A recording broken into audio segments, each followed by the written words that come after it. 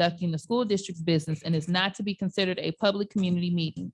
This meeting is an in-person meeting at 870 Colfax. Questions may be submitted beforehand to liz.goodwin@bhas.org or presented in person during the public comment sections as indicated in the agenda. Board members may be contacted through the emails listed below. Requests for special assistance, including for persons with disabilities, may be sent to liz.goodwin@bhas.org. I call this regular meeting officially to order at 6:35 p.m. We will begin with the Pledge of Allegiance.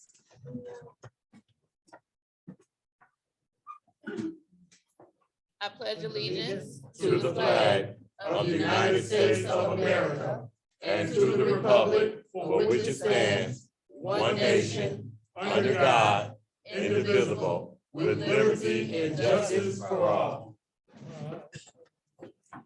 All right, next on the agenda, we have roll call. Secretary Triplett. President Robinson, Present. Vice President Bradley, Present. Secretary Triplett present, Treasurer Creighton, Present. Trustee Bowen, Present. Trustee Rocket Martin, Trustee Buchanan, a quorum is established. All right, we have a quorum established. Next, we have approval of the agenda. Is there a motion to approve the agenda? So moved. Support. I would like for us to add a 3-minute rule for comments from board members. Okay, so you are asking to, I'm going to interpret what I think you're saying and you let me know if I'm correct. It sounds like you're attempting to do what you did previously and allow for us to take a moment to limit board comment to 3 minutes, Trustee Bowens? That is correct. Okay, so what Trustee Bowens is asking is if we can have a motion to limit board comments to 3 minutes for the full agenda, Trustee Bowens? Yes, please. So he is trying to edit the agenda to allow for a vote on whether we will limit board comment to 3 minutes for each topic. Is there a support of Trustee Bowens wanting to amend the agenda in that way? I support that. Okay, so Trustee Bowens has made a motion that we approve the agenda with an addition of a motion to limit board comment to 3 minutes per topic. Vice President Bradley has supported it. Questions, comments, or concerns? Secretary Triplett? Yeah, I'm starting to get concerned about this every meeting. 3 minutes for the board to talk.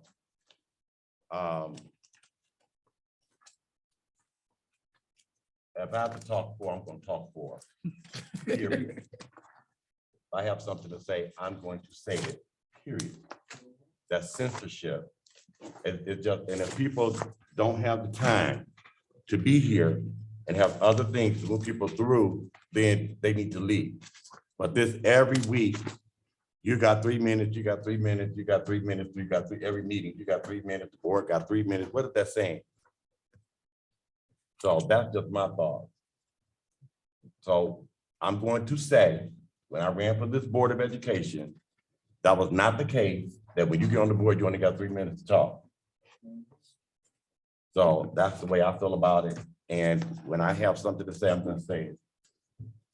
Y'all can put me out or whatever, but I'm going to say it. Period. Vice President Bradley? Trustee Bowen had his hand up before. Trustee Bowens? Madam President, to respond to the gentleman, the secretary, I just want to set the record straight. When you go to the Michigan Senate or the Michigan Chamber, you have a time limit. When you go to City Hall, Benton Harbor City Hall, you have a time limit. And previously, before you were elected, and I served as a student board member, we had a time limit. Previous board presidents have implemented a time limit. A time limit is not censorship. It's allowing efficient meetings to go on without a bunch of, my favorite word, malarkey, and talking and going on for hours. We should be able to implement our thoughts within 3 minutes, vote on the items, That's and then 3 move minutes. to the people, the people's 3. President business. Robinson, All right, Vice President Bradley had the floor and then we'll come to Treasurer Creighton. I was just going to say real quick, it's, having a 3-minute limit. I do understand where you're coming from, Secretary Triplett, but having a 3-minute limit helps us to conduct business in an efficient manner, run the board meetings efficiently. And it's also to give a chance for our public to have public comments without the meeting going into the wee hours of the night. I know sometimes we can get contentious up here with the board topics, and the agenda topics, but it's to make sure that we have an efficient meeting and to keep everything going, to keep the train running. Treasurer Creighton. President Robinson, I was going to say that this is a bunch of malarkey. And that I would also like to say that maybe we need another committee to create the agenda so that the meetings can be ran efficiently. Otherwise, I do think we're wasting time, and I would like for you to call for the vote. All right, Secretary Triplett. Ms. Buchanan, did you have a comment about Yes, the, I agree with what Mr. Tripp said. If you don't have time to be here, you shouldn't be on the board. all right, That's what's been happening now. People out there is in a rush and we're losing them. Hmm. So we need to slow down and listen to who's talking and let's help each other. Come to me. Don't come to me and tell me something. Like last week, somebody, I said, you telling me or you asking me? They were telling me what's going on. I said, I don't know. Then they say, you don't know nothing. No, I don't know nothing. Because I'm not telling you nothing. You should come to the meet and find out for yourself. Let's stop this. Let's stop it. We need to start showing love toward each other. Our kids are hurting in the community. So let's change this. Don't go running, snapping each other up and talking smart. Let's show love toward each other. Write a note to that person and tell them how you feel. thank you, Amen. Trustee Buchanan. So we're currently still at approval of the agenda. Trustee Bowens wanted to amend the agenda to allow for a vote on whether we are going to limit board comments to 3 minutes per comment.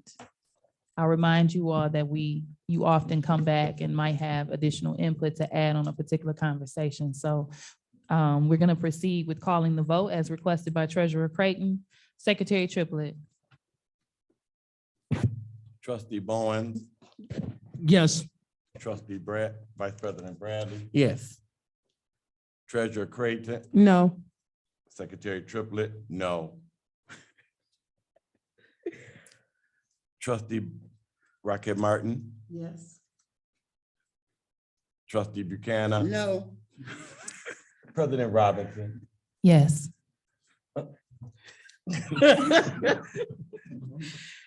All right, so the Motion motion has carried. been made to amend the agenda to allow for that vote. We still have to technically take the vote to allow for that motion to take place. Right. So we are going to now go to review of our board norms. I'm going to read those quickly. The Board of Education norms for Benton Harbor Area Schools. We will treat each other with respect. We will listen to learn. We will refrain from side conversations. We will use our time wisely, starting in our meetings on time. We will challenge ideas, not people. We will ask questions when in doubt. There will be no surprises at the board table. We will practice the 7 norms of collaboration. Those are pausing, paraphrasing, posing questions, putting ideas on the table, providing data, paying attention to self and others, and presuming positive intentions. These are the Board of Education norms that we utilize when interacting with each other as well as the public, and we ask that the public also utilize these norms when interacting with us.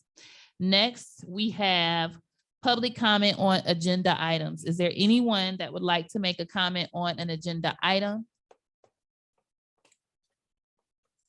All right, hearing none, I will not utilize the time to read the statement. We'll just wait to open public comment. Next on the agenda, we have approval of meeting minutes. We have meeting minutes for regular session 4/12/2022, as well as the special session that was held on 4/23/2022. Those are in your binder. Is there a motion to approve the regular session minutes from 4/12/2022 and special session 4/23/2022? So So moved. moved. The motion has been made by Secretary Triplett. Trustee Buchanan, I will take yours as a support. Any questions, comments, or concerns with the minutes? Hearing none, we will proceed. Board business, the previous agenda indicated the Berry and Risa, but we'll go ahead with Trustee Bowen's motion to limit board comment to 3 minutes. Yes, Liz. Oh, did we? No. No, thank you. Secretary Triplett. President Robinson, Yes. Vice President Bradley, Yes. Secretary Triplett, yes. Treasurer Creighton, Yes. Trustee Bowen, Yes. Trustee Buchanan, Yes. Trustee Racket Martin, Yes. motion carries. All right, awesome. Next on the agenda, we have trustee Bowen's motion that he would like to vote on to limit board comment to 3 minutes. So is there a motion to approve that? I make a motion to approve board comment to 3 minutes. All right, is there a second or support? Support. The motion has been made by Vice President Bradley and supported by trustee Bowens that we limit board comment to 3 minutes. Questions, comments, or concerns? Hearing none, Secretary Triplett. President Robinson, Yes. Vice President Bradley, Yes. Treasurer Creighton, No. Trustee Bowen, Yes. Trustee Buchanan, No. Trustee Racket Martin, Yes. Secretary Triplett, no. Motion carries. All right, motion carries. So Liz, when we get ready for our comments, we'll ask that you put our timer up. But of course, just as I do with public comment, I'm not going to cut your mic off. So I just ask that you all have your notations of what you'd like to say so we can try to be as concise and to the point and efficient as feasible with our comments to make sure we are hearing everything that you would like to say. The first item of business under board business is the Bearing Research General Fund Operating Budget Resolution, Board Report B1, regarding the Bearing Research Budget Summary. And I believe we have a representative here that's available to provide that. That's Mr. Eric Hopstock.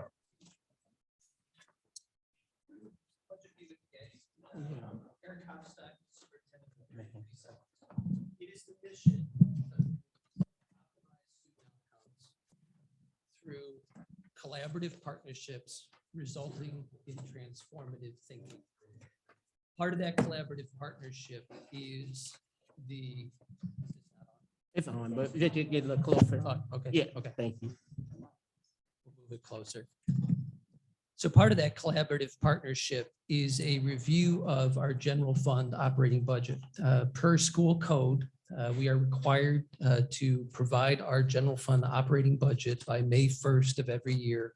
And that goes to every local school board to review. And there's a resolution that is before you.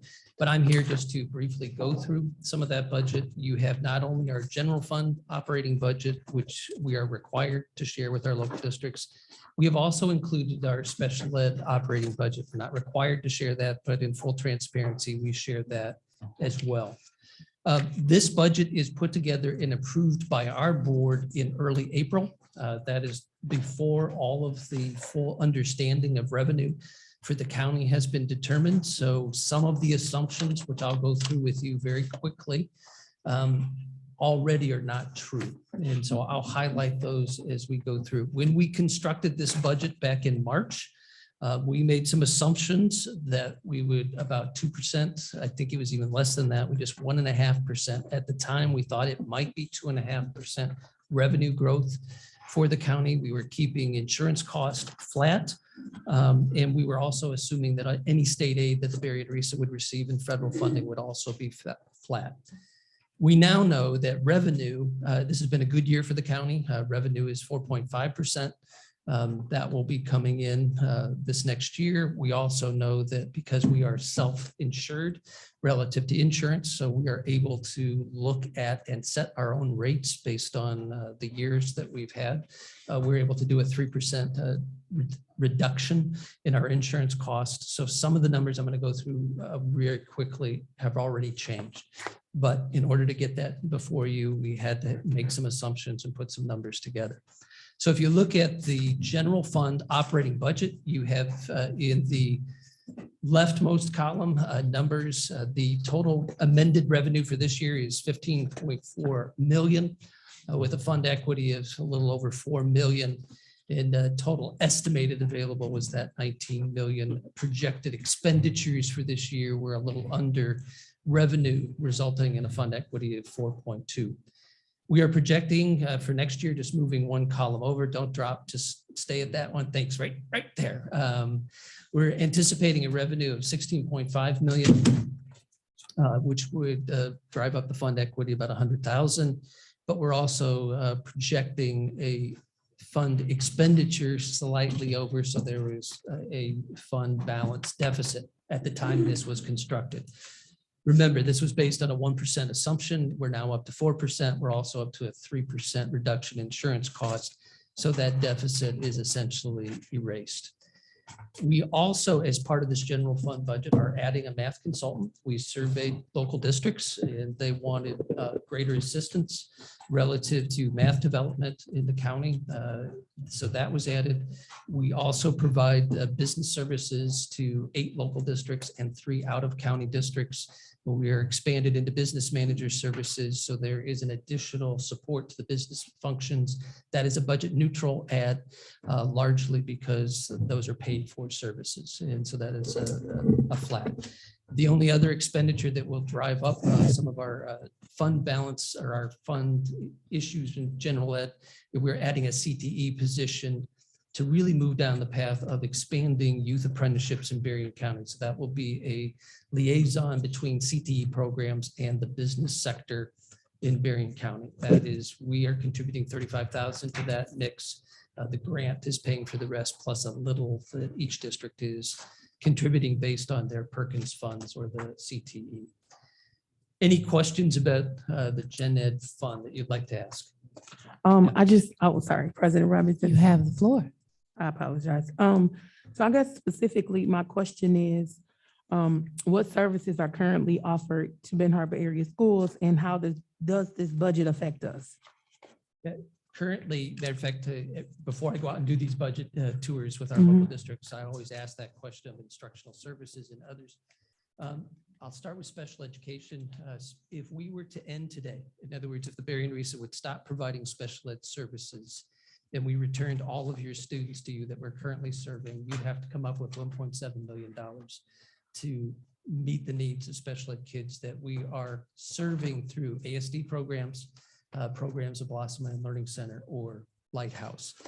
You don't feel that impact because that's coming off of federal grants and other things. So that's one service that you're receiving. Relative to Gen Ed, we have consultants that are working with some of your literacy initiatives. And remember, I'm going to go back to, this is about collaborative partnerships. And at least in my tenure as superintendent, we have really tried to be district's lead, and we follow with the services that they'd like from us. So we do not mandate what you are doing, but we are working with you on your literacy project. We have 2 consultants that are working through that particular project. I know that our communication department, your communication department collaborate extensively. And then you are part of any mental health initiative and have participated in some of the trainings through the Trails program. Just to list a few that you're receiving. So relative to Gen Ed, it really is a reflection of what are the services that the districts are asking for. Can't provide everything, but those services, that's why we've added a math consultant. That was an overwhelming ask this past year. So when we met with curriculum directors, principals across the county, that was what rose to the top. So we are adding that. Max, to follow up? You sure can. Oh, so I guess I was just going to ask, so is that pretty much, are those the services that you pretty much provide to all districts? Or are we, I'm just wondering, like, what percentage of services are we getting? Is it equitable? You know, are we, and I'm asking that because I know in the past, you guys have provided a lot of services for us. And now I really don't hear about it a lot locally. And so I just kind of wondered. And some of that is at the district's request. Okay. Some of that was, we have this, we're going to control these services, we want to provide them. And we step back and say, then you let us know what assistance you need. So there are a couple areas where you guys are very independent. And so where you're independent, we let the districts. But to say, is it equal? Not always. It's where the need is where we put some of our services. So yes, it is true. In the past, we may have been more physically present here, but as you have become more independent and more skilled, if I could say it that way, we've backed off a little bit and say, we've taken it back behind the scenes. How do we support? Thank you. Any other questions?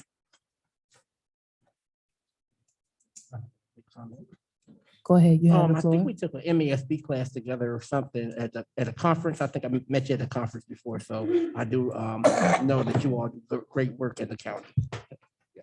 The only other thing put forward is I did put a annual report on your desk, just so that you can get an idea of the breadth of the services that happen through Barry and Risa. It just gives it's a quick snapshot, quick read, so that you can say, here are all the things that we do, and here's some just quick accomplishments that are happening at the Barry and Risa. That's the most common question. What do you guys actually do? This is a way of just letting you know, here are the things that we're into, here are the things that we do. So I'm not here to talk about that, but I just wanted to, I left that on your desk. Thank you. Thank you. Thank you so much for giving us your time, especially with us starting at 6:30. And just as a reminder, he was a part of our strategic plan committee. So we thank you for your efforts and participation. So the actual budget that he reviewed is in your packet. Our board report is B1, subject Barry and Risa 2022-2023 general fund operating budget. Michigan law requires intermediate school districts to share their proposed operating budgets with local school district each spring. Facts and analysis, the ISD provided a copy of its proposed budget in April. State law states that by June 1st of each year, the board of each constituent district shall review the proposed intermediate school district budget, shall adopt a board resolution expressing its support for or disapproval of the proposed intermediate school district budget, and shall submit to the intermediate school board any specific objections and proposed changes the constituent district board has to the budget. The law further states that if an intermediate school board receives any specific objections or proposed changes, the intermediate school board shall consider the proposed budget changes. Policy reference none. Recommended action that the Board of Education vote to adopt the Barry and Risa budget resolution as presented. Dr. Townsend signed it, however, being that it was under board business and we asked that he come, I did read it. And then if you all go to beyond the budget, you'll see Barry and Risa's actual resolution that we are going to be completing once we take a vote if we approve it. And it's just documenting the members that were present, who supported, and who said yes and who had said no, and then Secretary Triplett will have to sign it. All right, is there a motion to approve staff report B1? I make a motion to support staff report B1. Is there a second or support? The motion has been made by Vice President Bradley and supported by Trustee Rocket Martin. Any other questions, comments, or concerns? I, first of all, would like to thank Barry and Risa Superintendent for coming out tonight and being here. I would like more a more understanding of the operation and the relationship between the Risa and Ben Harbor area schools in the county. As you stated, there was a large presence of Barry and Risa staff here from previous boards and what have you contracts and what have you, and that's completely different now because we're working independently. But I definitely would like to, as Barry and Risa representative for the Board of Education, find out who I would need to speak to, because I want to get a clearer understanding. I don't feel comfortable. I'm going to vote to support it because this is something that we have to do. But I, want to, as I grow as a board member, I want to know what it is that I am voting for and be able to, if anyone asks me, be able to say, this is how it actually works.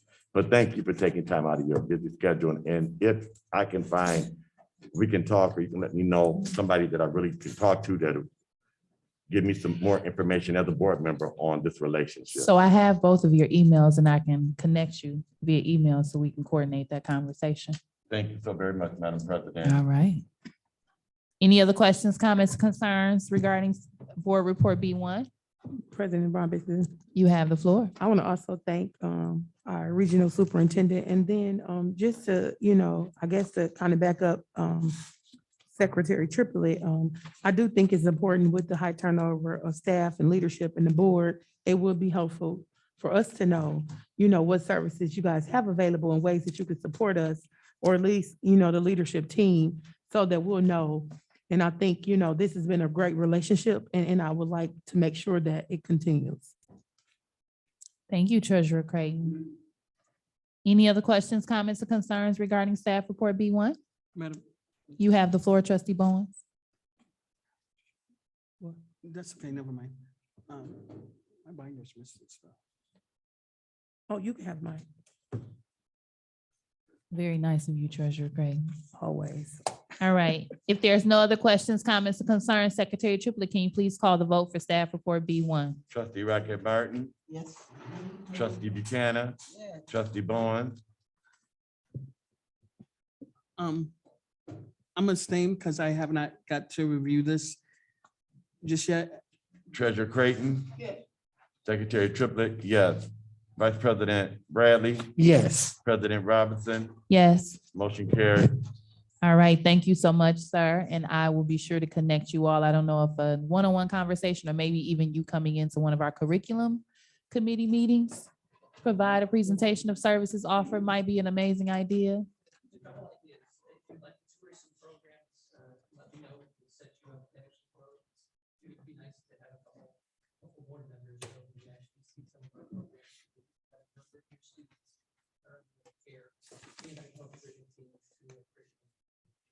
Yeah, I think I understand what the operations and the services and what have you that are provided there. So I'm familiar with that. I'm just saying from this relationship, the board, I mean, reports, financial reports, how does Ben Harbor actually fit into this? What, monies are available directly to us, specifically to us as a result of, because like you said, these grants and things that are written at the Barron Research and what have you, a lot of those are based on our data as well.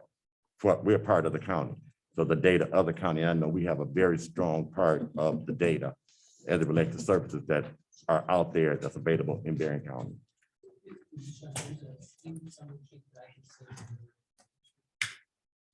All right. Thank you so much. All right. That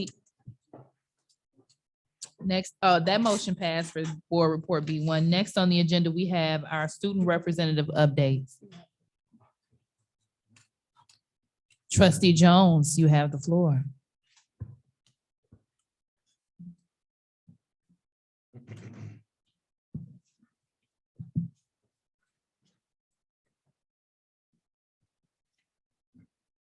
The Benton Harbor area schools update goes as follows.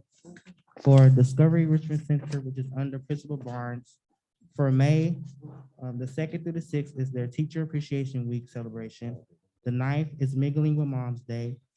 The 12th is their Science Night. The 18th is their Field Day. And the 19th is their Moving On ceremony.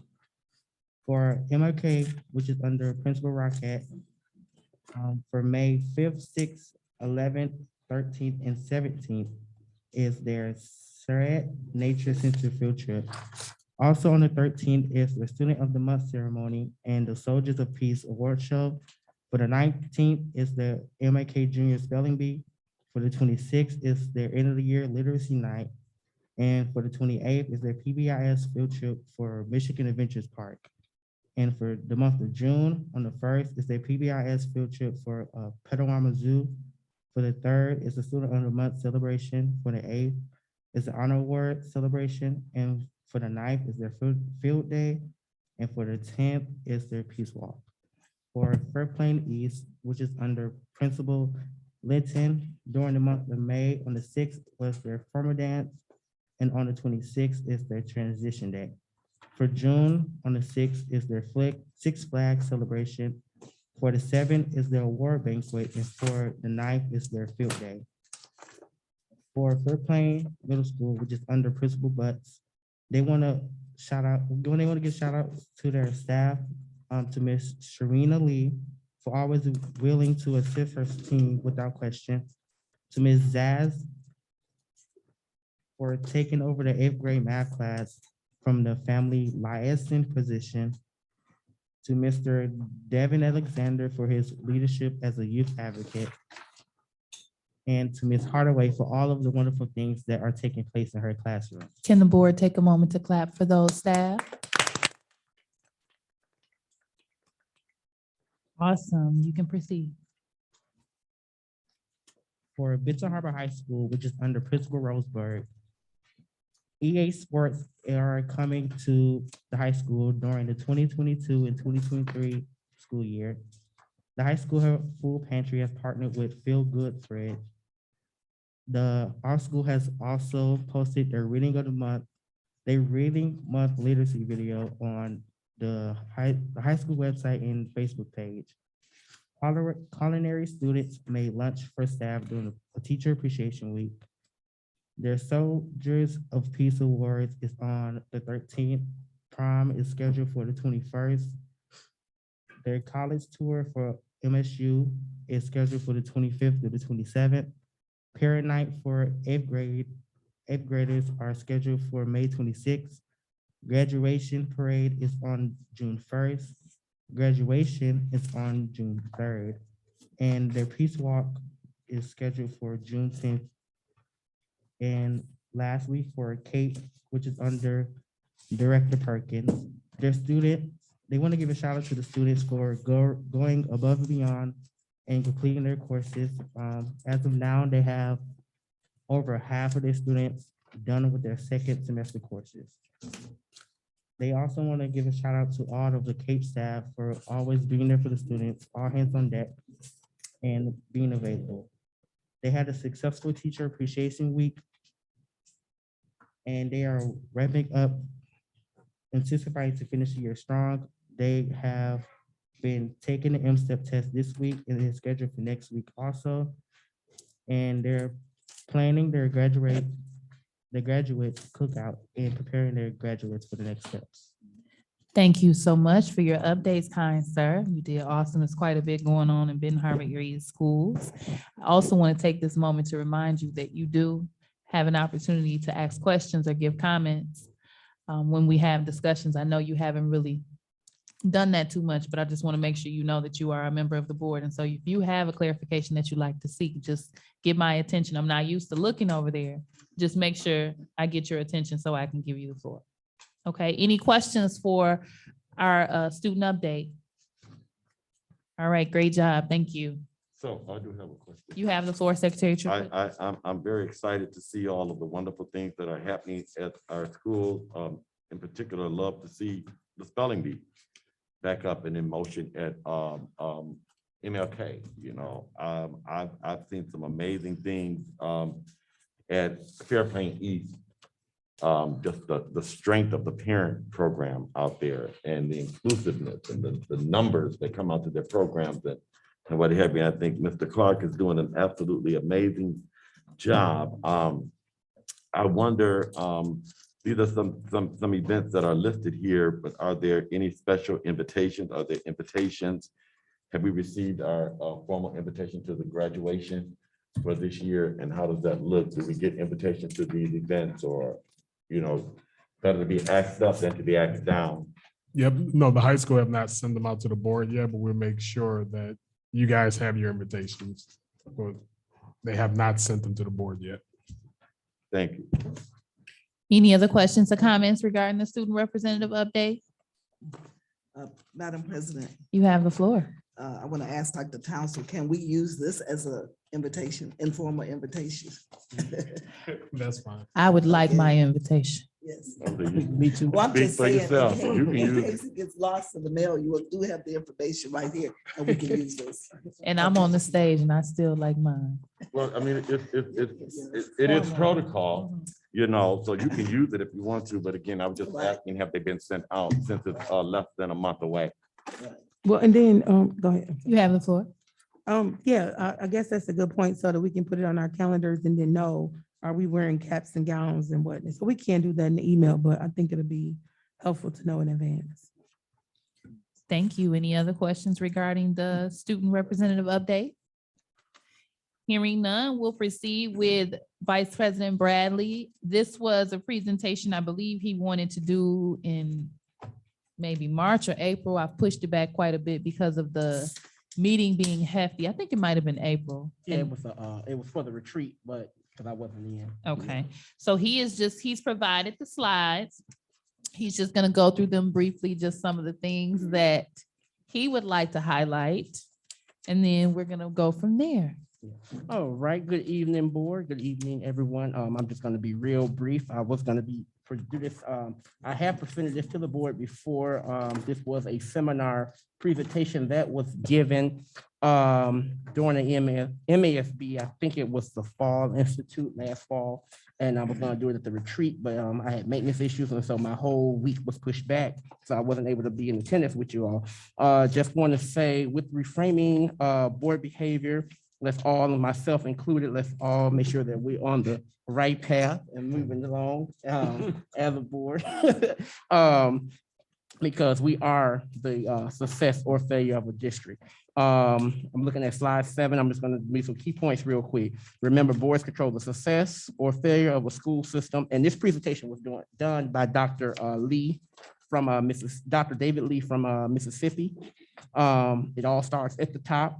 And one thing he had pointed out that stuck out to me, if you have low test scores in your district, you either caused it or allowed it. So let's make sure we're working together with our administration team. One thing he said, let's change the way we look at things, and the things you look at change.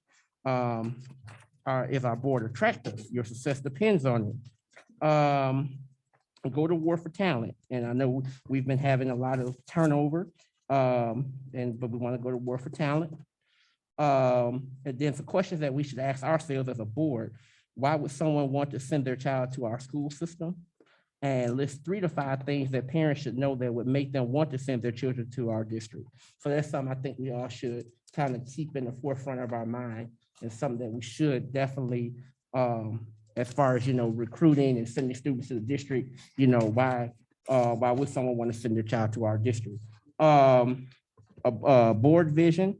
I know that's something we need to work on. We have our vision for the district and the mission statement for the district, but the board needs a vision and mission statement, and we need to have that here at the table so that we can always get back to those, to that vision statement, mission statement, have it here at the table so that we can just stay focused on that. Keep it moving. Another point I was going to make here. It's the board's responsibility to govern. Individual board members do not. Hence, a superintendent is bound by what the board says, but never by what any board member says. A board member should pledge to a superintendent that will never hold him or her accountable for keeping board members happy as individual, and never hold him or her accountable for any criteria except those expressed officially by the full board. And that was a quote by John Carver. I've heard that name before in MESB trainings. The other thing right here that stuck out, and I know we've had a few hiccups with this here in the last few weeks.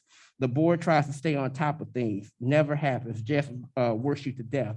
So let's make sure we're focused on making sure that we stay at that 50,000-foot view, and let the central admin and the teachers and everyone else in the district do what they have to do. If it gets out of control to where it needs to be alerted, let's make sure that we alert the people. I know we have a chain of command up on there.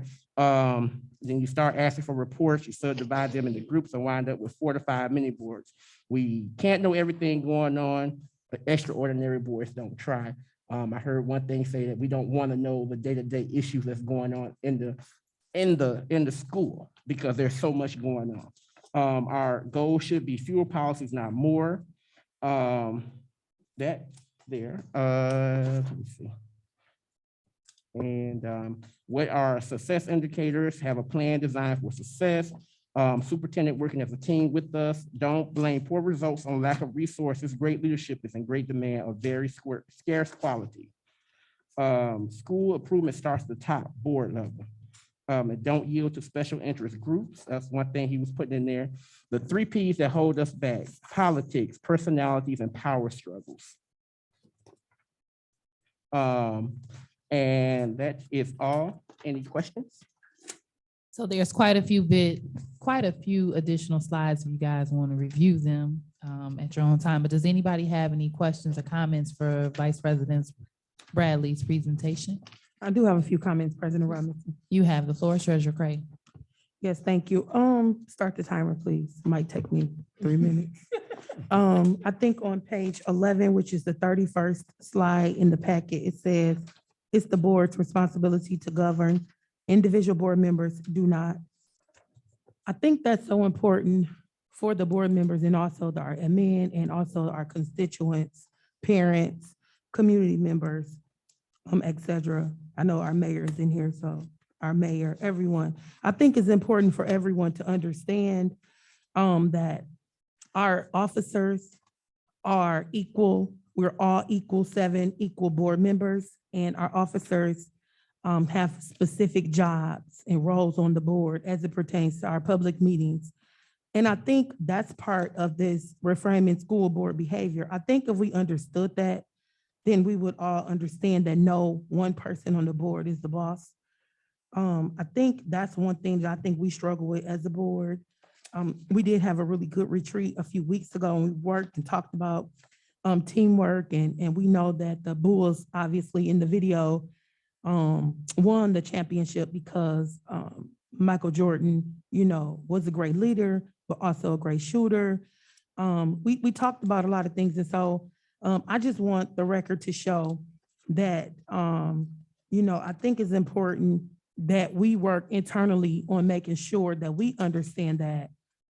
Because for some reason, I don't know who started this, but for some reason, I think individuals think that we are individuals and we're not, we're one body. And so I just wanted to kind of point that out and publicly say, I feel on this board that I've been ostracized and humiliated and put down because of different things. And so I just think it's important that we be totally transparent and that we try to work on this together. And then on slide 28, it said the board president is the key to board effectiveness. And so I think it's important that we keep that in mind. And so, I'm gonna stop there. Thank you. Any other questions, comments, or concerns? Yes, Madam President, I would like to piggyback on this because now this is going into the second year. And I've had an opportunity to attend many of the MASB workshops and presentations and what have you. And one thing that I like about MASB, that when they present this information, first of all, it is not the gospel. It gives you things and you take it. If it applies, you go for it. You can tweak it. If it does not apply, you have to let it fly. I have to piggyback on what Treasurer Creighton said too, and I think that historically, that the way in which the boards of education have operated in the past, I think that there are some things that we need to, as we're developing, because I do think that we have a board of education that, first of all, everybody sitting at this table was elected by the people of this community. But I really think that when you're talking about what is the governance, oversight, and accountability, and I hear the 50,000 feet up and the 20,000 feet up and all of those different things up in the clouds and what have you. But that accountability piece is a very, very gray area because it's our responsibility. We have one employee and it's our responsibility to hold that employee accountable. And this is, it's not about being friends with anybody. It's not about being cool. It's about doing your part because number one, when we talk about observations and evaluations and what have you, those things are not meant to be punitive. But people have to be willing to listen. We are the representatives of the citizens of this community.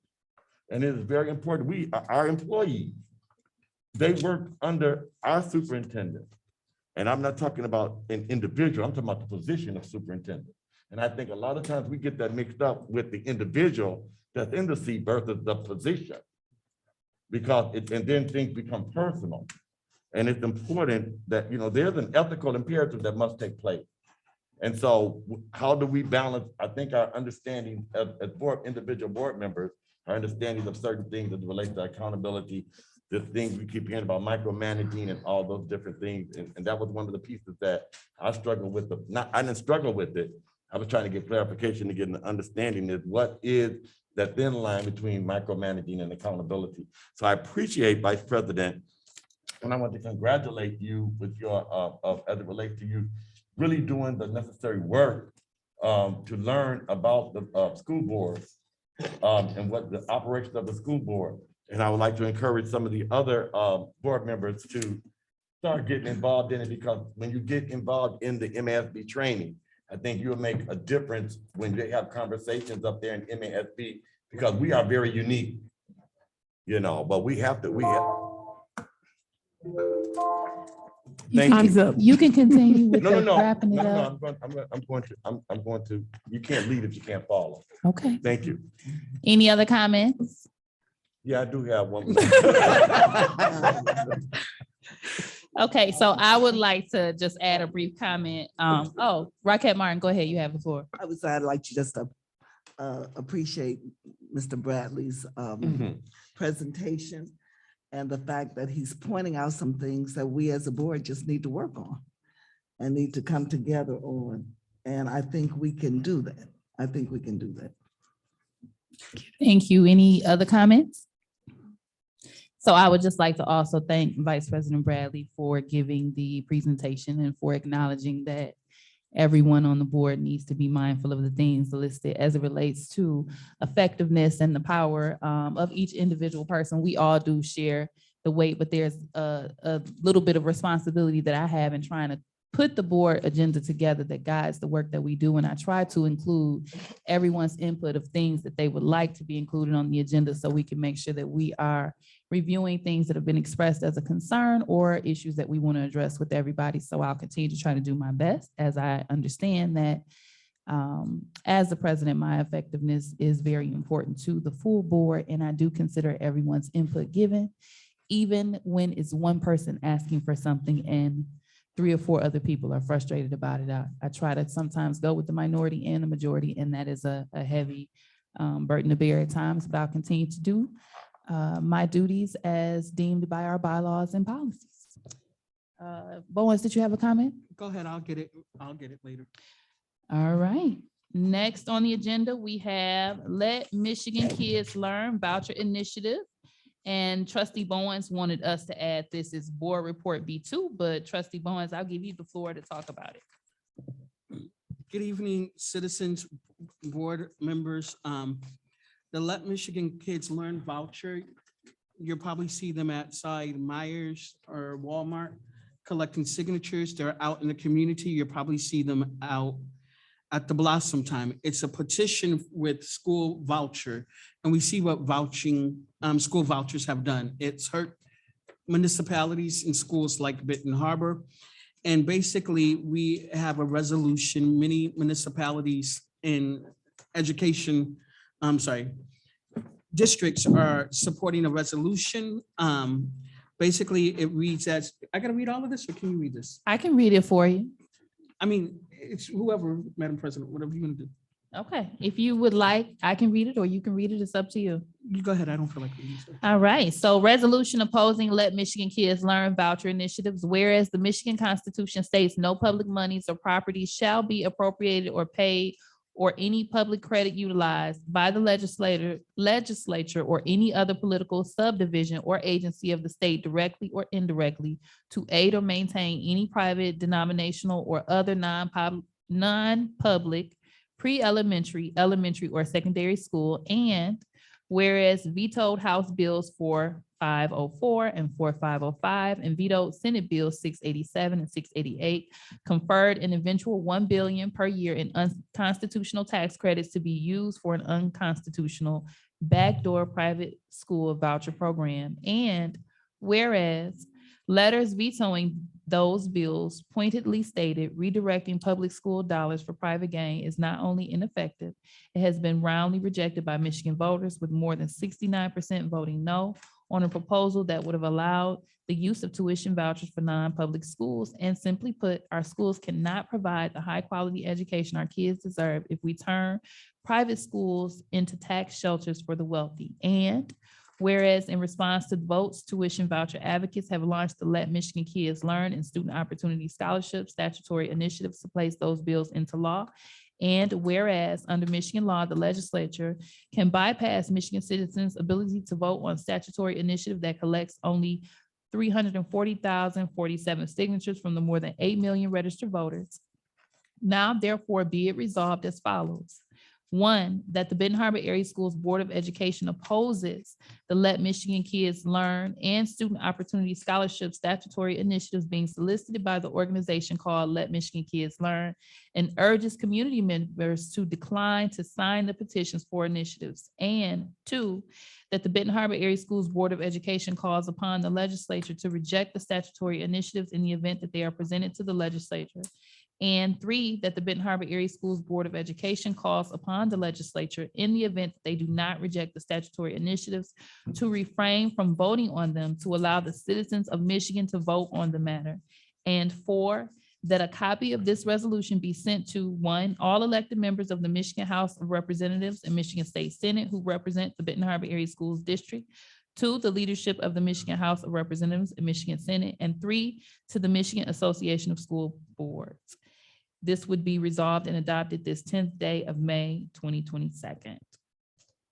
All right, so the actual board report is regarding our support of this particular document. This is staff report B2. Is there a motion to approve staff report B2? So move. Support. The motion has been made by Secretary Triplett and supported by Vice President Bradley. Any questions, comments, or concerns? I think it's very important, Madam President, that our citizens know when they're signing petitions and things like that, what they're doing, and really having an understanding of what vouchers will really do to public education. Not just our district, but public education within itself.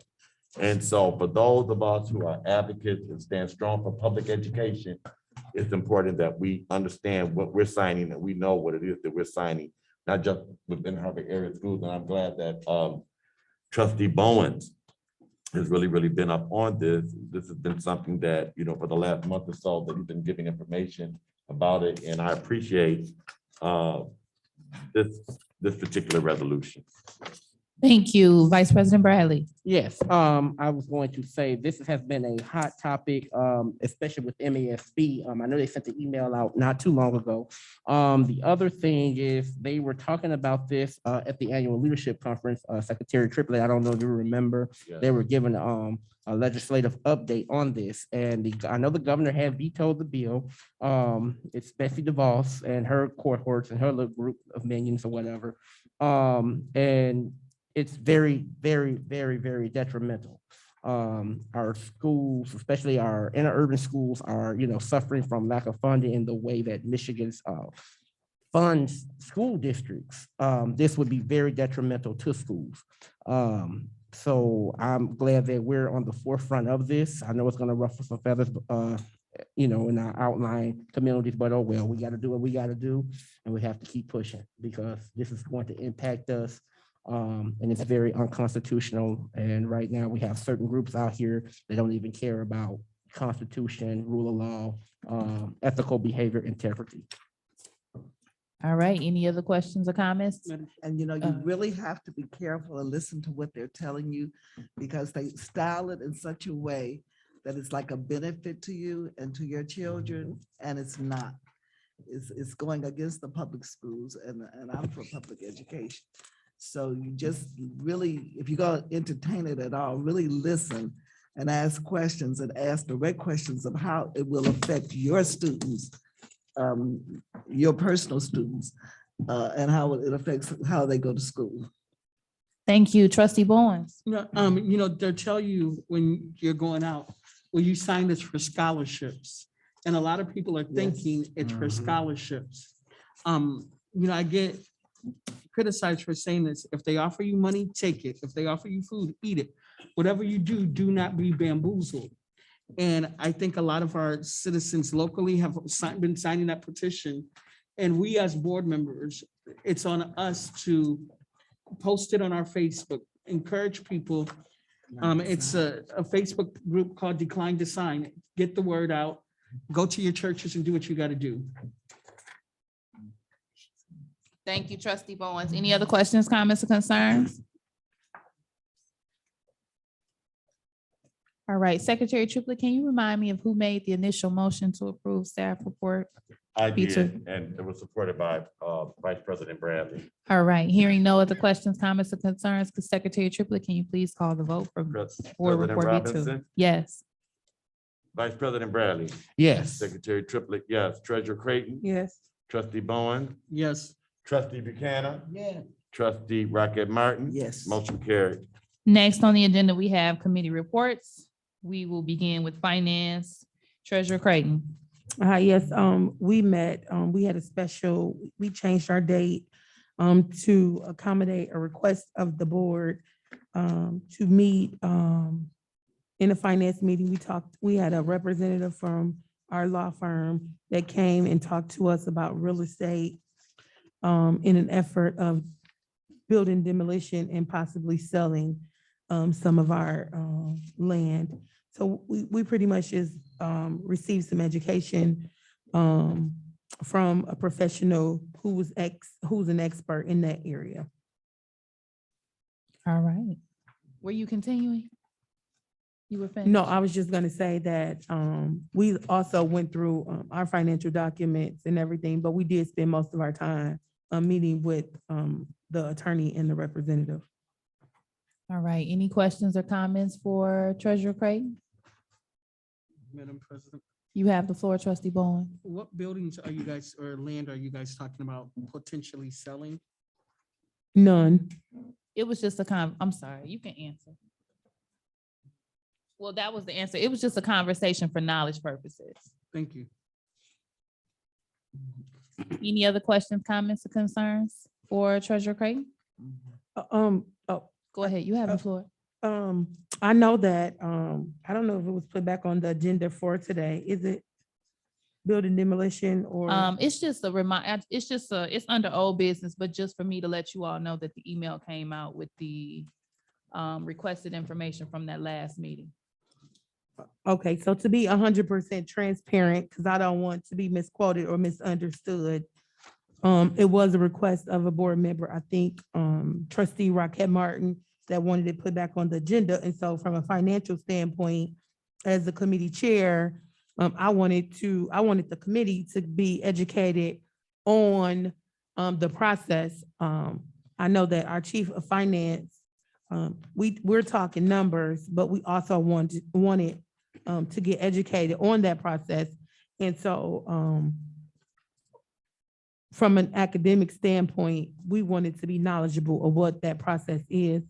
That was not something that we were necessarily making a decision on. We were just trying to see the legal ramifications behind that. And if I can assert my opinion, I do think from a financial standpoint that we have to do something. I honestly is not in support of right now doing that or moving forward with that, just because I feel like we have so many other things that we need to balance. And so we were getting the information so that we could be educated on it. Thank you. Any other questions for Treasurer Creighton? I would like to see that with that committee structure being like this. One thing that I would like to see for us to really take into consideration, how do we get the information and things that we do in committee meetings to the full board in its entirety? Where we can have an understanding, not just sections of people have an understanding, because there's things that you all need to know about curriculum. How do we get this out so that everybody can know? Because it's not the committee's responsibility to make the decision what's happening for the Board of Education. They're going to get the information and actually bringing it back. And it should be, before we come for a vote, it should be vetted. We having these types of conversations, so we need to, we did talk about possibly relooking at committee as a whole for some of our training, our meeting with the committee as a whole, so that everybody can hear these different things and it won't be in isolation. Because this seems to, I don't care what is going on, no matter, whenever it's it just always pops back up. Land is money. Land is life.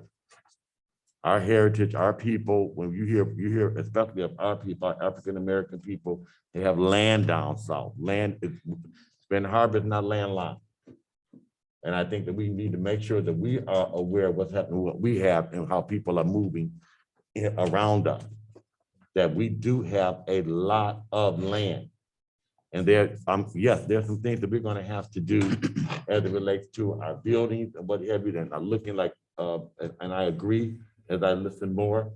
But we also have to be, we gotta be on top of it. It's not about passion, it's about making sure that we are not being bamboozled and hoodwinked when it comes to our stuff, because this is our stuff. Our taxpayers pay for this.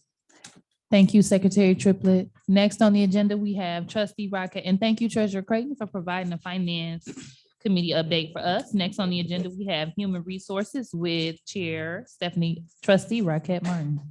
Okay, the notes from the HR Committee on April 27, 2022 are as follows. The list of employee separations and new hires were shared. The trustees were provided information regarding statute 1229 and contract renewals. We were given an update on the culture and climate survey. Ms. Gale provided an update on the compensation plan in case most details are needed.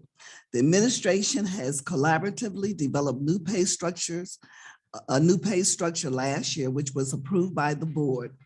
Currently, the district is negotiating the teacher's CBA and does not want to announce other increases prior to completing this agreement. The administration is committed to reviewing and recommending updates and pay improvements this spring for board consideration and implementation effective July 1st, 2022. Most employees will be eligible for 2 increases folded into one, a step up on the pay scale plus an overall pay scale increase. We were provided with an update and information on several compliance-related reports that are submitted by the HR department, as well as some improvements in the processing of those reports. And I do have a copy. If anybody would like one, I surely will run it for you and make sure that you get it.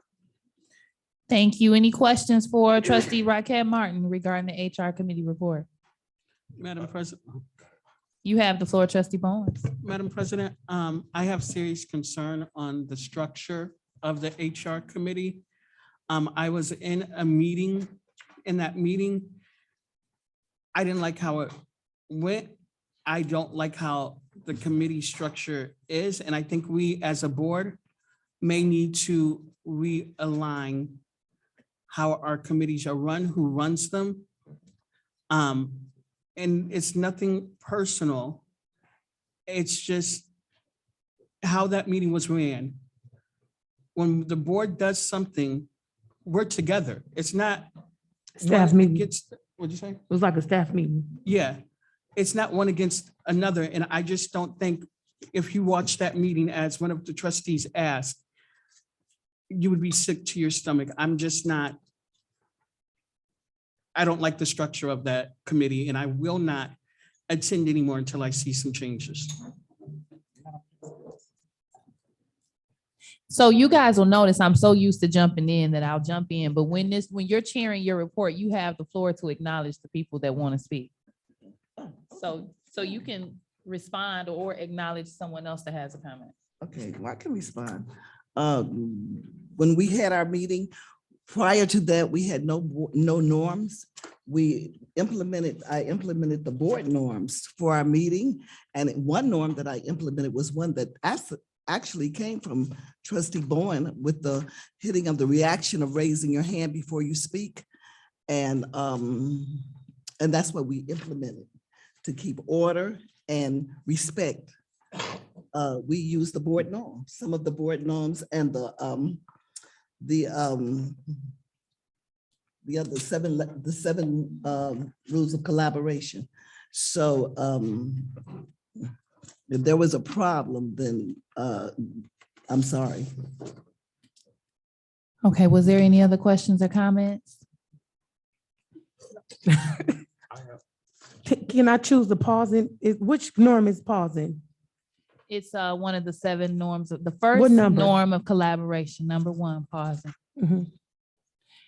Okay, so we'll go to Secretary Triplett. One thing that I would ask before Triplett makes his comment, Secretary Triplett, my apologies, is for the HR committee to have a meeting. And I think I mentioned this before on another topic. Are you all able to meet with just you all, maybe on a Zoom, to have a conversation of what the expressed concerns of Bowens are, just to make sure that you all are in alignment. And that would not need to be a conversation that has to be had before administration, but it would just be a Zoom call that you all can set up as a committee to kind of go over any concerns expressed. But I will ask that the chair kind of try to initiate that or see if that's something that can be done. And then I'll defer to Secretary Triplett for his input.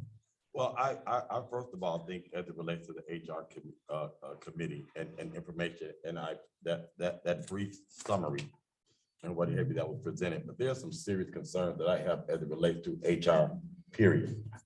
The loss of the massive loss of staff and all of the, just it's very intense for me. And it has gotten very frustrating, to say the least. And so I'm not sure, I guess I can talk to the chairman or talk to someone on the committee as it relates to my concerns, because I am I'm like seriously concerned. And so it is important, like you say, that, we do our best to be above reproach. We have norms and regulations and what have you. I've always had a problem with the structure, and I think from a board, first of all, I don't work for central administration. It is the Board of Education meeting. It's not their meeting. It's not a staff meeting where they come in and run like we're a part of their staff, because I'm not. That's number one. And I've had that concern for a long time. They put the agendas together based on what it is that we need, that they want to report out, but they don't run the meeting. And I have felt that we've been sitting in Board of Education committee meeting like we're employees of central administration. I'm not. Now, I don't know what other people, what people feel, because there is a difference in the board and we are not employees. So that's something that we need to talk about as it relates to how these meetings are moving forward. They present what they have to us and we work with that agenda. And I'm so excited about being the chairman of the curriculum committee. And I'm looking on here, I see everybody else's name on here, and I don't see my chief's name where it says teaching and learning on the agenda. It's not on here. All right, so we're gonna go to Vice President Bradley for his question regarding the HR committee report, and then Secretary Triplett, you'll be up next with curriculum. Good evening, everyone. We had our first. No, I'm sorry. I thought you had a question Oh, for no, Secretary no. Triplett. No. I mean, for Trustee No, no. Rocket Martin. Okay, No. so We're if there's good. no other questions for Trustee Rocket Martin, as stated, I asked that the HR committee get together for a solo meeting with no administration present, or Trustee Rocket Martin, you can do individual calls to your committee members to touch base regarding concerns regarding the meeting. That's up to you all how you'd like to do that. We'll proceed with Secretary Triplett with the curriculum committee report. I'm looking at this as it's being worked. I don't know what CAO stands for. Chief Academic Officer. Oh, I don't see it on everybody else. I just saw Tiana, Baptiste, what else? Yep, so Scott has CFO Scott Johnson, Okay. And Mr. Miller is chief of, Student Support Services. okay. I'm just seeing these new things. I just want to be on top of it. Thank you. So I see some consistency. You're welcome. Thank you very, very much. I want to say to this Board of Education, I sit back and I observe. This was Waddell's first meeting presentation with me and of the Board of Education. The information that was presented, I was just impressed. Summer schools, the actual instruction, testing, the things that they're looking at in the future. It was really just refreshing to hear academics and curriculum being discussed in the manner in which it was presented to us as a committee. I also had an opportunity, she took time out of her busy schedule to meet with me. And I just want to say that I appreciate it. We talked about, the summer school program, and you'll see this on here. And she'll give you a presentation. We got this information right now. We talked overall what's happening with our testing. We talked about formative and summative assessments. You see on here our curriculum, the training, that the professional development and things that she would like, that she wants to be put in place. It was just a very refreshing. I felt good when I came out of there. I heard something about education. I did hear it, and I want to thank. I'm sure that she's in tune with the strategic plan. Dr. Townsend working with the team, so she's not working in isolation. And I think that's a good thing for her to have something to work from. And so that all ties in together. I want to appreciate you for that, because you can see that connection of this department with the emphasis on the strategic plan. It's not just like stuff that was presented to us that was not in alignment with the strategic plan, but I did sit back and I listened. I just wanted to see, and I was very, very impressed. It was very timely. It was very organized. They had a timer. Everybody was on top of their game, and we made it through. So thank you. Thank you, Secretary Triplett. Any questions, comments, or concerns? I do have a comment. I just want to say, as part of that curriculum committee, that was a very good meeting, very efficient. It was, everything was straight to the point. So welcome aboard and enjoying the vision. And more you are in, we're enjoying the vision and seeing the vision. You're taking the vision, you're writing it, making it plain, and you're running with it. And I'm happy to see that. So thank you. All right. Any other questions, comments, or concerns? I would like to say job well done, because Secretary Triplett is not easily impressed. And that's why I made sure that I responded. Awesome. I'm glad you all had an amazing committee meeting. It's not an insult. It's not. It's nothing wrong with me saying that. What do you say? Iron sharpens iron, right? Right. So job well done.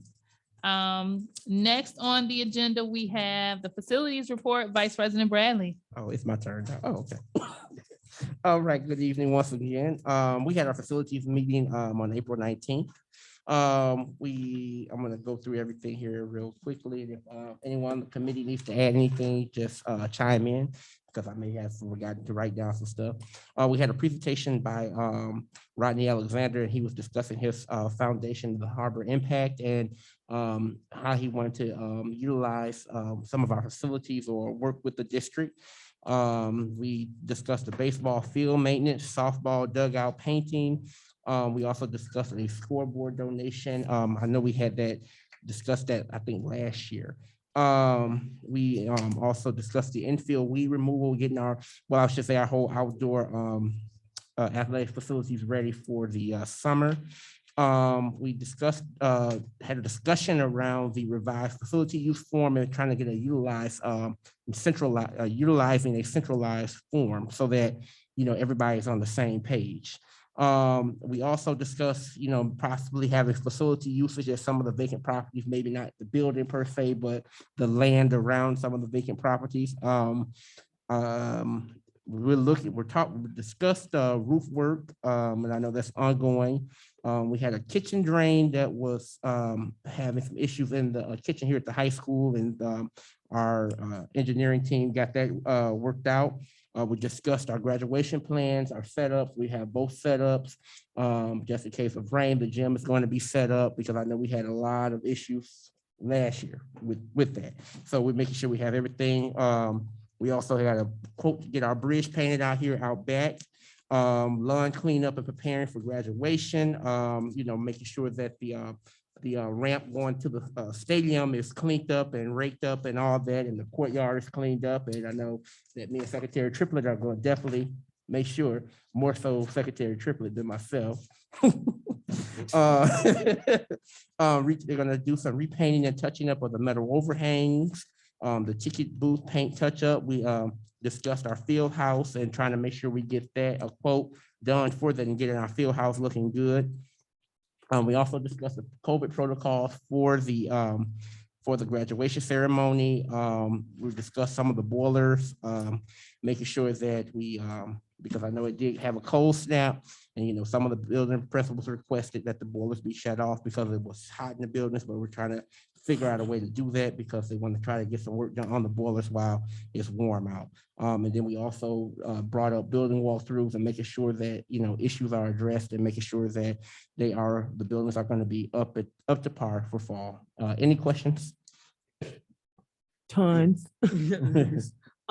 With the building walkthroughs and walking up from fall, I have several questions on that. Number one, do you guys have a data on how many work order tickets have been submitted, how many have been approved, and how many been denied? So that's actually on your agenda under facilities update, fall tours, requests included in above report. So I'm Mr. Miller is going to present that to us I got a on number bootleg 6. agenda, so. Yeah. And my second question is, I have teachers that cannot write on whiteboards. They got like plexi paper and it's like sealed. And it's not the best that we are showing our students. Is there a way we can make sure our teachers have whiteboards that they can utilize? That's not, I'm trying to use the correct verbiage, where it looks like it's just taped on.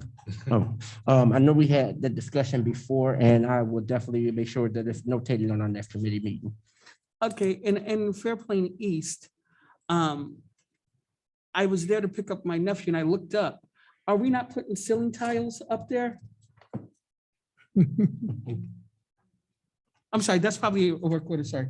Yeah. I rest so my we'll do case. that. Yep. So just all your questions, trustee Boyens, just make a list of them and just forward them to the facilities committee, and then Will you respond back Okay. to my email? No, I'm just kidding.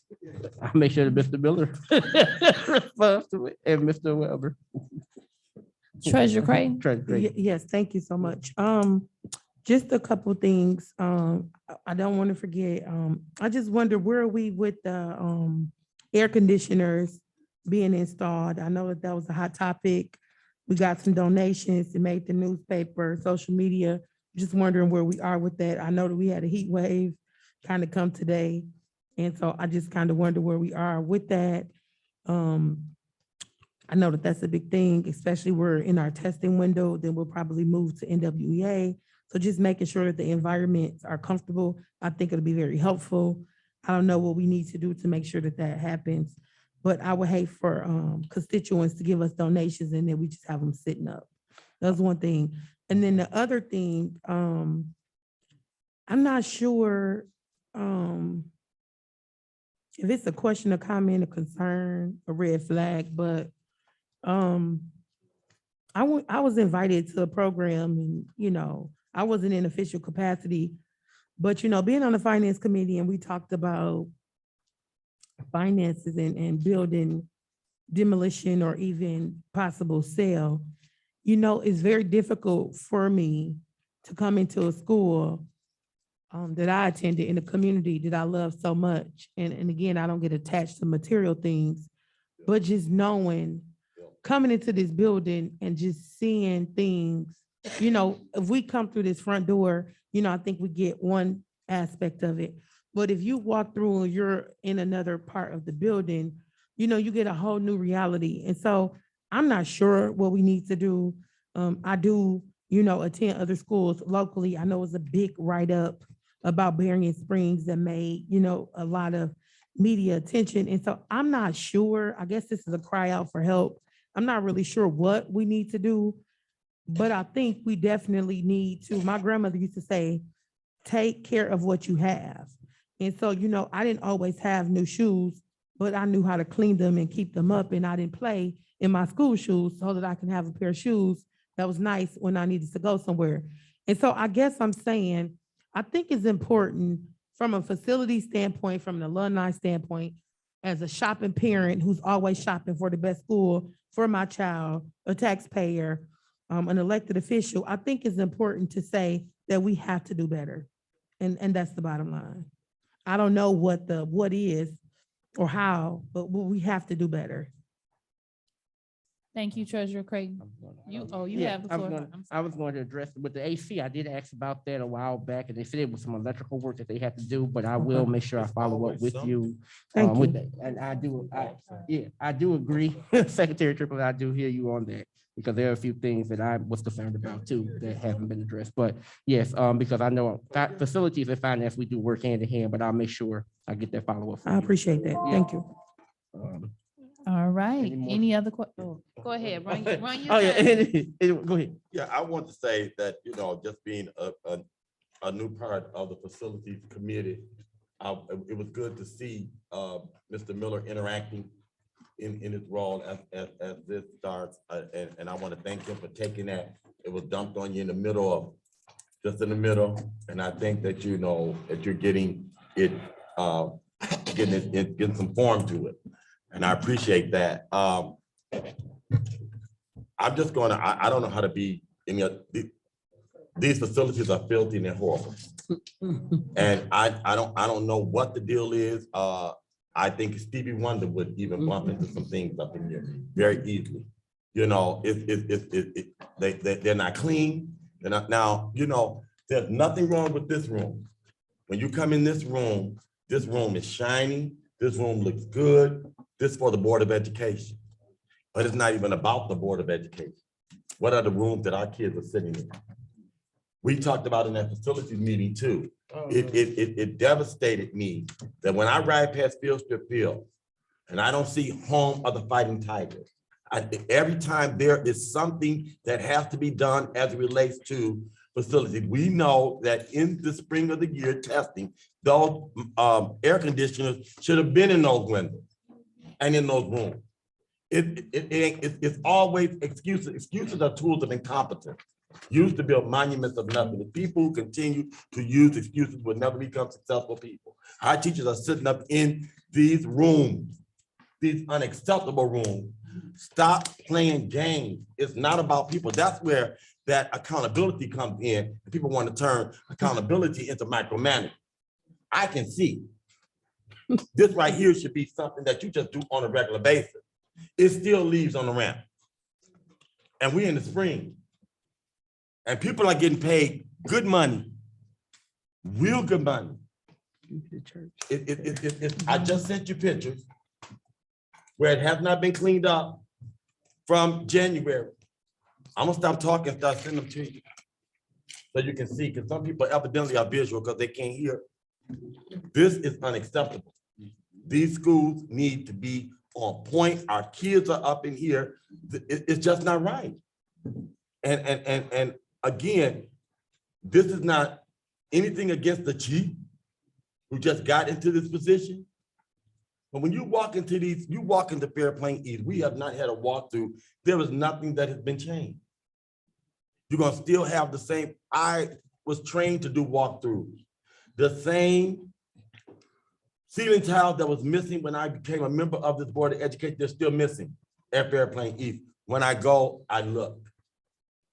And that's been almost 2 years. Time's up. I need one more minute. Y'all not gonna pick and choose when you can have a minute. No. Secretary Triplett, I'll remind you that facilities update is later on. If there's additional things that you didn't get a chance to say in this section, Mr. Miller will be giving a facilities No, update. I won't say anything with Mr. Miller. I'm just doing Okay. it by the board for doing their report. But I'm just gonna close it We're out. taking- We know what the deal is. And it needs to cease and desist. I'm not gonna be able to take it anymore. Vice President Bradley. And you have the to floor. close out, I would just say this, I do agree, we do need to get on the ball, because I can remember as a student coming into the district, I can remember seeing the buildings, the staff, the maintenance teams working in the buildings during the summer, during and after the breaks. So I definitely want to make sure that we stay on top of our building maintenance, and especially, you can look at the finance reports and see that we do have money in there to improve our building. So definitely that. Trustee Bowen. Is there a ticket in for air conditionings? What is the holdup? Because I got several phone calls today. I'm happy to answer if that's okay. You have the floor. It depends on the building. We did install maybe 50 air conditioning units at the top of the school year. So it just depends on the building, depending on what the status is. But we do know that we have some areas where a lot of power, because we're installing air conditionings, sometimes it shorts the circuit. But we're doing everything that we can to ensure that our classrooms are cool. So if you can give us the specific building area room, our goal is to make it as comfortable as we possibly can. I can tell you, I got him for 3 different schools today. If we could we just email them and we just follow up? So you can send, I know you do your weekly status reports. You can have a notation of air conditioners. Maybe Mr. Miller needs to go do the schools and see who has air conditioners and who doesn't. I'm sure the principal has been informed of any conditions that are not adequate. We can get that update from the principal. All right, next on the agenda is Dr. Townsend's time to shine with beginning with the Potawatomi Zoo field trip request. Yeah, Staff so, report S1. yes, ma'am. I would like to invite Principal Rocket to discuss the field trip request to Potawatomi Zoo field trip.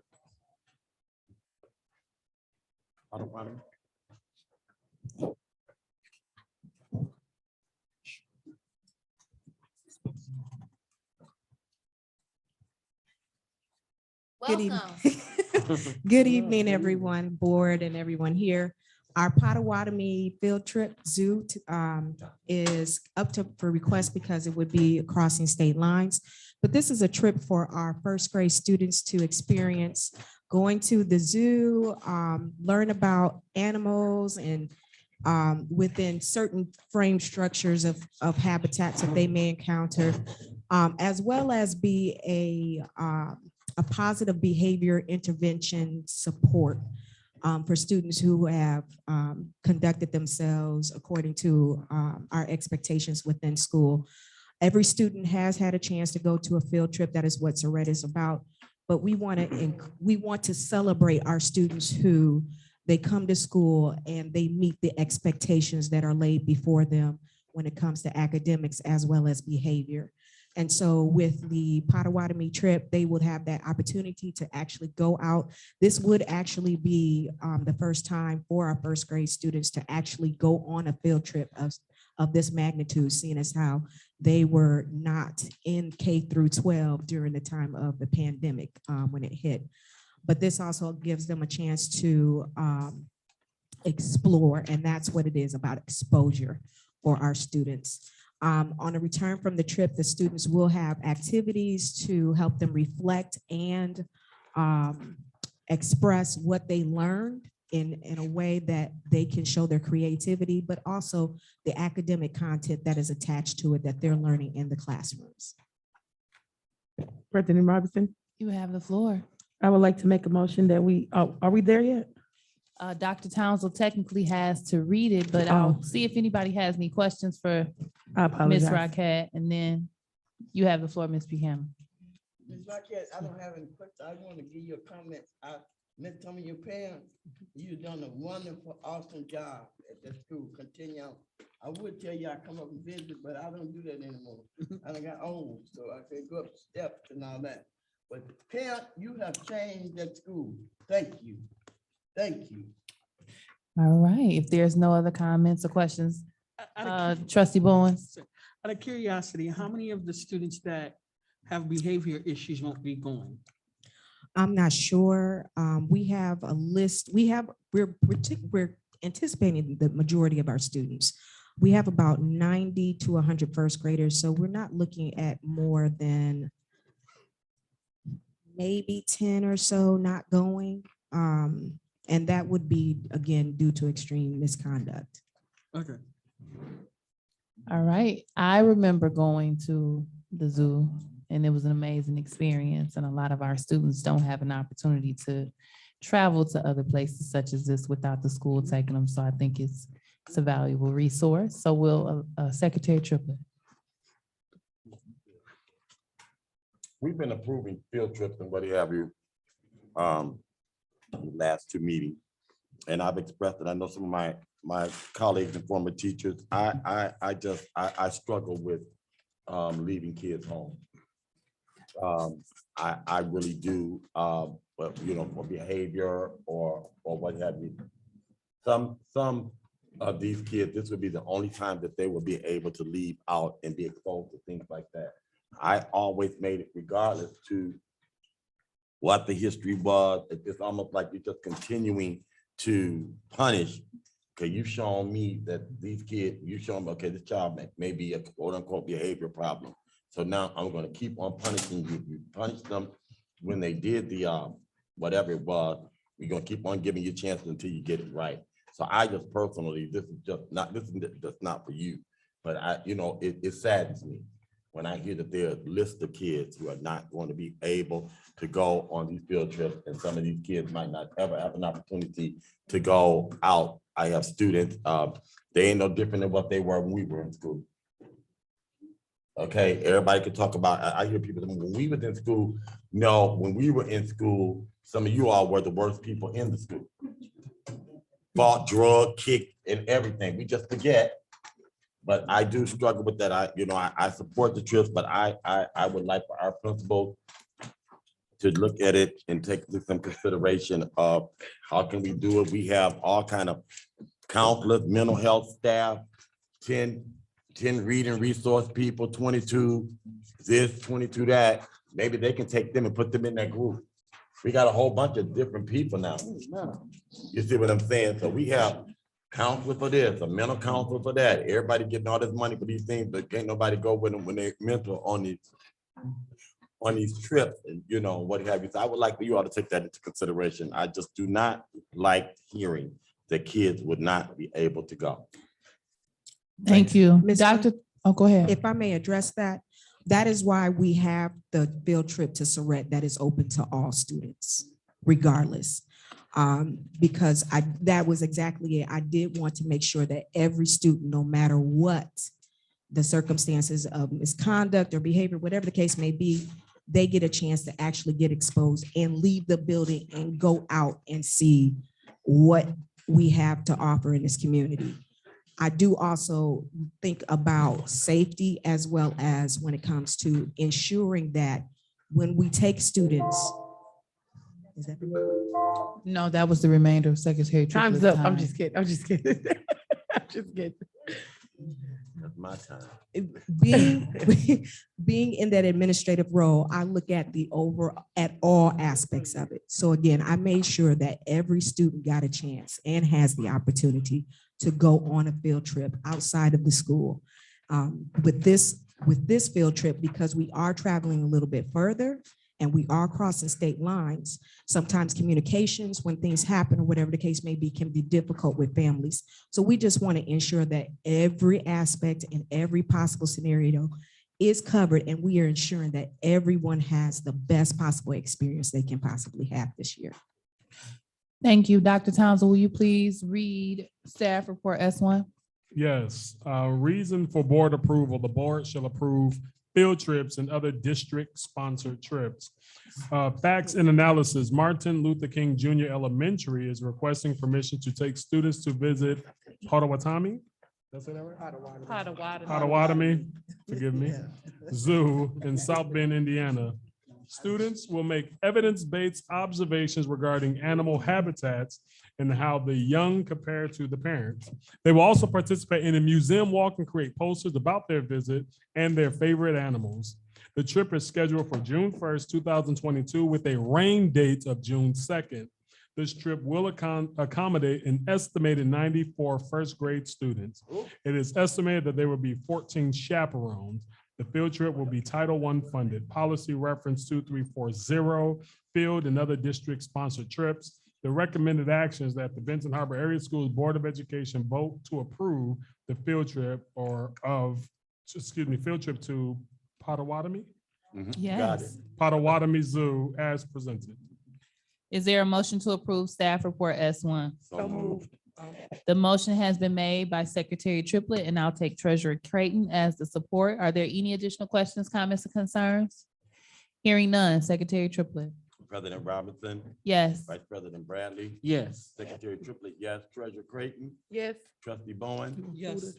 Trustee Buchanan, No, I mean, yeah. Trustee Rocket Martin. Yes. Motion carried. Next on the agenda, we have staff report S3. Thank you so much. I'd like to invite Mr. Cook up to discuss the marching band field trip request. I recognize. Welcome. Thank you. Recognize.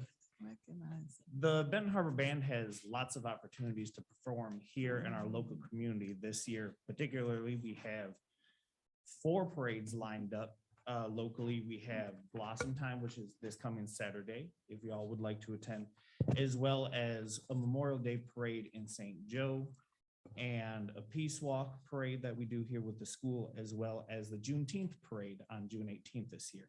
But it's important, as Ms. Rockett was saying, to broaden our horizons and give students opportunities to go outside of our local jurisdiction and see new opportunities, especially because the band hasn't had an opportunity to travel for several years because of COVID restrictions. So this is really our first time since 2019 that we've been able to take the band on a trip. So we've been invited to South Bend for their West Side Memorial Day Parade. And we'll be in the running for some awards as well in that activity. And first time doing this, I'm not sure exactly what all going with, but you know, parades are pretty self-evident, you know, going performing for the community and showing off, you know, what we got here in Benton Harbor.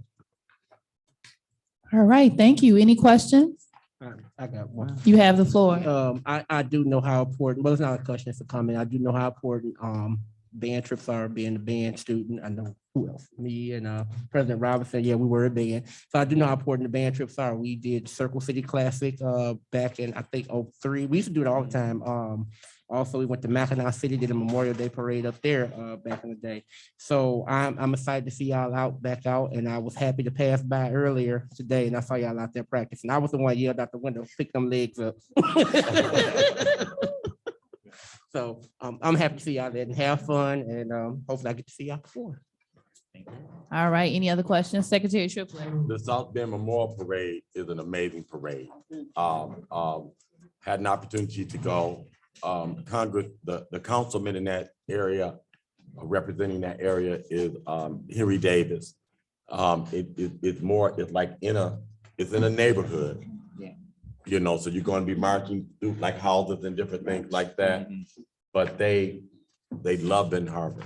So this would be a great experience. They're excited about you all coming. I'm so glad that you put that back on the schedule. You have the floor. And you, Mr. Scott. Mr. Cook. Mr. Cook. For 10 years, I went to that parade with my group. And the main thing they're gonna judge you on, I know our kids can perform, that ain't no question, they're gonna get #1. But make sure the uniform, everything is just alike, and you got it. 'Cause I mean, I won so many times, I be in the back dancing and having fun with the kids, so, but that parade, we marched in it and up in South Bend. I ain't been, I don't know how to. You have the floor. I'd like to say it's good to see you, Mr. Cook. I haven't seen you since you were my kid's band teacher in elementary, or grandkids in what, elementary and middle school. Yeah. So it's been a while. Yeah. But I'm glad that, you know, that you are with us, that you stayed with us. And I'm also glad that you are attempting and aspiring to take our kids back to what they used to do on the field trips and marching in parades and bands. I can remember doing the Circle City Classics with them and going to Michigan State and all those places. So I applaud you, and it's good to see you. And you the last bands for Saturday, 120. Yes, we are I know. 102nd or something like that. But yeah, the I last think band. that's a good, because when Benton Harbor comes through, no, people normally leave. Right. Yes. On So- the even years, Benton Harbor at the end of the parade. On the odd years, St. Joe. On the odd years, Benton Harbor lead. In the even years, they last. Yeah. And I was gonna say real quick, I was having a discussion with my mom, and I said there's something about we be out there marching, we get tired, but as soon as we hit that bridge, oh, we getting hyped. So I do miss them days, and if I was a little bit more fit, I get out there and join y'all on Saturday, but I'll probably fall out right there in St. Joe. My question is, given the number of students that you all are taking, do you think and the behaviors of those students, do you think that 3 chaperones will be sufficient? Well, the chaperones are in addition to the band staff. So Gotcha. there's 5 band staff, myself, the flag coach, the drumline coach, and the palms coach. 4. Thank you. So the 3 chaperones are additional to those 4 staff. Yes. Awesome. Do y'all still And have- just for reference, I wasn't texting or anything. I was trying to pull up this policy to look at staff per student ratio, but thank you for clarifying that. I had a quick question. Do y'all still have band parents then, or? We do. We Okay. had our last band parent meeting last week, Thursday. Okay, awesome. Awesome. Any other questions? Thank you so much for presenting. Dr. Townsend, can you please read staff report S3? Yes, reason for board approval. The board shall approve field trips and other district-sponsored trips. Facts and analysis. The Benton Harbor High School Marching Band has been asked to perform in the South Bend Memorial Day Parade. Band Director Nathaniel Cook is requesting permission to take students to participate in this activity. The trip is scheduled for May 30th, 2022. The trip will accommodate an estimated 50 students. It is estimated there will be 3 chaperones.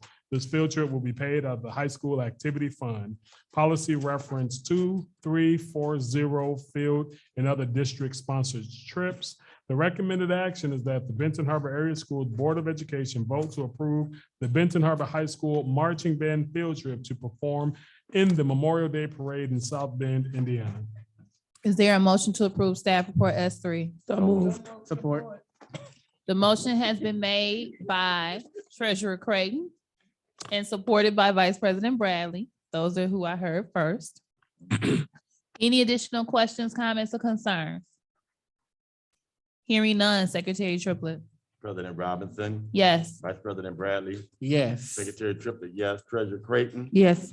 Trustee Bowen, Yes. Trustee Buchanan, Yes. Trustee Rocket Martin, Yes. motion carried. All right, next we have the Climate and Culture Survey Human X update. Mr. Tim Tarrantine, Dr. Towns, I'm not sure if you wanted to give him a pre-message before he begins, or are we just gonna give him the mic? Yes, I would like to introduce the board again to Mr. Tim Tarantine to give an update on our Human X survey that we took to support climate and culture of Benton Harbor area schools. Thank you, Dr. Townsend, to the board. It's good to be back in front of you. I've spent the last 3 weeks or so in the district, with the teams, with the staff throughout the district. And I've got, I have to tell you that we've got one group left at the high school. That time has been rescheduled for tomorrow. So I'll be with the high school team tomorrow. And we were hoping to get all of them in beforehand. And I have to tell you that the district and the teams were flexible and worked very hard with a schedule that's very tight for me. And I wanted to be here for each one personally. And in the rhythm and roll, I missed the calendar appointment transfer and missed the high school appointment. It was 100% on me, and I didn't realize it until the next day. I was on the road. I'd left here and headed further west and just missed a late afternoon session here, and that was a 100% clerical mistake on my part. And so I want to apologize to you for that, because it was my hope to have sat down with everyone in the district before tonight, but tomorrow I'll be with the high school team. And my experience is that culture is built both in individual teams, but it's also across the district. And there's a lot that I've learned both in the data and in the conversations about what it's like to show up at work here in Benton Harbor area schools. And let me clarify a couple things before we get started. I want to make sure that we are all on the exact same page about what we are measuring and what we are not. We do not measure individual stories or accounts. We measure individual perspectives as it relates to drivers of culture. There's 15 of them that I talked to you about when I first came. And we'll start by talking about those drivers of culture, because at the end of the day, those drivers are where boards of education live. that in fact, it's our collective responsibility as leaders to help create space where a culture of excellence can grow. And it starts with the culture you have right here at the board, and how that then is translated throughout the district, through administration, through every building, through every work group. We build culture together. And so there are some things that just matter when you're trying to build a culture of excellence, where people are engaged in their work, which simply means I still love what I do. That in the morning I get up, I don't need a band or an announcement to be fired up about the power of education for young people, right? How engaged are we? And then how satisfied are we in doing that work right here at Benton Harbor Area Schools, more specifically when we go into the buildings for that particular building. The data we're going to cover tonight is the collective responses from the entire district. There's well over 100 folks that answered, and we'll go right to, if you can go to the next slide, please. Thank you. It was a confidential and anonymous survey, right? We don't know who said what. Each building or area got a specific code, and we counted the average scores on a 1 to 5 scale on these drivers of culture. So a one response equals I strongly disagree. 5 response means I strongly agree. A 3 is sometimes, situationally, yes, right? And so then what we do in these sessions with the team and with every team was we talked about the top of the survey. What were the strongest responses as collectively, what is really working well for us in our culture? And then we looked at the bottom 5 responses, the things that are heavier for us, that we're having a hard time lifting. And in the future, when we have comparative data, we'll dive in and begin action stepping with teams on how they in their own buildings can start to get more close to the culture they want. And I'll just begin right here with the board. That is the work of culture building. It's identifying not necessarily so much about where we are or where we've been, but what we collectively want and how those drivers of culture help us get there. So let's look at the drivers. If you go to the next slide, please, and thank you. Keep going. The most strong dimension of culture at Benton Harbor Area Schools is how much the people here care. How much staff, despite the challenges they may face, continue to show up every day trying to figure out a way to educate young people. So despite what you may hear or observe, the data says with 146 respondents, on average, we agree that engagement, being in our work and inspired by our work, still very much is a dimension that lives here at Benton Harbor Area Schools at a 4.08 out of 5. That's an I agree, and it's an I agree collectively. Now, I don't know about y'all, but I got children, 2 of them, and I can't get them to agree on much. You got 146 people to agree. They're engaged and inspired around their work. That is very good news. But it is also something for the board to pay attention to, because engagement and inspiration in our experience has a limit. And then in order to keep your engagement and keep your inspiration, you have to renew. You have to be renewed, right? There has to be an environment where I can keep the energy required for the task in front of me. And so the goal on engagement inspiration is, in what ways do we participate in celebrating those who are staying and doing it every day? Because if you want that to stay a 4.0 as opposed to a 3 or a 2, that's where the engagement's got to go. The second strongest dimension is pride. People still wear the orange and black, right? Yes, there's challenges. On average, we're at a 3.9, which means we're very close to we agree, but there's some times where it's harder to carry that pride, right? And people are saying that in the data across several questions around what pride feels like. The third one, continuous improvement. And that's the idea that we have a wiring to get better, that we're not thinking about arguing over how we're broken, but the conversation is always, where do we go from here? And how do we do what we did today better tomorrow? That in great cultures, cultures of excellence, that's a regular conversation. Quality. Quality is this idea that circles around the how we do our work. And it makes sense that if I've got high pride and high engagement in what I do, I'm going to care about the product I put out. And so continuous improvement in quality, we like to see them together. And we like to see them in agreement in a 4 or better or close to 4. And you're right there within striking distance across the district. Innovation. At a 3.6 now, this is where we start to get more situational.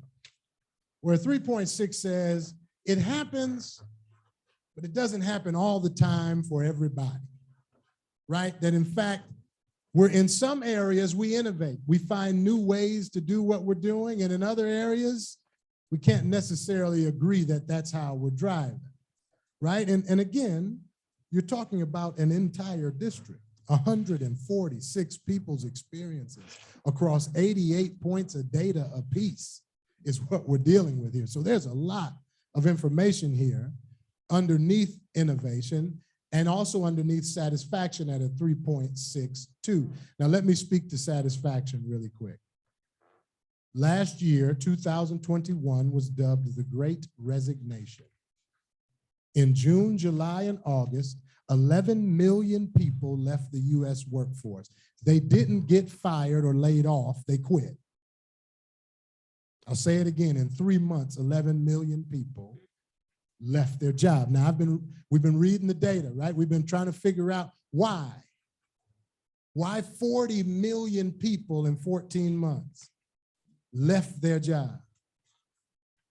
Culture and leadership, right? And not necessarily organizational leadership. This is, I'm leaving the person I work with every day. And I'm leaving an environment that doesn't make me want to stay. And here's what I'll tell you about this group of humans I got to meet over the last 3 weeks at Benton Harbor area schools. The vast majority of people I ran into, if I saw any energy that was more than normal, it was because of how much they care. I heard so much passion for kids and for this community and a resilience. It was palpable to me. I could feel it in the room of people who just keep coming, right? And again, to the board, just like engagement, satisfaction has a time limit if it's not renewed. If we don't get poured into, if we don't get celebrated, communication and recognition are next. What communication says in our survey and what we're measuring is, do I have the information I need? And when I don't have it, can I get it? And if I've got some information that's helpful, can I bring it? That's what communication is. It's about creating meaning in an organization. And so when you think about communication and does it happen here at a 3.61, what we're saying is sometimes we feel like we're in the know and sometimes we don't. So then the question is not whose fault is that in our data. The question is, what does great communication look like in a district like this? And then how do we get busy building that? That's really the question. How do we figure out what great looks like and then go execute? Because now we got data that says it's a priority. It's not happening at the I agree. So the goal is to get the team around what is great. What does a 4.0 in communication look like next year is the question. Recognition means I see you. It speaks to a human need. It's not about a pat on the back. It's really about, do you see me in my contribution? Does what I bring to the district matter? And does it matter not just to me, but does it matter to others around me, to leaders, to supervisors, et cetera? And what the team is saying is that it happens sometimes. I would tell you that every excellent organization that I sit with or have done these surveys with, the ones with very high scores always have celebration at every meeting. There's not a meeting that passes that boards or leaders don't take time to call out individuals throughout their organization in different roles and levels and positions for what is going right. Because in order to maintain culture, it's based in positive behavioral psychology. So if all we ever hear about is what's broken and what's wrong, what happens to the group at the top in engagement inspiration? They lose. We don't get renewed. And one of the ways to renew a human is to meet their basic need. And our most basic need is to belong, to be seen. So recognition in our survey is really important. Communication in our survey is critically important. Performance planning. That's all about, are we having conversations about how we're doing our job and how well we're doing, right? And are we having it in a constructive, positive way? We're saying not all the time. Relationships, that's across the organization. From the board to the individual level, we're getting the perspective that relationships is something that can grow. Now, just to give you a little data hint, relationships is the hardest one to score in the survey. And as you observe, it's the one with the most questions, most statements to respond to. Why? Relationships really matter in terms of how I feel at work, right? And so the more we can invest in positive relationships in the organization, and I mean invest in them, you'll see that number move, and you'll be able to feel it in the district. Training and development the question is simple, are we learning? And if we are we learning the things we need to know to get better? And what we're saying is that there's some improvement. I heard stories of different initiatives, et cetera, that are moving forward. And when we measure next time, you'll probably see that number move in a positive direction. And I'm looking forward to, in all of these, to see what they look like a year from now. Supporting and equipping. Do I have what I need to do my job? And if I don't, can I get it? What I heard and what I see is that is not an exact science at Benton Harbor Area School. That there are opportunities to meet needs right here in the district. And once again, in culture building, in positive culture building that makes people want to stay, the goal is not whose fault is it. The goal is, what does supporting and equipping look like at its best? And what is the distance between where we are and there, and how do we get there? That is the most productive conversations you can have about anything on this survey, because that's how it's built. It's built to move us from where we are to where we want to be as a culture. And this one is serious business. Support and equip. You get that right, that's one of those basic needs, right? And so when that jumps over 4, a lot of the energy that may derail us starts to silence a bit. When people have what they need, they're communicated to, and the relationships are good. Career development is really conversations about, where am I going in the district? What's my trajectory? And in education across the board, this number is typically lower, because when people choose young people, they tend to stay. They're going to stay, right? And so I don't need to have a conversation with my boss every 40 days about what my next promotion is for most educators. Talent and fit. Now this one's important because it's low. We lost it, but I can keep going. I'm good to go. Talent and fit. At a 3.41, we're asking people, am I wired for my role? And as I look around me, are others the same? Are the right people in the right seats on the bus? And do they stay on the bus?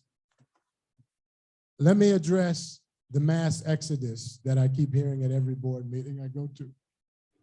I told you the numbers for the United States Department of Labor for the exodus from their workforce. Education got hit extra hard. So my encouragement to boards on the dimension of talent and fit is not to think of yourselves as hunting for talent or fighting for it. Right. You can't win that war. It's not winnable today, because the world of work and people's relationship to work is just changing so much in this environment that to try to catch up with that, that's a strategy you can go after if you want to. But a better strategy in growing is actually gardening with what you have. Looking at the people who have stayed with you and work on building those talents internally, continuing to bring in talent as many and much as you can. But being both hunters and gardeners is really important. If you want to keep talent and have good talent, all of the data says take care of the ones you got first. And then go hunting. Because environments that are healthy attract talented people. So if the people inside are happy, they become your best recruiters, right? And it's literally just taking care of your own garden and letting those seeds be planted from there. And in talent and fit, when it's at a 3.4, we got to add more fuel and support to helping our own team become our recruiters. Mission consciousness is final. And I'll just leave you with this, that for an organization driven by mission, we got to get more clarity and consistency around why are we here? Because if I remember what I'm here for, it fuels my doing, right? That if I believe in it and I hear about it and I remember it and it's in front of me, it not only fuels me, it helps settle a lot of arguments. If there's one goal and we're making decisions and that goal is always in front of us, then it's about the mission of the organization, not everybody's opinions of the mission. And in organizations and in teams, when the mission is not in the center, we throw other things in there that aren't necessarily as helpful. So I would encourage the board to re-energize. What is the one sentence that keeps us all here? What is the one sentence that gets us up in the morning? What's the one sentence that drives our work? And shout it from the rooftops. Put it on top of every piece of paper. Talk about it in every decision-making process. Because if you can raise mission consciousness from the bottom to the top, you change culture. And so to be educators, we want mission closer to the top. And we work with hundreds. I've done probably 100 of these meetings already in the last 6-7 months with districts. So I see a lot of boards and I see a lot of data. You are in a great foundation to grow great culture. You can do it. However, it's going to take a strategic focus on building it. Not on what it is or what it's been, but what it can be. And the data gives you the priority. Your people have spoken. Next slide and we'll get out of here. This is the top of the survey. These are the top 5 questions, strongest answered. Remember I told you about those people I ran to in the buildings? Look at that top 5. They're driven to contribute. They're proud in the work they do. They're committed to Benton Harbor area schools. They're seeking ways every single day to try to get better and more productive, and they're engaged in educating young people. So you got parents who are wondering what's really going on with staff. As tired and as frustrated and as endurance driven as they are, this group still loves kids. And they still want to help Benton Harbor, and they've proven it by showing up every single day. And the survey says that's true. It's hard to pull off 4.42 out of 5 with 190 some respondents, 146 respondents, excuse me. That's a hard thing to pull off. So I know it's true. And though when you see that kind of behavior, that's what we recognize at the board. When you see more of what makes us go, double down on it in terms of celebrating it, calling out these positive things, because that's what's going to lift what we're going to see next, which is on the bottom. The bottom 5 responses in the survey, number 68, business decisions made are consistent with our mission and values. Now, when people read that, you might go, well, wait, whoa. Sometimes it's just because we haven't clearly articulated what are the mission and the values. And so when business decisions are made, the mission is not tied to it. And so that I wouldn't assume any of this is nefarious or anything that you need to be upset about. What we need to do is figure out, how do we build systems that get us here? Because this is just the baseline. But we better get busy on these at a 2 point, because these are the things that get loud and dysfunctional over time. Our organization selects the right people for the right job. Again, we don't know what to compare that to. This is the baseline, right? But what we know is we can't agree that that happens all the time for us. Same thing with feeling in on things. That's a communication dimension. Now, let me tell you something about communication. Number 65 is consistently on the bottom of the survey for almost every organization. Business, athletic teams, SEC football teams, schools, doesn't matter, 65 is there. Why? People have an unending need to know, particularly in scary times. So the key for this is not to trying to get everything out to everybody. The key is to, as a board and as a leadership team, clearly articulate what is the information we should communicate to our team. Make it very clear what those things are that you'll be communicating. And then constantly build in a feedback loop to hear if that changes or needs to change. Not a loop for complaints, but a loop for, how do we get you the information you need to do your job? Not to feel better, not to tell somebody else, but to do your job. Because what we're talking about here is culture in the school, right? We can't do the rest of the community communication, but here, what do people need from the board? That's a question we must ask and get feedback for. And then do it, would be my encouragement. Number 19, and this one came up in every single feedback session. I'm provided the materials, equipment, information I need to effectively do my job, to perform my role. Some of that's equipment, some of that's information, some of that is discussion.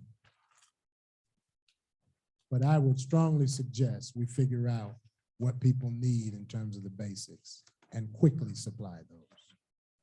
Because number 19 is one that travels. That message travels when it goes bad, right? Now, if everybody has everything they need, they don't tell anybody. But if we're missing something, we're gonna tell 100 people, right? Fine, and then I'll show you this 3 by 3. One other thing about conversations, we've learned in the data that there's a reason we don't have a fill in the blank. It usually becomes a complaint box. And it usually has a way of moving the conversation away from where we want to be, and it takes us into the rear view mirror. And I will tell you that there is huge opportunity here at Benton Harbor because of your people. The passion, the love, the resilience I ran into in those classrooms with those groups of teachers and folks. I'm talking about from pre-K all the way through. They are carrying the work for the district.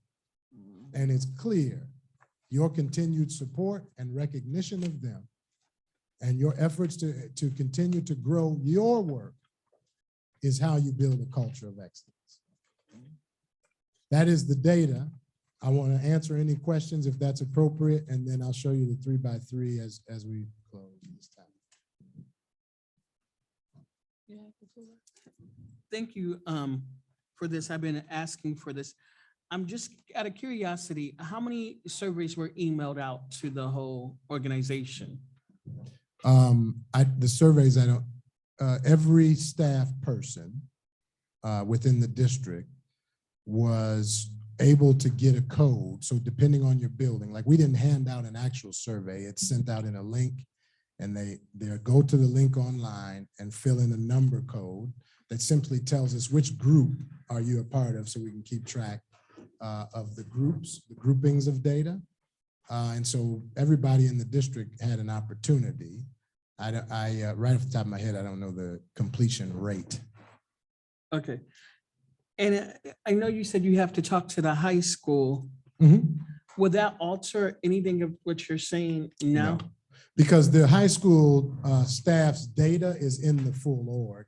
I just haven't been able to go talk to them about their data yet, but their data is here. Their voice is represented. So what was the school with the lowest number of participants within the survey? Off the top of my head, I can't get that, but we can get you that information. Thank you. Any other questions, Secretary Triplett? Yeah, I think that because, and I appreciate that.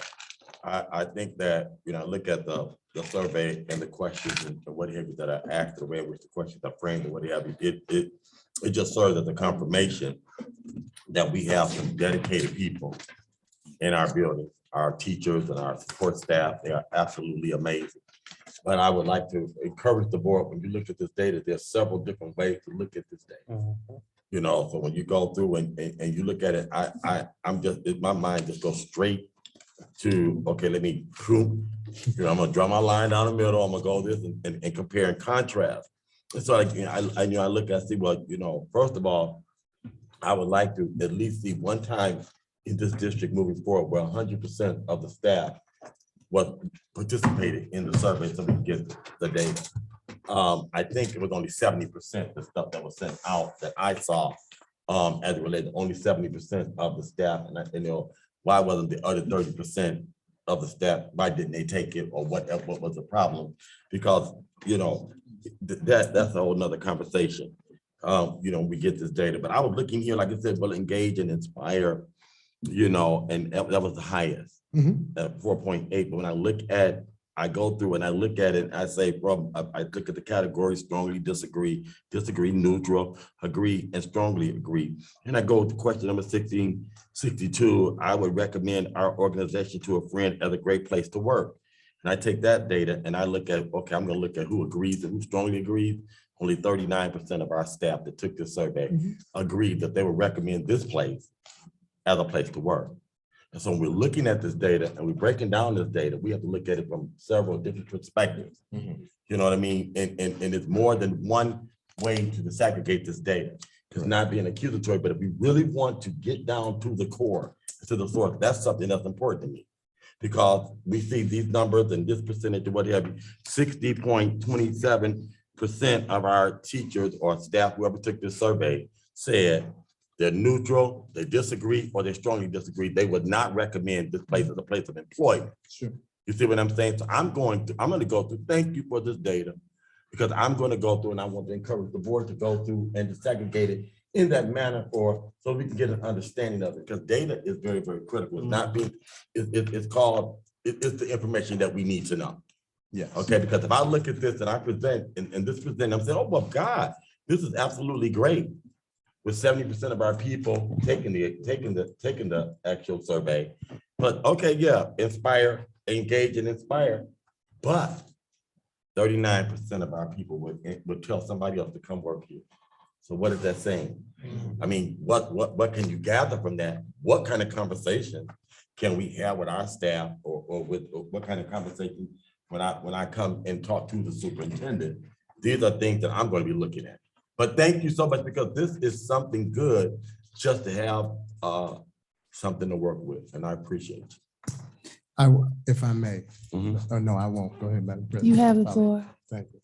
I want to be clear that the data and the purpose of the HumanX Insight X survey, just so we remember as you go with the data, is to build a culture of excellence, right? And the reason we measure it is so we can show how we're growing toward what we want. The psychology behind the data, the survey and how it was built, the research used was all based in the idea of positive behavioral psychology again, right? So the goal is that we want to add more positive change to every one of these moves. That's the goal with all of the data points. And if not, it won't be helpful to you. I've just seen it go bad if people, if we're not using it for what it's meant to be, is to build. Madam President. Vice President Bradley. Okay, my first question is, was this offered to the support staff as well? Okay. Entirety. Okay, cool. Okay. And then I guess a question probably would be to the board, because I do agree with you, Secretary Triplett. I looked at it and I was looking at the numbers. as well, is how do we as a board, plug this into the strategic plan, and then as our vision as a board, I guess that would be something we have to discuss as a board. Thank you, Vice President Bradley. Any other comments or questions? But I don't want to leave it on a negative note, because if I go here and I look at the question where it says, I feel great pride in the work that I do. 82.83%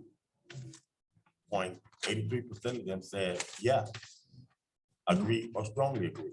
So when I look at this data, I'm gonna look at who agree and strongly agree. I'm gonna work in that area. It's not to take away, it's not to be negative, but just to find out, because I think it gives us some more insight again to what it is. But this is, this is really, we got something to start with. And I appreciate, I feel, that it was integral. So thank you so very, very much. Okay, Trustee Bowens had a question. It probably would be for Dr. Townsend or Ms. Gill. You can go ahead. How many staff members, even with the outsourced ones that we have in the district as a total? It's roughly 200. Yeah, roughly 200 staff members. Okay. Do we? I was gonna We say, don't know. Okay, so let's, No, I said it's roughly 200 staff members. Is that the question? Yes, I guess Yes. my question is, do you guys know how many staff got that email? And I'm not talking about just teachers, support staff and Yeah, everything. we sent it to everybody in the district. Everyone in the district has an email address. Okay, because I'll choose to pause. no, because I was gonna say. I'm Okay, sorry, Madam one President, go second. ahead, go ahead. you have the floor, Vice President I was Bradley. gonna say, because some of the support staff, I don't know if they do have a district email address. So does this include custodial, bus drivers? Does that include everybody? Because I know some of them don't have district email addresses. Yep, this survey went out to all staff members in Benton Harbor area schools, edu staff, the whole gamut. Uh-huh. Okay, any other questions? Thank you so much for your time. President Robinson, can I say? You have the floor. Thank you so much, Tim Tarantine. Truly appreciate you. I want the board to be clear on a couple of things. First and foremost, this is a baseline of where we are right now. So the goal is to get better year by year. And quick reminder, we have this survey over the next 2 years. This is year one. We got year 2 and year 3. So it's an opportunity to look at every one of these metrics and grow and get better. And we are committed to doing that. So thankful to have HumanX with us. And thankful for the board for supporting us with building culture and climate in Benton Harbor area schools. Thank you. And I apologize. It appears I mispronounced your last name. Oh, okay, I was right. Okay. Tarantine, thank you.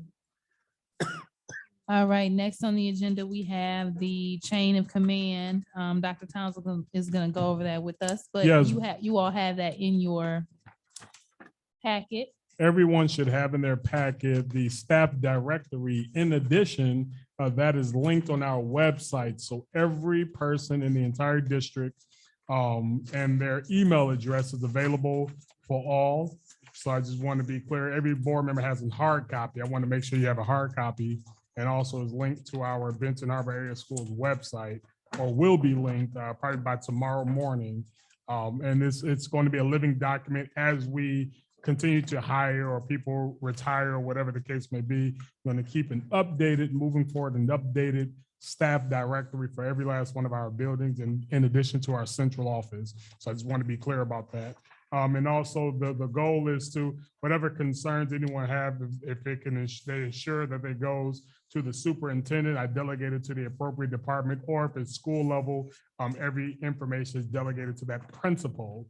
And if central office support is needed, we'll definitely jump in and offer that level of support. So everyone has staff directory, good to go. And it's also going to be linked to our website, so even our public can have a staff directory as well.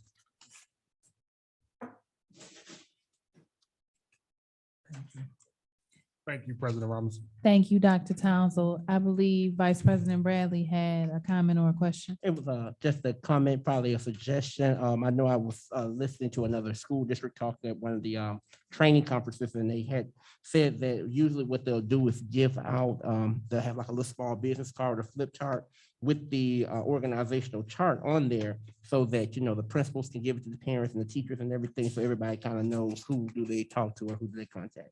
So I think that would be a suggestion just to kind of put out there. We can look into something like that. Yes, sir. Thank you so much. All right, any other questions? Yeah, I was looking at this. I appreciate the question asked when it was asked to put their names in those positions to be able to make the connection. Just at a quick glance, Ben Harbor receives a lot of grant money and funds and what have you. And but it's just on here, there's no grant coordinator. There's no grant accountant. None of these people. I hear and I know from experience that this is a very, very large part of our budget. It's just strange to me that these people cannot be found when this is such a critical piece of what it is that we do. And I know historically, because people did not do their part and do the work with fidelity, that lots of money went back. This is from building, from administrators. It just wasn't used. You know, teachers don't have supplies, you know, just a lot of things that the grants are for that I'm not asking anybody. And I can't see the culture being any different. When I was here, loads and loads of money went back because, you know, there would be times they come in and say, listen, you got 2 weeks. We got to get this money. We got to get this grant in. And we've experienced that this year. But you got to get this, when you got to spend all this money, or it's going to go back. And that happens. But these people, these positions are very, very important positions. And I did ask the question. I don't see anything with CTE on here and who is what's happening with CTE. But I'm looking over the Department of Business and Operations, and I see a junior accountant. And I've never heard of that position, a junior accountant. So we have an accountant, then we have a junior accountant. Can somebody please give me some clarification on what a junior accountant is and what the responsibilities of a junior accountant? Can we provide that information upcoming human resources meeting? President Ramos, I want to make sure I get all the clear details. Additionally, I want to share now we had an audit with our Hunger for Nipples, and no money has been given back under my watch. I'm not sure you know, a lot of people are wearing many hats and getting the job done. We had a very clear and clean audit. I often say we got one of the top CFOs in the state of Michigan. So although we have vacancies, people are wearing many hats getting the job done. And I'm definitely confident about that. We're not in any position where we have to give any money back at all, grant, whatever the case may be, because everyone's pitching in and doing the job, although we have vacancies. Yeah, well, I don't need this. I don't think I need to wait for no human resource meeting to get an answer who a junior accountant is and what is it that they do. We have the chief of that department available, but it's okay. I don't have to wait for no human resource meeting. Because I will have some more questions as it relates to these different things, because this is one thing we were talking about, right sizing our district and making sure that we got things in place and doing the necessary things to relate to our general fund and start working towards our deficit and eliminate our deficit. You know, COVID was a very, very tough time, but financially for districts like ours, the money, the things that we got helped us a lot during the pandemic. But thank you so very, very much for this information. And I appreciate it. I will be sending an email out and you guys can send me, because it should be ready. If a junior accountant does this, that's what they make, and boom, boom, that should be ready. I'll be happy to provide additional information after this. Thank you. All right, thank you. Yep, copy. Mhm. All right, next on the agenda We have policy reading, second of 2. And they are for policy 0100, policy 0167.3, which governs our board comment or public comment section. Policy 0152, policy 7450, policy 8320, policy 3120, 6680, 8310, 8330, as well as 3216, which is revised, 5511, 6114, 4216, 6110, and 6325. We did our first policy reading in our recent board retreat. So I will pass it over to Dr. Townsend, and just keeping in mind that the updates in policy 0167.3 are going to alter the public comments statement that I read at the start of the meeting to make sure that it is aligned with the policy update. So, Dr. Townsend. Thank you so much. Subject is new and revised Neola policies. Reason for board consideration is that the Benton Harbor Area Schools Board of Education to review the updated Neola policy adoptions as listed below. The facts and analysis are that twice a year, Neola sends out new and or revised policy to school districts. The central administration reviews them and notates their suggestions. These are then given to the board for review and approval. Volume 36, number 1, discusses bylaws, professional staff, finances, property, and operations. The policy reference is 0131.1, bylaws and policies. And the recommended action is that Benton Harbor Area Schools Board of Education vote to approve the Benton Harbor Area Schools as revised Neola policies as presented. All right, so I'll give everyone a moment just to look through those.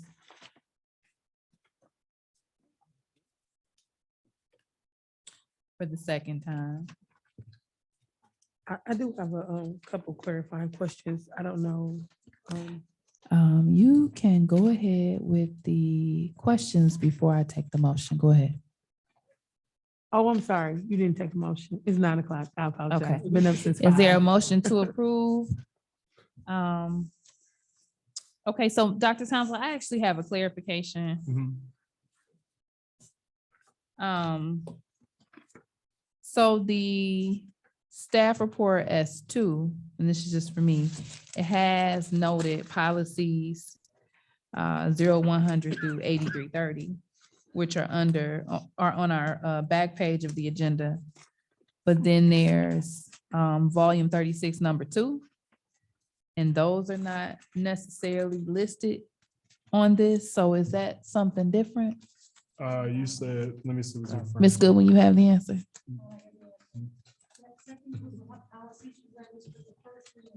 That's for the first. So that's the reading tonight. first reading of 2. Okay. Yeah, So this that's is 2 of not. 2 right here. Oh, okay. I skipped a paragraph at the bottom of my agenda. Thank Okay. you. No problem. Okay, so wait, we're voting on, So we're voting on the second of 2 for the first set of policies right under superintendent. The following page is the first reading of 2 of new policy. So right okay, now, can you we're give us the page number or something? So these policies that we're reviewing right now, this is the second reading. This was Right. given to the board a Right. month ago, which was the first reading. And the second reading, we're asking for approval. so Treasurer Creighton, to answer your question more, a little more, after his board report S2, which is right after the field trips, Mhm. you have the pages, each of the policies that we're voting on today are directly following. But, okay, I have another question. Oh, code. Got it, okay. You got it? Yeah, so my first question is about that one. Okay, so we're gonna go ahead and call for, see if there's a motion to approve staff report S2. And then we'll get to comments and then or questions, and I'll go with Treasurer Creighton first. So is there a motion to approve staff report S2? I make a motion to approve staff report S2. Is there a second or support? I support. The motion has been made by Vice President Bradley and supported by Trustee Rocket Martin. Questions, comments, or concerns? Treasurer Creighton, you have the floor. Yes, I don't know if it's appropriate or inappropriate. I do have some questions, but I also just wondered how many, trustees have actually spent some time on this. There were a couple things that when I was reading, I had a couple, I think, clarifying points. And for the purpose of time, I know it's 9 o'clock and, there are quite a few things. And so I'm not really sure how to proceed forward, but there were a couple things that I have questions on. So would you prefer that I go through each question or what would be your recommendation? So that would be up to you. If you feel like the information that you need is information that Dr. Townsend could readily clarify for you, then we can go through it. If you are thinking that maybe we need more time, I'm not opposed to us maybe giving the board more time to go through the second of two and research and bringing it back for vote at an additional meeting. I think I like the second, just because I don't know how we can really tackle this better, but I do think we need to tackle this better where we spend more time actually going through it. I don't know if that would be a special meeting, a meeting that, but I think at some point we're gonna have to do that because there's some language in here that does change the game some. Like if you turn one of those pages, it's pretty much crossing out a whole page of stuff as it pertains to employment. I know HR is a hot topic. Public participation. I mean, we pretty much after 3 hours still have a full room of people. And then, so I would like if we could put this off and schedule a time where we can actually go through and talk about this stuff when we're not just so tired, already. Understood. Are you wanting to, so what I believe I hear you saying is that you're wanting to try to table the second of two. Were you also wanting to table the first of two? Are you trying to table all of the policy readings? I just think before we vote on them, we definitely need to spend some time on them. There are some serious things in here that does affect our work, bylaws, professional staff, finances, property. Just think we might need some more time and possibly a plan where we could get together, to discuss and go through them for clarity, not necessarily a vote. But if we could spend some time, I don't know the rules and policies on that, but if we could identify time that we can get together, like a work session or something, to come together in non-voting manner to be educated on some of these things, figure out where we are, and then come back for a vote. Does that make sense? Mhm. Yeah. Okay. So what we could do is table the vote for 2 of 2 and then do the first policy reading, first of 2, and then do both of the votes for both of those policies at the same time. Does that make sense? And then Ms. I don't know Goodwin? if board, oh, sorry. I just want to point out that some of the sections, especially the ones that are the first one, 36, number 2, a lot of the finance policies, the reason they look so wonky is because they actually are updated annually, and because we missed other policy readings, it reflects all these changes. It's almost better to say, let's replace it with current policy, but I didn't know that was an option until then. So that's why it looks so wonky in terms of all the process. It's nothing, it's just general accounting rules. And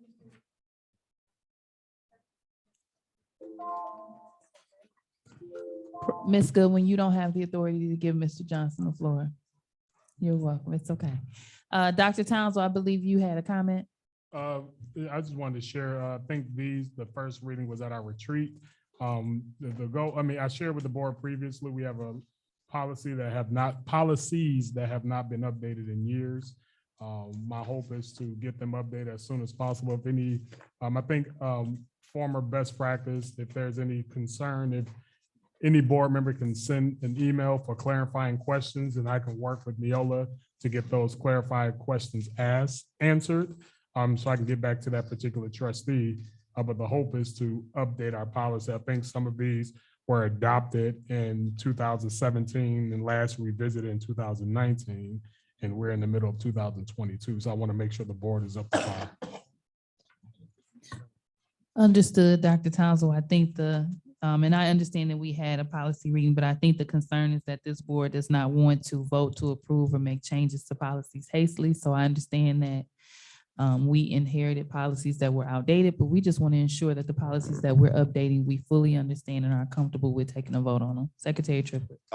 Also, there's from what we've done this year, is there any way possible that we probably could identify, like you said, table list tonight, and we look at everything that we've done thus far, even the ones that we've accepted and approved, and have like what is it called, an ad hoc committee Yeah. to go through and look at these and talk, I mean, you know, we can study them. And because these are serious changes from the Neola group, which Neola actually does the policy. That's the work that they do. But we also have the final say as it relates to our policies as well. Thank you. So Treasurer Creighton, were you requesting to table policy reading second of 2 and policy reading first of 2? Yes, and potentially scheduling the meeting. I'll bring that up during board business to discuss this. All right, is there a second or support? Support. Okay, Secretary Triplett, can you please call the vote? President Robinson, Yes. Vice President Bradley, Yes. Secretary Triplett, yes. Treasurer Creighton, Yes. Trustee Bowen, No. Trustee Buchanan, Yeah. Trustee Rocket Martin, Yes. motion carried. Okay, so be it noted that we'll be scheduling a follow-up meeting, a special meeting specifically for policy readings, and I'm pretty sure the board may have other business to add on to that agenda, but I would ask that we not allow it to be a lengthy and long standard business agenda, but that we're really able to focus on what we're here to come, what we're specifically scheduling it for. And Madam President, You have the floor. will we also take a vote in that meeting? Can we also take a vote in that meeting? Yes, so I would ask that, well, we would only be taking a vote on policy reading second of 2. So I would ask that everyone, as mentioned in the board retreat, kind of look through those policies. If you have questions or clarifications that you need, please email those to Dr. Townsend so he can try to get the clarification or get it to the relevant chief. And I know I've stated it multiple times, but just pointing out that 0167.3 is the public comment. There's quite a few changes that'll impact our public comment statement. So you want to make sure that you pay attention to that. And then Trustee Bradley, I think you might have had a question. Yeah, it was just a comment because I think Secretary Triplett just stole my thought about we having a ad hoc committee meeting, because I think we do really need to have all our policies and do that as a committee as a whole. All right, so Quick question. Oh, sorry. You have the floor. I was just gonna say, so the chiefs are the people that'll clarify our policies? No, so you might have, I don't know what your question is. Oh, okay. I just So wondered. yeah, depending on what the question is, it might be something that you have a question about how we are currently doing or handling Okay. things. Yeah. Got it. Thank you. All right, so let it be reflected on the agenda that the board has tabled policy reading second of 2 and policy reading first of 2, and we'll be scheduling a special meeting currently for the purpose of going over those policies where we anticipate a vote for policy reading second of 2 and then the first reading as noted. Up next on the agenda is business and finance. Mr. Johnson, we appreciate you for your patience. You have the floor. Thank you. The subject is monthly financial reports. Reason for board consideration: the set of financial reports is provided to the Board of Education each month. Facts analysis: this evening, it's recommended that the March 2022 payments be approved for all of the district's funds. Policy reference is policy 6470, payment of claims. And the recommended action is that the Board of Education approve the March 2022 payments for the funds listed below. All right, is there a motion to approve staff report F1 regarding the monthly financial report? Support. The motion has been made by Trustee Buchanan and supported by Vice President Bradley. Questions, comments, or concerns for Mr. Johnson?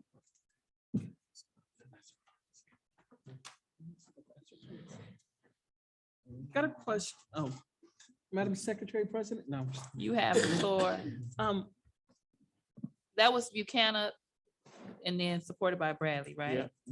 Okay, just trying to get this. It's been a long time since I've been the secretary. You have the floor, Trustee Bowen. Is there any data that we will be collecting, and I'm sorry if I'm out of step, on the COVID ESSER funds? Like, what is it spent on? Yes, we provided some information, I believe, a week or two ago in the update, and we'll be happy to reprovide that if you'd like.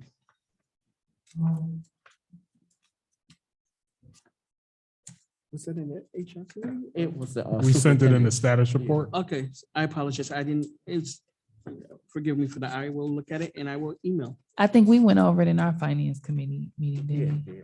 Okay, Liz, can you do me a favor and can you just resend that piece out? The actual, the update that included that particular, the ESSA grant status. And Madam President, I don't know if this is on the website, but I don't know if you guys are getting asked it, but I'm getting asked it, what are we spending the COVID funds on? If we can have that up on the website or something that's giving them the data, because I get questions quite often about that. What is the funds going? If we have to create a separate page and say, this is what COVID relief did. Did it pay this? It paid that? You know, something that's giving the residents data and trust that we're not pocketing the money or it didn't go on the debt or whatever it went on. Thank you, Trustee Bowens. Any other questions or comments for Mr. Johnson? Hearing none. President Robinson, yes. Vice President Bradley, Yes. Secretary Triplett has stepped out. Treasurer Creighton, Yes. Trustee Bowens, No. Trustee Buchanan, Yeah. Trustee Rocket Martin. Yes. Okay, motion passes. Next on the agenda, thank you, Mr. Johnson, for your time. Next on the agenda, we have Ms. Gill. Submitting for board consideration, a list of employees whose employment relationship with the district is or will be separated is submitted to the board each month. Fact and analysis, it is recommended that the Board of Education votes to accept the separation of employment of the following staff. Policy reference 3140, resignation and termination of professional staff. Christopher Burnick, Assistant Director of Special Education at the end of the year. Recommended action that the Benton Harbor Area Schools Board of Education votes to accept the separation of employment of the aforementioned staff. All right, is there a motion to approve staff report H1? I make a motion to approve staff report number H1. The motion has been made by Vice President Bradley and supported by Buchanan. Questions, comments, or concerns? You have the floor, Trustee Bowen. Sorry.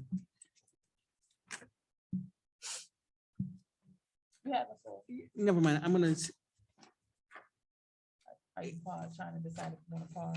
yeah, I don't want to make it seem like I'm confrontational or like last time attacking staff.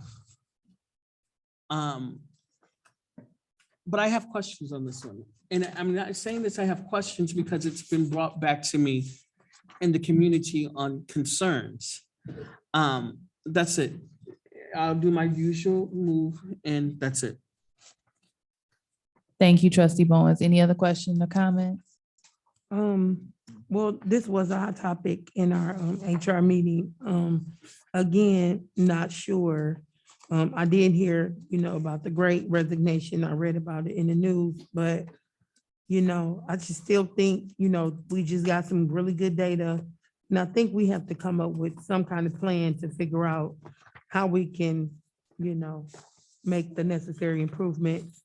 Retention is a real important thing right now. And I think with that data, just figuring out what we need to do as a district to retain staff and to make staff feel appreciated, I think it's important. Thank you, Treasurer Creighton. Any other questions, comments, or concerns? Hearing none, President Robinson, I'm going to call the vote. President Robinson, yes. Vice President Bradley. No.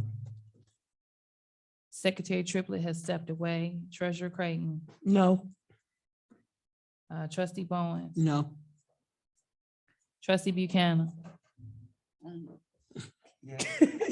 Oh, no. What'd you say? She said yes. The Chris Bernick. Dr. Bernick. Did you provide your vote? Trustee Buchanan. It's a resignation.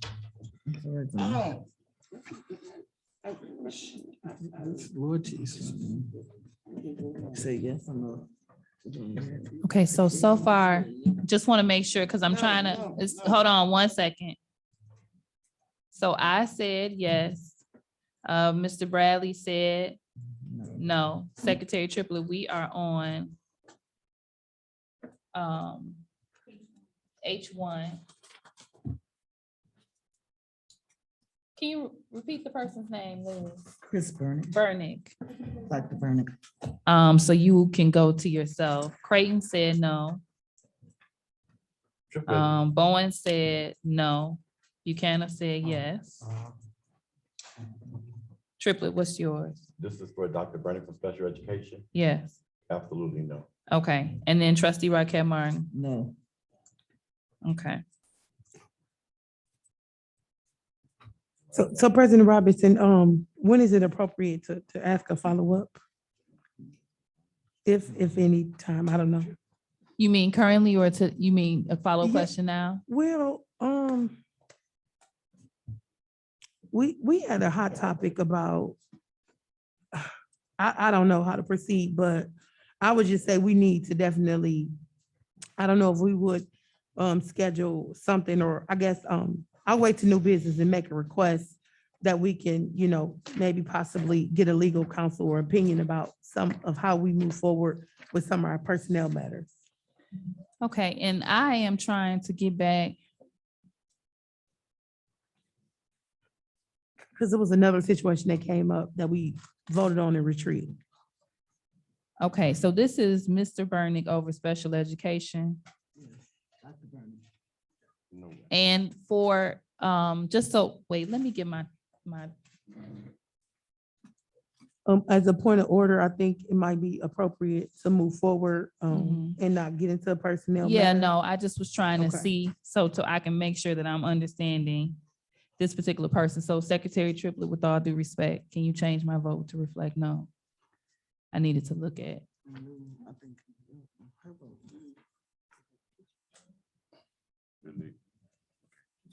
And then one thing on your chart, and I'm sorry, I added that we tabled the actual staff report regarding the policies. Yes, ma'am. Was that who supported the tabling at Yes. that?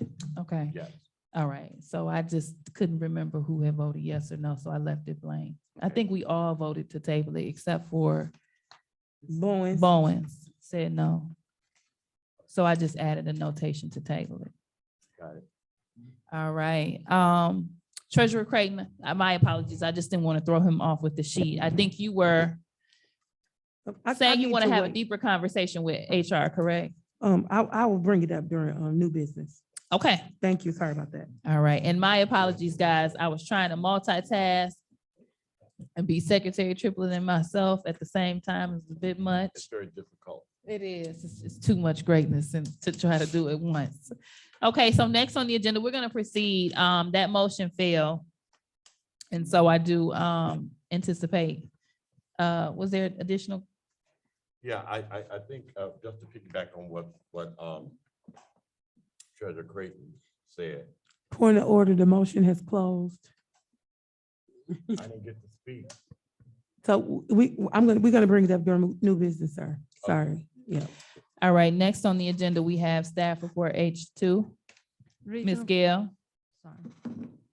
Reason for board consideration, a list of employees. I can't hear her. Can you speak a little louder, ma'am?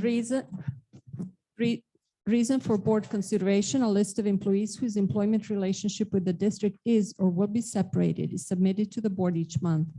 Facts and analysis, it is recommended that the Board of Education votes to accept the separation of employment of the following staff. Policy reference 3140, Barbara Pineda, Spanish teacher, the high school. Recommended action that the Benton Harbor Area Schools Board of Education votes to accept the separation of employment of the aforementioned staff. All right, is there a motion to approve staff report H2? I make a motion to support whatever. It's staff report number H2. All right, you are trying to approve staff report Yeah. H2. Okay, is there a second or support?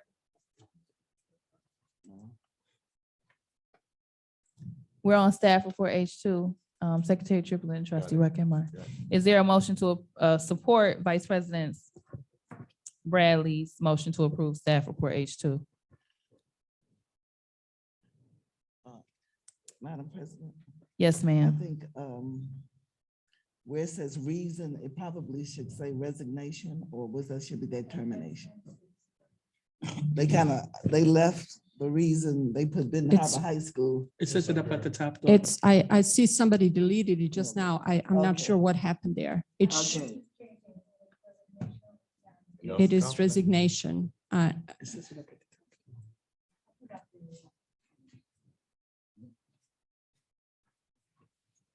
Okay, so she's updated the report to notate resignation. Was there a motion to support Vice President's a motion to approve? Is there a second or support? Support. The motion has been made by Vice President Bradley and supported by Trustee Raquel Martin. Any questions, comments, or concerns? Madam President, You have the floor. are we in compliance with the Michigan curriculum on providing a foreign language for 2 years? Would that jeopardize us giving our students diplomas? School's not out, but I'm concerned on this. Are we in any violation with the MCC? Michigan merit curriculum. Can I answer, President? You have the floor. No, we're not in any violation. It's a vacancy where we have filled the classroom with a substitute teacher until we can find a permanent certified Spanish teacher. So my question then is, are we going to find a certified teacher within the next few weeks? And then are we passing those kids saying they passed Spanish with no teacher? I mean, if the teacher resigned, the goal is to fill the class with a substitute until we can get a certified Spanish teacher. So then that goes back to my first question. Are we in violation because of the vacancy? There's no violation. It's just a lack of certified teachers, critical shortage. And when we lose staff, it contributes to that. So this was a certified teacher that we're losing, correct? That is correct. Is there a number on how many certified teachers we have at the high school? We can get that information to you. Thank you. Madam President, Mayor. You have the floor, Yeah. Trustee Raquel Martin. Is this something that, I know my grandkids end up taking Spanish online. Is this something that we can offer these students so that they can fill that gap? Can they do the Spanish through the EduStaff program? Foreign lang- Ingenuity, it was Ingenuity. Foreign language can be offered virtually. So this, I have a question. You have the floor. Okay, so again, and piggyback. These teachers are walking out of this district. I don't know how long people are going to sit up here and act like we don't know what's going on. And the timing is very suspect. And I can no longer sit here and just act like nothing is going on. People are calling. We're following as board members. We are sending them back to the staff. They are afraid. They have been retaliated against. This is me talking. And I think that we're going to have some conversation. This is not acceptable. It's not natural. We have people that we hired at the beginning of the school year that was excited about being in this district and walked out of this district. We lost a dedicated teacher that's been coming to the board meetings and speaking. And all of a sudden, she's gone. And I'm almost ready to start. I'm almost ready myself. I came prepared tonight to ask for an investigation from an outside, an external investigation on what's happening with our staff. Because this is not acceptable. And it's just not acceptable. So I really feel, I'm not feeling good with this. I'm not gonna sit here and say people have reached, like I said, have called, almost crying. And then the next thing you know, if they say something, they are gone.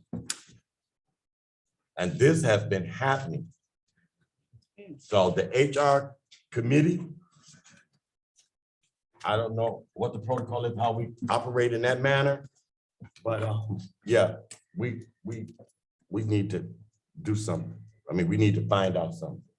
Because these people are crying out, this is not natural. They're not leaving because they're going to another place. The data, the survey just showed that they take pride in their work and they want to be here.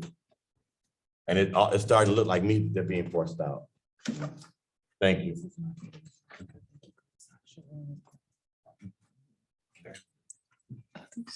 Any other questions or comments for staff report H2? Crazy.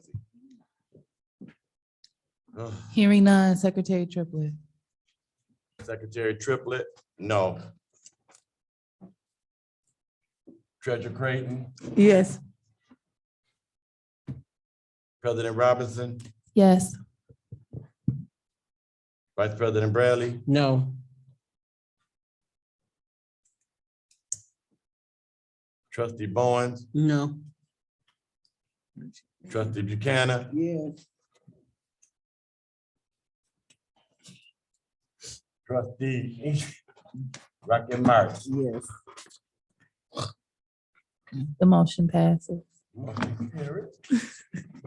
All right, next on the agenda, we have staff report H3. Ms. Gail. Reason for board consideration, a list of employees whose employment relationship with the district is or will be separated is submitted to the board each month. Facts and analysis, it is recommended that the Board of Education votes to accept the separation of employment of the following staff. Policy reference 4140. Jill Latham, grant accountant. Recommended action that the Benton Harbor Area Schools Board of Education votes to accept the separation of employment of the aforementioned staff. Is there a motion to approve staff report H3? I'll make a motion to approve staff report H3. Is there a second or support? I second. The motion has been made by Vice President Bradley and supported by Trustee Rocket Martin. Any questions, comments, or concerns? Madam President, You have the it's me floor. again. Got a question on H3. I know there was an opening for a grant coordinator position, correct? So do we no longer have any staff now in the grant coordinator position and the grant accountant, or? The person who is a grant accountant is in the position until May 17. Okay, so after May 17, will we not have anybody in that position? No, both positions to be empty? So we're actively recruiting and the interviews are being held. I'm not able to say at this Okay. point whether we would have it So after. what I'm comprehending then is there's not going to be anybody in those positions. That's basically what I'm comprehending, correct? All right, thank you. Question, You have the floor, Secretary Triplett. Jill Latham, the young lady, was she hired this year? At the first part of July, 21. correct? Last year. This school Yeah. year. This school year? 5/7. Yeah, 7/1/21. Here. Yeah, I see. Okay. Thank you. Any other questions or comments? Vice President Bradley. So the question would be, so do we have people in place to cover those grants in those areas that need to be covered? I guess it would be Mr. Johnson's question, I guess. If I, with grants or both. Thank you. These masks sometimes muffle sound. Could you please repeat the question? No, well, will the grant positions be covered? Will we have someone covering those, to watch those numbers and monitor those numbers in the finance office while those positions are vacant? We're going to be, we've already allocated the grant work, reallocated the grant work in the business office on a temporary basis, but it obviously won't, or it'll be it's my hope that it will be temporary because this was very much a full-time job for Ms. Latham. Certainly miss her services. Okay, thank you. All right, if there's no other questions, Secretary Triplett, can you please call the vote on staff report H3? So I do have a question. You So us, have the I'm floor. sorry. So us accepting the resignation doesn't make that person stay, right? So I guess that was my question, like, what does that? Like, does that give us an opportunity to revisit this conversation? Will we do an exit interview? I'm just wondering the plan, because I know from an HR standpoint, it was noted, I think months ago, that, it's nothing that we can do besides accepting the resignation allows us to post the position and move forward with hiring. So I just wondered if there was some clarity there so that we'll understand what a no vote does. Actually, in today's status report, I do have that policy outlined on resignations and accepting them or not accepting them. So I'll make sure before midnight, I'll hit send on that. It's on my desktop to send to the board tonight. Okay.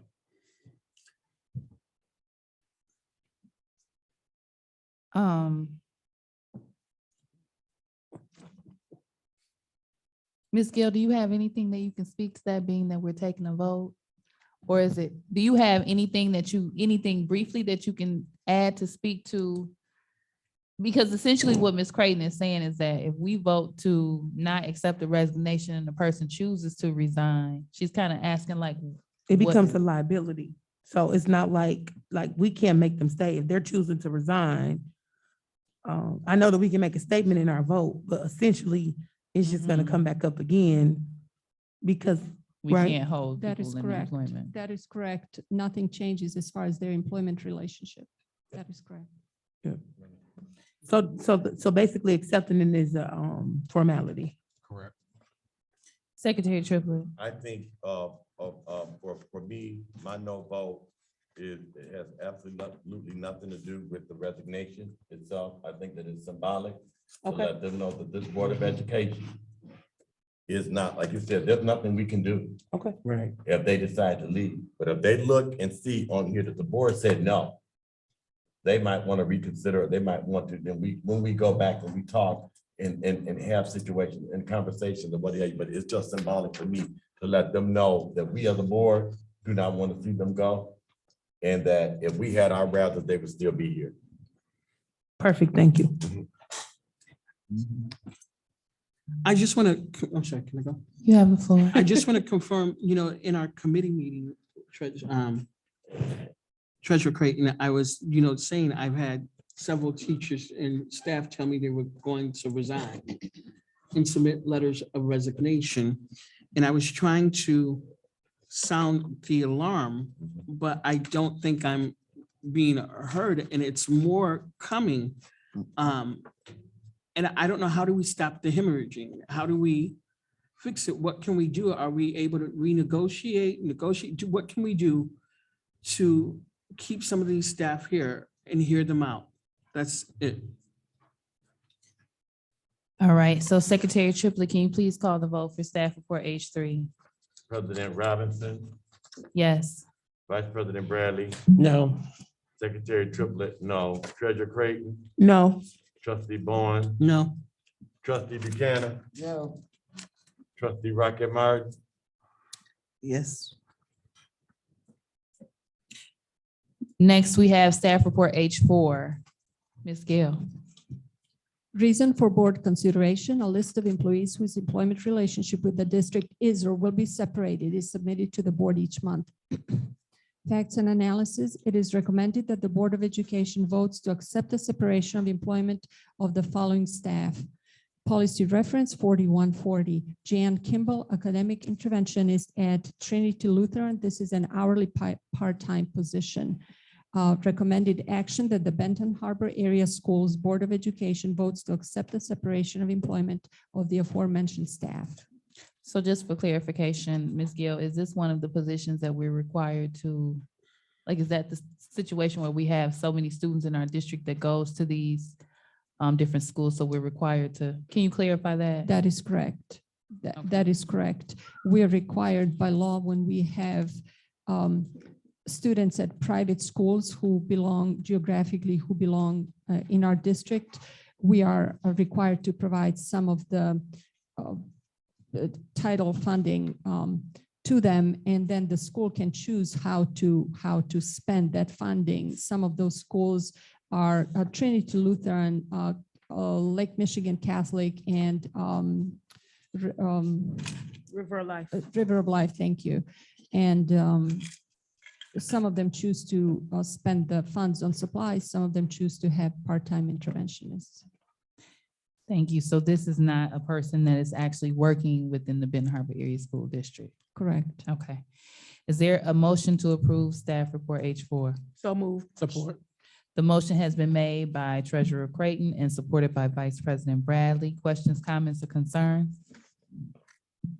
Hearing none, Secretary Triplett. Madam President Robinson, Yes. Vice President Bradley, Yes. Secretary Triplett, yes. Treasurer Creighton, Yes. Trustee Bowens, Yes. Trustee Buchanan, Yeah. Trustee Rocket Martin. Yes. Motion carried. All right, next, thank you, Ms. Gail, for your reports provided this evening. You are appreciated for your patience as well. I do acknowledge that you all sit here quite a bit of time before it actually gets to your report, so I appreciate that.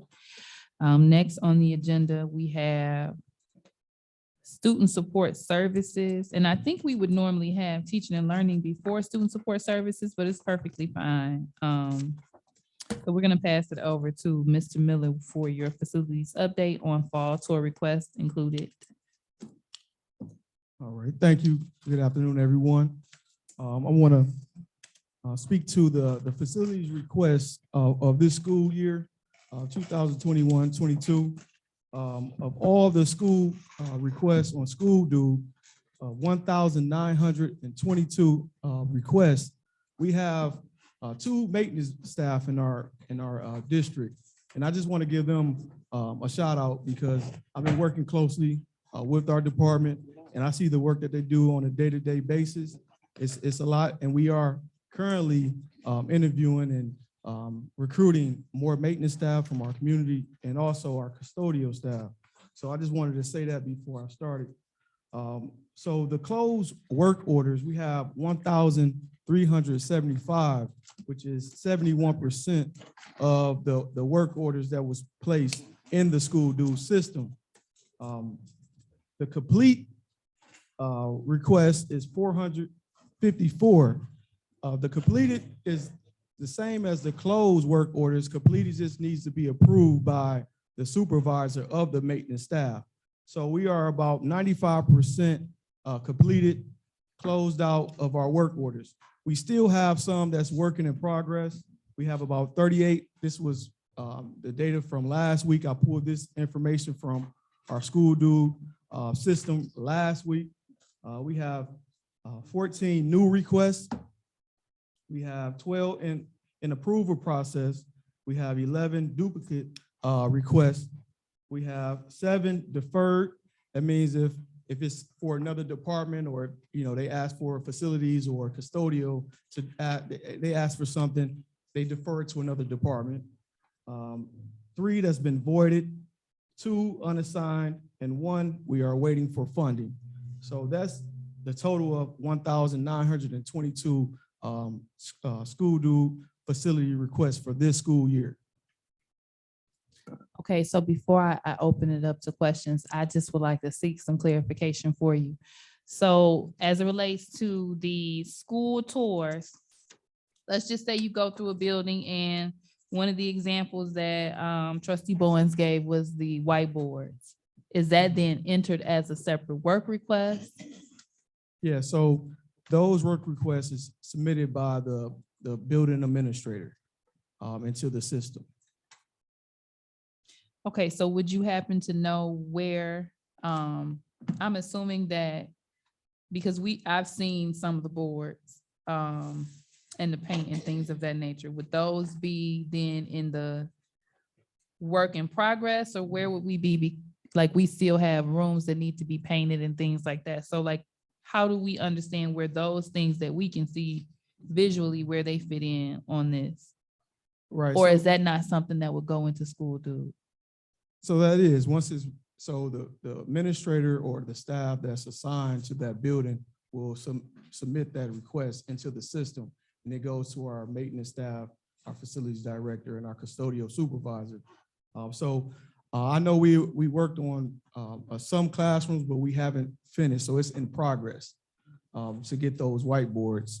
So we put the whiteboard covering, so we need to finish off the deal. So it's in progress. Okay, so I understand what you're saying. Some of those things that we're seeing may be work in progress. We might have started painting a couple rooms in the building and not the other part, so it's considered a work in progress. Yes.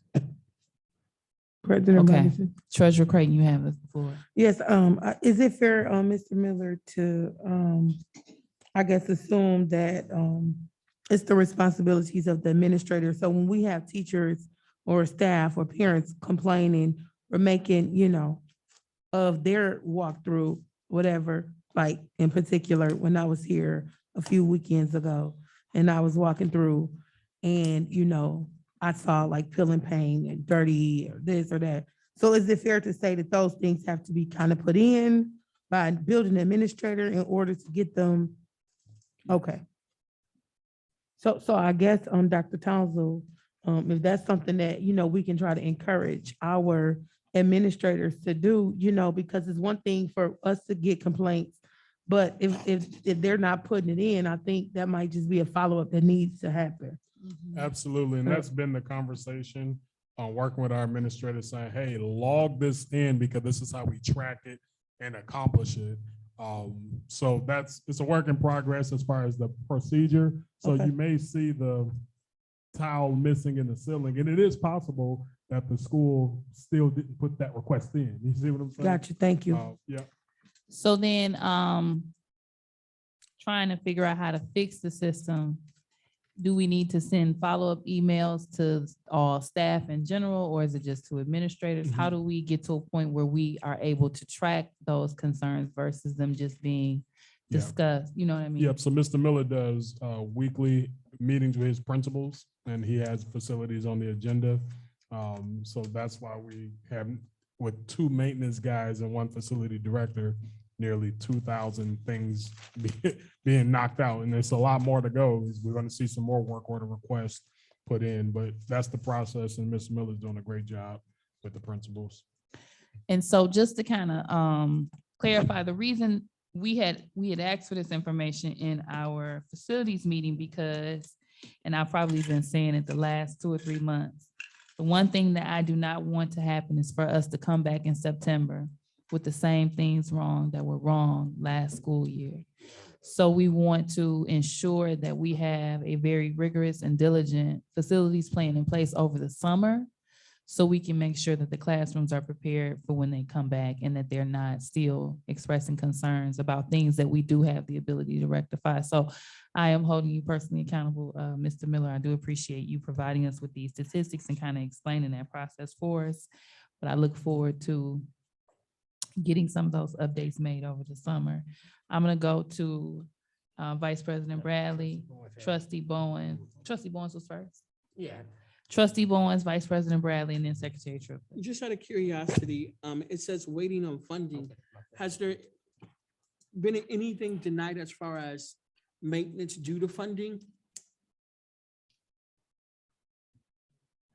We can look into, I don't know what's waiting on funding. I know we got, we're waiting on quotes from our roofing.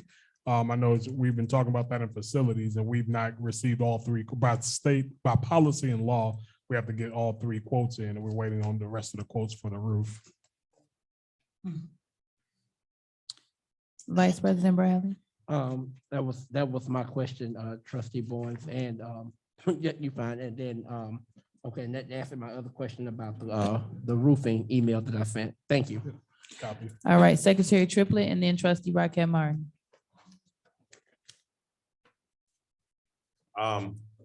Again, thank you for this visual.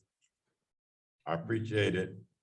I guess I have a question about how does something look decline?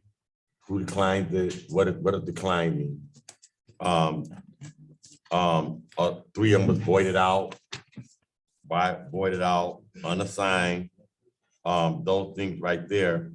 But I just want to say this to you, Mr. Miller. I walked in the pride of Benton Harbor High School is Colfax Gym. I walked in that gymnasium all year long. Paint in the newspaper, pictures under the basket, paint torn off.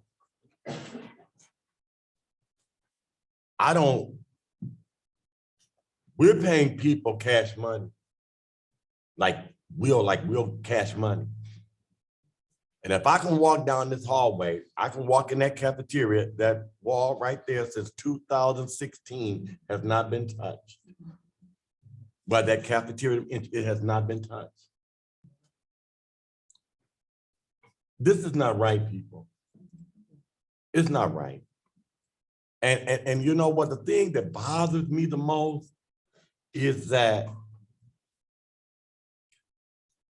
none of us would allow this to happen to our kids. Our kids, many of our kids go to places where it's top of the line. Faith goes to Benton Harbor Area Schools. And that's good. And she's sitting over there in that, Hey. She's sitting over there in that building with mildew, mold, and everything else. Because my nieces and nephews and great nieces and nephews go up here. You know what? And it's offensive. They won't even take up. They won't even go in the shower. And other people, kids are in these grander facilities. So don't tell me. Show me. Show me. Every time I go and I see my grandson, I come back here and I hear him talk and I hear him share and I hear him think, I cry for Benton Harbor. We got people on this board that want to so bad to send their kids here. It's wrong, and people sit here, if you ask people questions and they get offended about what's going on here. These people got excellent evaluation.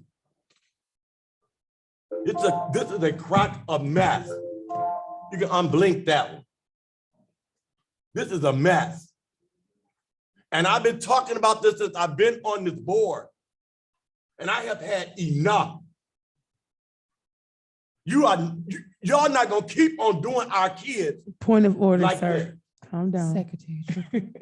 It's no point of order, y'all. Now, let me tell you, I love y'all. I'm gonna respect ask- y'all capacity. I don't stop y'all nothing. I'm going to speak. I've been sitting up here. Just calm listening. down. But we're Point of order. no, Secretary Triplett, with all due respect, you have 2 trustees that love you very much that are asking you to take a moment to pause and bring it down. Let me tell you something. Oh, I'm pausing right now, because it would be worse than this. All right. But anyhow, what I'm saying is this ain't right. It don't look right. It don't feel right.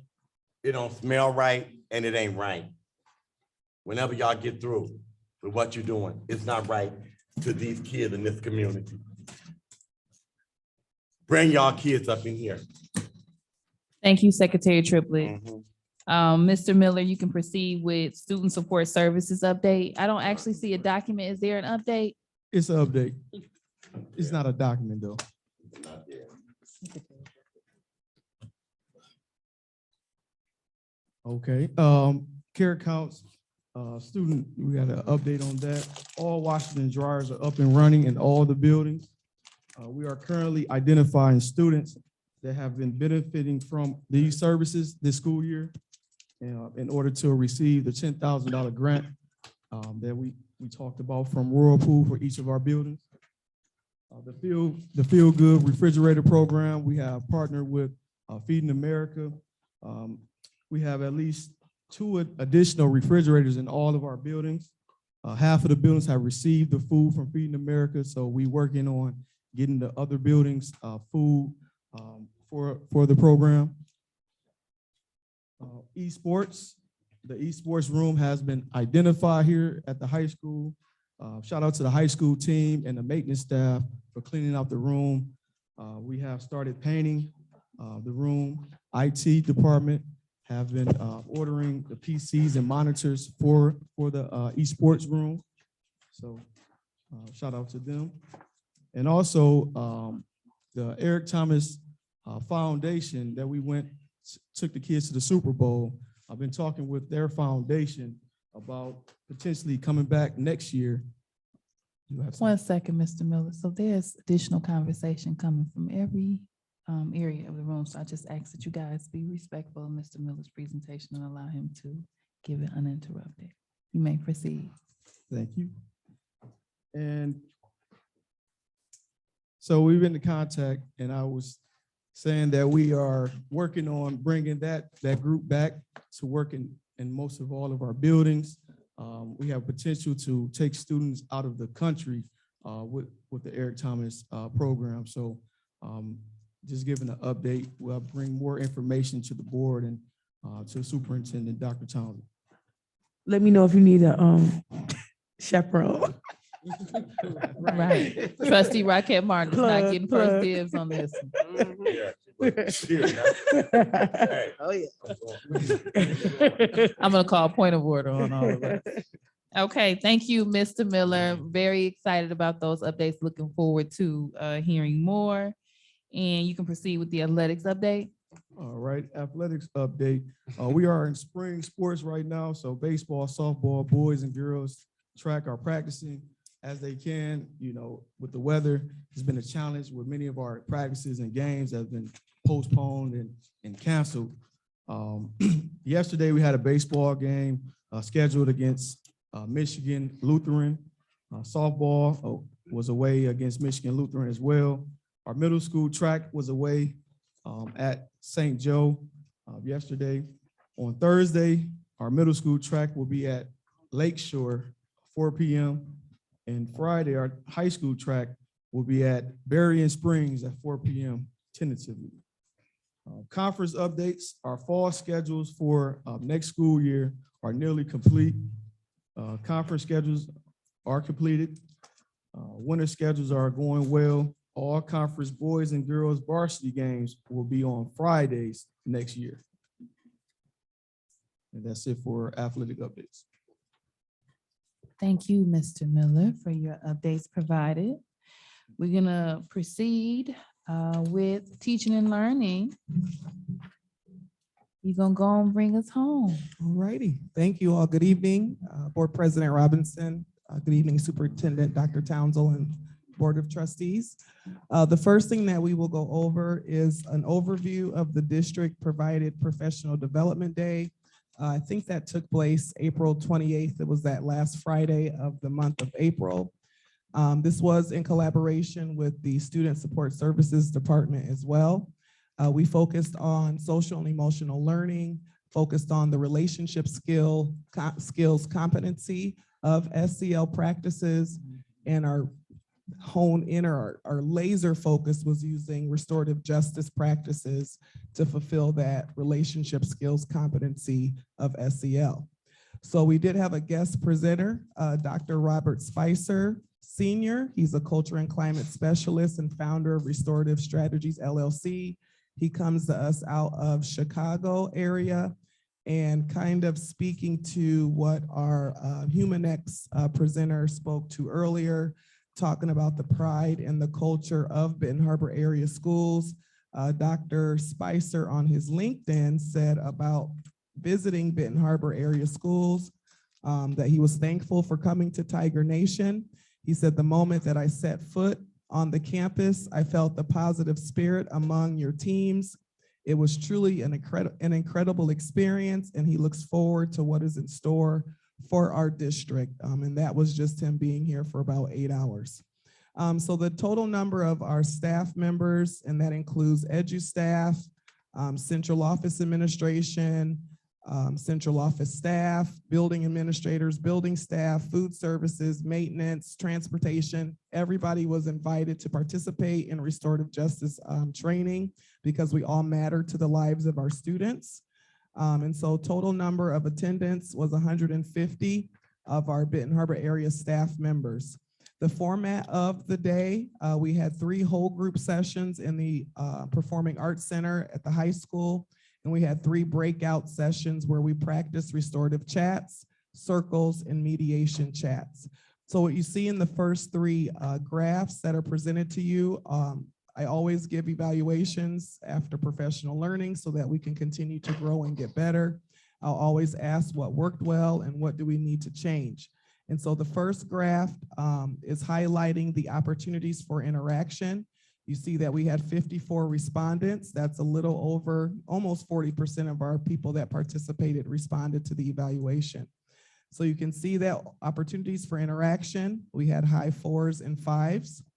On the second page, the format of the presentation, which was me kind of giving the why for this work, then going into Dr. Spicer, who used a book to tell a story. He told a story that lasted the whole entire day. Everybody was wanting to know who Antoine was. It was hilarious. But anyway, so the format, you know, him lecturing, him reading a book, PowerPoint presentations, breaking out into breakout sessions. Again, we had high regard for the format. 5 is good, by the way. I don't think it says it on here, but 5 is good. Agree. And then overall rating of the presentation of the day, again, we had a majority of our staff state that they were satisfied with the overall facilitator. I just highlighted, we had about 4 to 5 open-ended types of questions on the evaluation. And I just only pulled the first 5 of each section, but there were a total of 55 respondents. So if you just read the best thing about this professional learning, we were able to engage in the circle time and not be judged, being able to model the restorative circles. It made me feel empowered in ways to be a true help to the students. I really liked the collaboration amongst the colleagues, the overall message. The second one was focused on I now understand. And Dr. Spicer shared this, I guess, almost slogan with us that he uses in his practice about practice, promote, and permit. And it reminded me of what he said, somebody spoke to earlier, just realizing what we pay attention to is what we intend. And so that's kind of what he means by practice, promote, and permit. What we practice, we promote, and we allow it to happen. So we want to just make sure that we're paying attention, being intentional about what we allow our students to participate in. And even us as adults, it's not even just about the students. Another one, I now understand that with time and patience, restorative justice model can be successful. I now understand that using restorative justice is giving the students a much needed resource. I now understand knowing when and for whom circles are a good choice for, and peer conferences. That was just another tool that we use about restorative justice. Moving on, I would like to know more about social and emotional learning, how to work with the time, how to work the time concerns with restorative justice, because we know that in some cases it does take hours, you know, depending on what's going on with the child or however many people are involved. It can take 2 to 3 hours to do a circle sometimes. So just understanding, you know, time concerns, when to use circles, other options for students who are not comfortable with sharing in a group and family group conferences. One thing that I would change about this professional learning experience would be, I would change everything to the first floor. We did do a lot of walking up and down the stairs. At this point, no changes, question and answer time, have a part 2, nothing. And I'll tell you, nothing came up at least 15 to 20 times. Like they would change nothing. I thought that was great. And then the final thing, as far as open-ended questions, what would you like to see as a follow-up to this professional learning? Bring Dr. Robert Spicer back for more training, somehow practice with actual students that will give a quote unquote real response, more opportunities to practice and make a plan to implement it across the school. I would like more collaboration, more mediation options. So those are just a few examples of what people said. So our next steps, because we will continue to be intentional about what we're doing when it comes to our professional learning and implementation of these types of practices. But when we come back in the fall during the week of August 15th, the Teaching and Learning Department, in collaboration with the Student Support Services Department, will provide professional learning on equitable educational environments. intentional systems of support that embed these practices into our everyday practices, and ongoing support for building principals and restorative justice coordinators to ensure the practice is realized fully and with fidelity. The purpose of this week, this is again August 15th, there's going to be a whole 5 days of professional learning that will be offered, is to provide our staff with evidence-based practices that support a positive, welcoming, and safe environment for all stakeholders, which will in turn increase engagement. If we think about our HumanX survey results, this week can help support engagement across our district, belongingness across our district, positive relationships across our district, and academic achievement. And so just to give you just what we'll be doing those 5 days, the first day, we're having a person come in, her name is Barbara Colossaro. She focuses on kids are worth it. She talks about relationships between the teachers, staff, and students, relationships with each other. And she also focuses on bullying a little bit. Our second day, we're having a second restorative justice facilitator come in. He's also awesome. They'll love him just as much as they did Dr. Spicer, even though I will keep in mind that we really did like Dr. Spicer, but I have one more person that's really good too, that we're gonna bring in and do another day of restorative justice, that Circle Foundation, and really understanding the Circle process. Days 3 and 4, 2 days will be focused on classroom discipline by Kagan structures. The district has already put in a lot of work using Kagan structures, but they also have a discipline model that's very comprehensive and teaches us that discipline is about teaching the child and not just giving out consequences. So how do we shape the children's behavior for the behavior we want to see in our schools so that we can be successful? And then day 5 will be on character.org, focusing on the 11 principles of character.org. And those range from vision and mission, making sure our schools have clear visions and missions. FPE is a great example of vision and mission. I see it every week when Mr. Litton gives out his staff bulletin. He has what he calls touchstones. Character.org calls them values. But regardless, making sure that we have all those 11 principles that make positive school cultures in place will be our last day of training for that week. So that will be our next steps, continuing that focus on social and emotional learning. But just to give you a recap, great reviews. And I think I actually skipped over those pictures. Liz, if you want to click that link there real quick before questions, it's the one next to, oh, well, it may not work, but maybe if you request access, our photographer can give it to you. No, it's the other one you clicked. We have to ask. He gave us, a couple of us, access, but Email them. so if you want to click it and ask for it, it's the photographer. I'm sure he'll approve your access, but there's pictures that I believe that we're going to be posting on the website eventually. Okay. Thank you. What- Any, Yeah, go what ahead. questions? Thank you. Go ahead. Sorry. Any questions regarding the professional development? I just comment, I looked over everything, during my, review of everything, and, just looking at the survey and, seeing the feedback and the pictures. I did see a few pictures on I think, social media. Very good. You're making me want to go join into the professional development because it sounds so, engaging. So definitely look forward to hearing about the next event. Thank you. I would just like to say I like how thorough the information is that you provide to us. It kind of leaves no page unturned, no question unanswered. So I appreciate that. You're welcome. Secretary Triplett. Restorative justice seriously is absolutely amazing if it's done with fidelity and consistently. I was at Chicken Coop today, and a young lady, we were going to the high school at this particular time. We were doing restorative justice. Also, Mayor Muhammad is really versed in this. He led that division right here. These girls got to fight. The governor or somebody was in this building in an assembly down here, and a whole street fight and everything with these girls. And It was they on were Empire in the back. You pointed the wrong way. Yeah, they were 2016. yeah, they were coming in. The governor was coming in and officials from the state, and we were pushing them out. So when we went, as the principal, when we went to the meeting, I wanted them kicked out of school. I wanted them to go before the board for expulsion and everything. I was furious. And we ended up using the restorative justice piece, and I wasn't feeling it at all. True story. No, long story short, with the step of the restorative justice, there was a huge pep assembly here. These girls with parents and everything in central administration, these parents, these girls came to the rally and they did a skit. They ended up like they did the fight and everything. And then they showed student bodies. It's at Ben Harbor High School, how they, remember that? How they worked through using the tactics from restorative justice. I'll never forget it. But I know for myself, I was like, no, I want them expelled.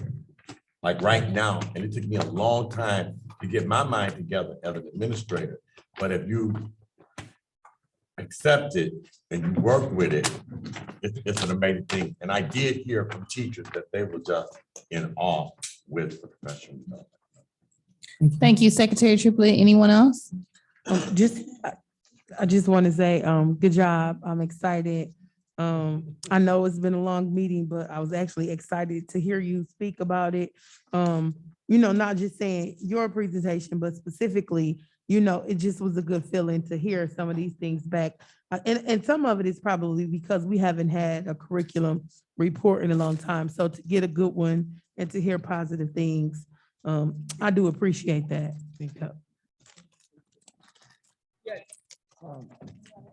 I've heard nothing but good things, and I'm out in the streets a lot, so I heard nothing but good things, and kudos. I even emailed Dr. Townsend, so kudos, thank you. Mr. Cannon? No, I was just saying, I emailed you after I heard about the retreat. Okay, you can proceed. Okay, all right, moving on to Mr. our Cannon summer had it. school program update.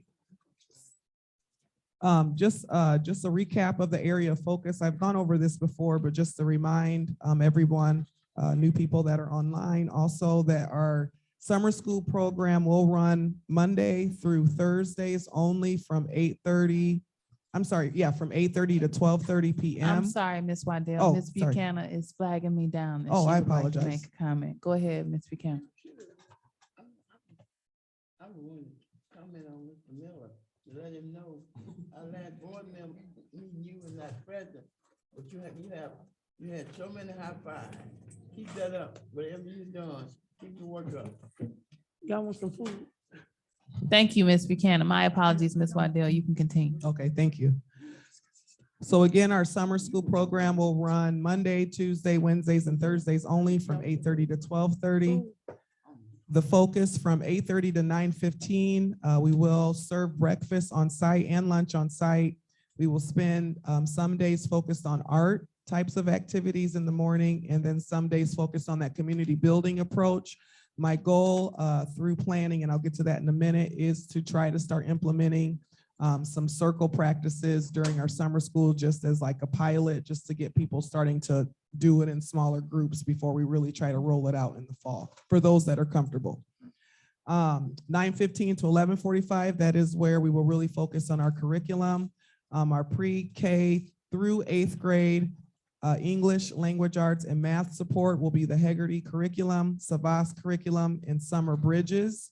And then our 9th, and actually it should say 9th through 11th grade, and I apologize for that, will be credit recovery for English, US history, biology, and algebra. And again, at the end of the day, lunch will be served, and then we will play some type of organized physical activity, focus on art or community building at the end of the day. Last time I reported to you, I think we were at 30 total students that had registered. As of today, we actually are at 168. So when I typed this last week, it was 138. We're now at 168. That's averaging out to 1 classroom so far per grade level, except for 4th grade, we were able to secure 2 classrooms per grade level. The pre-planning was to have 5 classes per grade level, so we're slowly getting there, but we are growing in numbers each week. You can see that a majority of our students are coming from the elementary level, with it's almost split down the middle, with the other half coming from secondary. Our marketing approaches, just so you know what we're trying to do to secure registrations. We have Facebook posts, it's on the website. Registrations have been given to students. They've been mailed home for middle school students. They've been posted in several locations across the schools. It's on marquees. The curriculum subcommittee made a suggestion to target our second and third grade families, and we've done that as well. There's a letter going home specifically to second graders in preparation for the M-STEP a year from now. And then our current third graders will also be receiving a letter just in case they did not meet that M-STEP threshold. They need to come to summer school as well. So we took that information from the committee and implemented that. This Thursday, watch our Facebook page. According to our communications director, we will have another video out in relations to summer school. Really short and sweet, but it's fun. So make sure you follow us on Facebook if you're not following us. Teacher and support staff. Currently, we have 75 teachers or support staff that have applied or have expressed an interest to work in our summer school program. Depending on our numbers, though, we may not be able to fulfill that request for everyone. So we will use seniority to start. Certification will help make those decisions second, and then previous experience. But seniority will be the driving force on who secures a position in summer school. And then those final placements will be given out by the end of this month. My hope is sooner than the end, but by the end of May, everybody should know their placement. In preparation for curriculum, week of June 13th through the 17th, we have a committee of about 12 teachers that have been identified to come in for that week to organize the summer school curriculum for pre-K through 8th grade. This will consist of each grade level getting a guide on what to teach and when to teach, as well as getting the material organized for distribution. Actually, the date has been confirmed. It's no longer tentative, but Thursday, June 16th will be our day that we have professional learning for summer school specifically. And then summer school will roll out on Monday, the 20th. Community collaborations, the YMCA will be providing each classroom with a youth staff to support the teacher with academic and social emotional needs of students. They will be giving us high schoolers that will work in our classrooms. At the end of the 5-week summer program, there will be an extended summer learning challenge. We will be using the curriculum Summer Bridges for language arts and mathematics. And that curriculum is known to support students with growth. If they just spend 20 minutes a day doing that workbook, it shows and improves growth. But that will be provided to our students July 25th through August 26th. Again, it will be on their own type of thing, but they will be given the material. We will have a challenge. If you do this book and bring it back at the start of school, you'll have an opportunity to hopefully win some kind of big prize. I asked some kids I think I was at FBE, what did they want? Of course, they always say what? PlayStation. So we'll see what we can do. We'll see what we can do. Right. But anyway, so the collaborations with the Y continue because they're going to have a tent connection where they plan on setting up a tent in our community of Benton Harbor. And any student that wants to come, daily for some support, there will be staff members from the Y staffed at this tent to support them and do some type of summer activity with them. In addition, Benton Harbor Area Schools is going to give an opportunity to 30 of our students to sponsor their membership at the Y. If they want to go to the Y and they're interested, we will sponsor 30 students to go to the YMCA and receive that extra summer learning as well. So not only will we sponsor 30, but then they're going to be providing a tent to support more of our students in our community. And then I do have a meeting coming up with Area Agency on Aging, who will also provide foster grandparents as volunteers to our program as well. And I'll provide those details as they come up. And of course, transportation will be provided.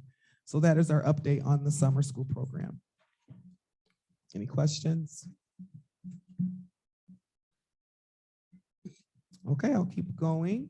I just have one thing that I just thought about. I think based on like the length of our meetings, like, yeah, teaching and learning, like, lets the parents know what's going on with their students and things like that. So I think that, because I'm amazed that the community has stayed here with us this long, but I would like to see if we can move teaching and learning above business and finance, directly under Dr. Townsend, so we can ensure that we can get the parents informed on what's going on within the schools.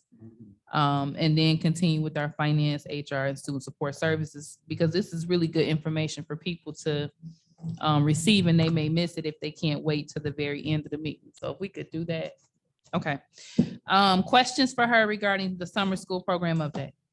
Thank you again. With that second grade, we talked about the second grader with emphasis and focus being placed on the second graders who will be taking the third grade test the next year.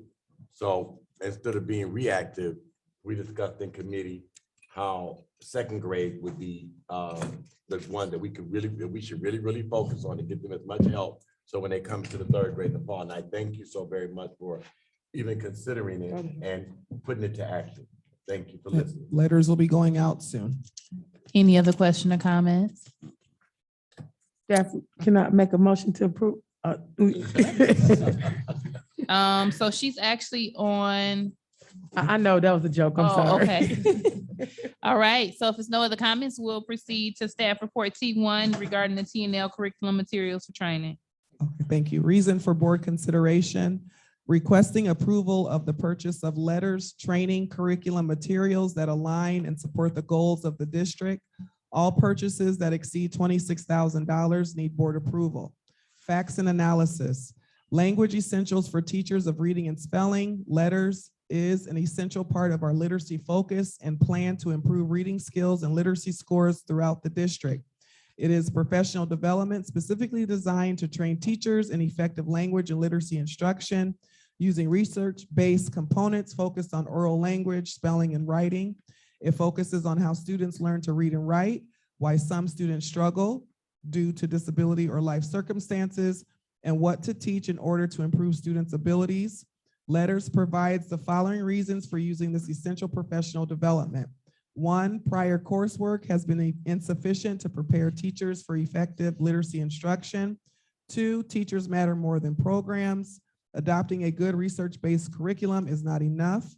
3, teachers need compatible coaching and peer support. 4, teaching reading is complex. 5, language is a missing foundation in teacher training. 6, help me. It's not phonemic. It is. Phonemic awareness. Okay, phonemic is supposed to be phonemic awareness. And phonics are major components for which teachers need more training. 7, teachers' estimates of their own knowledge of teaching reading often diverge from objective evidence. 8, acquiring deep knowledge of reading instruction takes time. 9, when teachers know more, students learn more. 10, effective teachers are more content with their job and secure in their abilities. Additionally, it is supported research-based professional development tool highly encouraged by the Michigan Department of Education, especially for school districts who are recipients of our ME-CLSD grant. It connects directly with our other literacy initiatives, including SLD Read, Thinking Maps, Literacy Essentials, and Disciplinary Literacy. The literacy team has worked Michigan MTSS to create crosswalk documents to connect these initiatives effectively to one another, helping our teachers build on and leverage each initiative to deliver highly targeted literacy instruction. 56 of our teachers are currently enrolled in cohort 1, part 1 of letters training. This purchase allows us to continue on to part 2, including administrators, and begin work with cohort part 1. It includes the cost of materials and training. This is a sole source purchase through Lexia Sole Source, and there's additional resources. The policy number is also listed as 6320 for purchasing, and the recommended action is that the Board of Education approve the purchase of the letters training curriculum from Lexia for $45,182. Thank you. Is there a motion to approve staff report T1? So moved. Support. The motion has been made by Treasurer Creighton and supported. Motion has been made by Treasurer Creighton.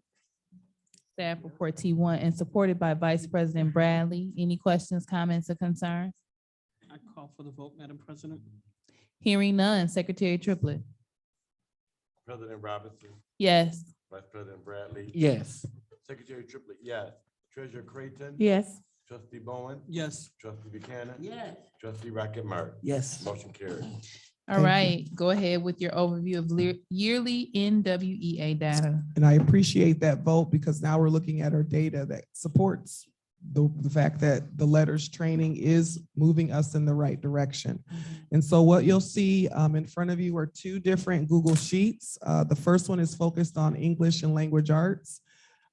Just to give you the growth key, green shows that there was an increase in the students' RIT score. The yellow shows that they maintained their RIT score from when they took it in the fall. The red means that there was a decrease in the RIT score, and blue highlights the fact that they reached their RIT level or growth goal or even exceeded the growth goal. And so you will see that for a majority of our students in the spring, when they just finished the NWEA, we did see growth across most of our grade levels for language arts. We do see that our middle level did have some struggle, and we could talk a little bit more. If I need to send you more information on why that may be, I can do that. But I do want to highlight that we do have some areas that had some significant growth at DEC. Not only were they successful at reaching, and that should actually be blue, but they were successful at reaching their growth goal at 139 RIT score because they actually received a 145. And that kind of stretched out a little bit more. That was their goal plus half. And that's the type of growth we want to see when we're working with our students, because our students are falling academically behind. Not only do we want to reach the goal that the system sets for us, but we want to stretch it a little bit more because we have a lot more to catch up for our students. But you can see that in language arts overall, we did have growth. When we turn to the second sheet, and that's at the bottom, yep, you got it. We are focused on our math. Make sure I did not mess these up. Yes, we're focused on our math on the second Google Sheet. And again, overall, you can see for our spring data that we did have overall growth. And in some cases, growth was significant, and some growth was pretty minimal and expected based on NWEA. Any questions in regards to the data for NWEA? Secretary Triplett, I want to make sure you note Trustee Bowen's exited at 10:20. 10:25. Any questions regarding the NWE scores? I just want to make a quick comment. Vice President Bradley? I'm looking at the numbers. I'm seeing, I'm happy to see that they're an upward trend, in certain areas. So that's a good thing. All right, any other questions, comments? Thank you very much All right, for your thank you. presentation this evening. Thank you. All right, so next on the agenda, we have old business. Facility update, demolition of buildings. It was, I believe, Trustee Rocket Martin indicated she wanted to revisit the conversation. Trustee Bowen supported it or indicated he felt the same way. There were individuals that asked to revisit the information that we went over in our special meeting regarding that topic. Liz emailed out that information, I believe, Thursday. That included the minutes, the original quotes, and everything that the presentation that Mr. Johnson went over in that last meeting, just so we can revisit where we left off on that particular topic. And then Mr. Johnson clarified that the lowest bidder, which is in the email, offered to extend the bid. Did we ever hear back as to how long the extension lasts? Okay, so he indicated we're still awaiting that reply as to how long they're willing to extend it. So this was just me giving you guys the update that that information was emailed out. As stated, trustee Raquel Martin did indicate she wants to revisit it, so it will be on next month's agenda. But I just wanted you to all to make sure that you pull that email and go through that information and take a look and see if there's any questions that you have for Mr. Johnson or Dr. Townsend on anything related to where we left off and what we previously discussed. Secretary Triplett. Yeah, the $700,000, that was the lowest when I looked at the information. And I think we used that $700,000 to get these buildings fixed up and then go with the things. So you know, it's my stand with it. I don't know why. I don't know what the push is with the demolition when the building, that's almost $1 million. Our building need to be, that our kids are in right now, need to be brought up to code immediately without excuse. So to take money, I don't know where it's gonna come from, but again, it just keeps coming up. And I don't know who's behind this for us about tearing down buildings when buildings are in deplorable condition right now that our kids come in every day. So I just don't see the rationale, but it's okay. But the lowest bid from what was sent out was $700,000, almost $1 million from the sheet that she sent. Well, if it wasn't, what was it? If you know, you said you don't know, if you know it or you don't. So the information that he indicated he didn't have was how long they're willing to extend the actual bid that was provided. But do you have the bid amount? We have it via email as well. I did, I saw it. Yes, I believe it's just over $500,000. It's on the bid tabulation link.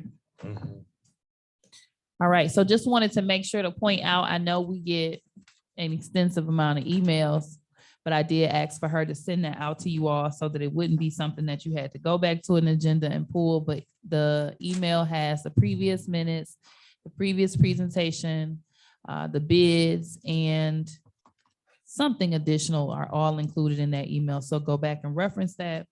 And then follow up with Mr. Johnson and Dr. Townsend if you have additional questions that we did not ask in the previous meeting that you'd like to see clarification on. Madam President, You have the floor. where are we with our facilities update plan? Because I mean, I know that people are constantly pushing for demolition, but I've been pushing for a facilities update plan since last summer. Sure. Dr. Townsend. Yes, ma'am. It's a work in progress, but we'll be able to talk about it at our upcoming facilities meeting. I think I heard that a couple months ago, but I'll take it. But I would like something added to the agenda since people want to just keep tearing down stuff and I haven't heard about any improvements again. I mean, I'm not pointing the finger, I'm just throwing it out there. Duly noted. Madam President. 1 second. Vice President Bradley, you have the floor. I was just gonna say real quick, I will have you invited to the next committee meeting. Perfect. Yeah. Okay. No problem. Trustee Raquel Martin. I want to note it that we're not tearing down buildings, we're tearing down junk. If you've ever had a chance to walk through those buildings, it is an eyesore for the community. Make sure It is you quote the very- word junk. Excuse me. It is You are ve- excused. Certain things are just unacceptable, and then I can't believe And it is nobody very- allowed Okay, this to happen. Point of order, trustee. Thank So I'm you. gonna ask that we allow each other to have the floor uninterrupted so we can try to hear what each other has Well, I to would like for say. you to go over the norms, because certain things are just disrespectful, and it's 10:30 at night. And I will not sit here and allow anyone to disrespect what's going on here. Like, how do we call something junk? It is very dangerous for any of those buildings to stand. If a child, especially the one bar, it is burned out, every critter in town probably lives in there. If a child goes in there and gets hurt, we will be held accountable. I have personally walked through the buildings. It is a hazard. I went through Martindale. The gangs have pretty much taken it over. Even though we try to keep it boarded up, they constantly break in. They have set a table around with tables under. They've got their gang graffiti on the walls, and they have their meetings there. So I kid you not, if you do not believe me and you want to see for yourself, I'm sure maybe arrangements can be made with Mr. Weber or with Scott, and you yourselves take a look. I also had a parent to come to me today and ask me, that's an eyesore for our community. It's an eyesore for our community. We are constantly spending money to keep up those buildings. They have not been used. Martindale has not been used in years. Neither has Bard, neither has North Shore. I formally asked, prior to this, I had Mr. Barnes and Mr. Meeks were supposed to come in and do something with them. And so I kind of relented, but we've not heard from them. They have not approached us to do anything in those buildings. I know when I first took over MLK, it cost them almost $200,000, a little bit more, to bring that building up to code. And that literally was a structure that was standing and usable. These structures that we're talking about are not even usable. I would not want my child to go there. I would not want your child to go there. And you literally would have to tear it down and build it back up to even use it. If the land is good, if we want to put a new elementary school there, we could do that. If we want to put a new elementary school out where Martindale is, we can do that. We can use that land in a more constructive way than to have buildings just sitting on there doing nothing. Okay, so the only thing that I want to add, trustees, is that I did not put this on the agenda as a means to rehash or start the conversation at this particular time. I just wanted to make sure you all were aware and saw in your email that that information was sent out to the board so that you have an opportunity to review it.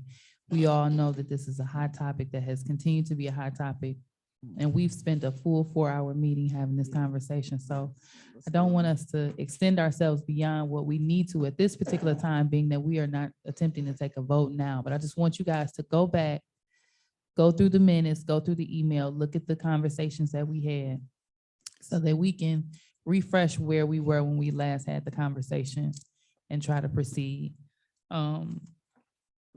Then next on the agenda, we have new business. And I think Treasurer Creighton, you had something you wanted to add to new business?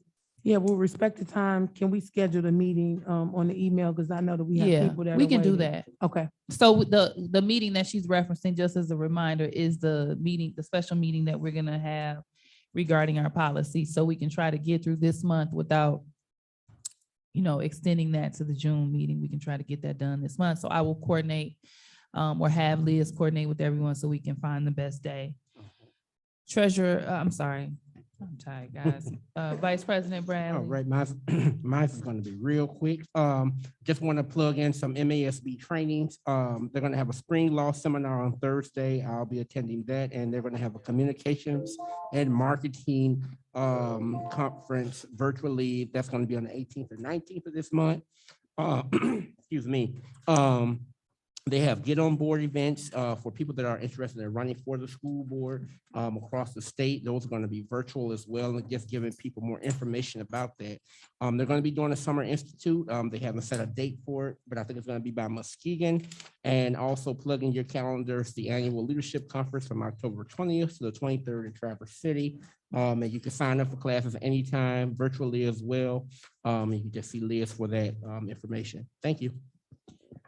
All right, any other new business? Hearing none, we'll proceed for open public comment. Is there anyone here that wants to make open public comment? Okay, give me an opportunity to read the statement. You can proceed to the mic and I'll read the statement. The Benton Harbor Area Schools Board of Education recognizes the value of public comment on educational issues and the importance of allowing members of the public to express themselves on district matters. Today, there were 2 areas for comment on the agenda of which you may decide when to speak. Public comment on agenda items was earlier. We're now at open public comment. We request that each interested participant complete a public participation form using legible writing to ensure that responses are appropriate and properly focused. Per Benton Harbor Area Schools Bylaw 0167.3, which governs board participation at, public participation at board meetings, we request that you preface your comments with your name, address, and group affiliation when appropriate. Each statement made by a participant shall be limited to a 3-minute duration, and per our bylaws, no participant may speak more than once during this meeting. Participants may remove their masks when addressing the board. Participants shall direct all comments to the board and not to staff or other participants. The board will listen, take comments and questions under advisement and not respond at this time. I, as president, will refer questions to the superintendent for research and response. Please ensure that your public participation form includes your contact information as requested. If you have specific questions for the board or executive team that require follow-up, please email those directly to liz.goodwin@bhas.org. You have the floor. Good evening. My name is Teresa Williams. My address is 899 Wakanda, Ben Harbor. My concern is that this is my grandson here. He went to the charter school when school first started, and he was only there a couple of months, and he had got put out of school, and because the kids had said that he had a play gun. So the principal met him at his home. Mr. Harris, he met him at his home, and him and the mother searched his book bag and everything, and they didn't find anything. So he ended up, Mr. Harris told his mother, just give him time. He was gonna go check the cameras or whatever. He did that. He didn't see anything. So he ended up going back to school for one day. And then Mr. Harris put him out again and told his mother just to send him, send him back to Ben Harbor. And so he was out of school a month and a half before I found out about it, because I thought he was back in school. So I went and talked to Mr. Harris, and he told me, he said, well, I didn't expel him. So what his mother did, she came up to the high school to register him. So she let them know what Mr. Harris told her. And so at that time, they said they'll get back in touch with her. So she said nobody never got back in touch with her. So I'm like, well, he's still out of school. We're going into December now. And so I went and talked to Mr. Harris, and he's like, Miss Williams, I didn't expel him and or anything. I just told her to just send him to back to Ben Harbor. I was like, for what? He was like, I just, I don't know. So I was like, okay. So I talked to Miss, what's her name at the high school? Matthews. I talked to Miss Matthew, and she instructed me, Miss Williams, I know you're the grandmother. She say, but I can't really discuss it with you. I say, so what did she say? I've been trying to get in touch with Mr. Harris. She said he won't respond to me. So I say, well, what do you need from Mr. Harris to get him arrested? She say, the letter. So I went down there and I got it, and he sealed it, and I gave it to his mama, and she brought it back up here and gave it to him. So Ben Harbor did let him come back in January, put him back in the Ben Harbor School District. But however, they only got him coming like, well, he can't go to school. They got him like, well, he doing work at home. It ain't working. He need to be in school with everybody else. And so when his mother came and talked to whoever the principal is, Mr. Roseborough, over at Fairplain or whatever, she talked to a couple of people. I don't know exactly who she talked to, and they agreed to let him back in school and everything. But it's like it's not, it's not working. They say, well, he could come back, back in the building next school year. Nobody never talked to him, and right after that, Mr. Harris got fired as soon as that happened, because, by law, he was not legally supposed to tell her to just, send him somewhere else.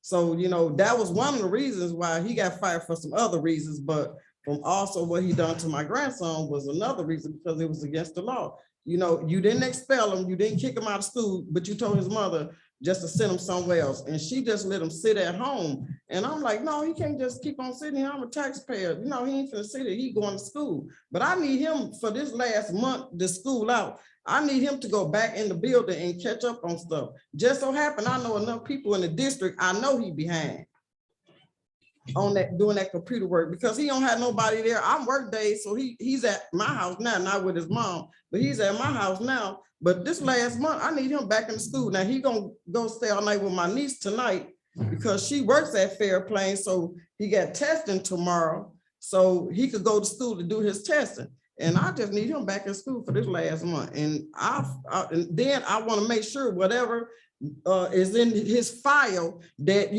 if he choose to go, because I got kids that live in the Kalamazoo area, if they choose to come get him next year, I need to make sure that this mess is not in his file. Else, I'm gonna file charges probably against the charter school or somebody, because without, nobody finding anything, it should not be in his school record, period. So I'm just trying to figure out, can he go to school? We'll get in contact. I have Mr. Miller and his team reach out and just find out what the situation is and give you some answers. Okay, thanks. Yes, ma'am. She wants you to fill out the form so she can get your information. Okay. All right, thank you so much. Next. Hi, Brenda Terrell, 2359 Ranchi Road. I kind of just need a clarification. I was hearing some things when the committees were talking.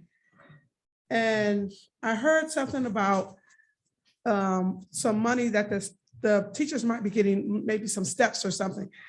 And I was a little confused because we're still in negotiations.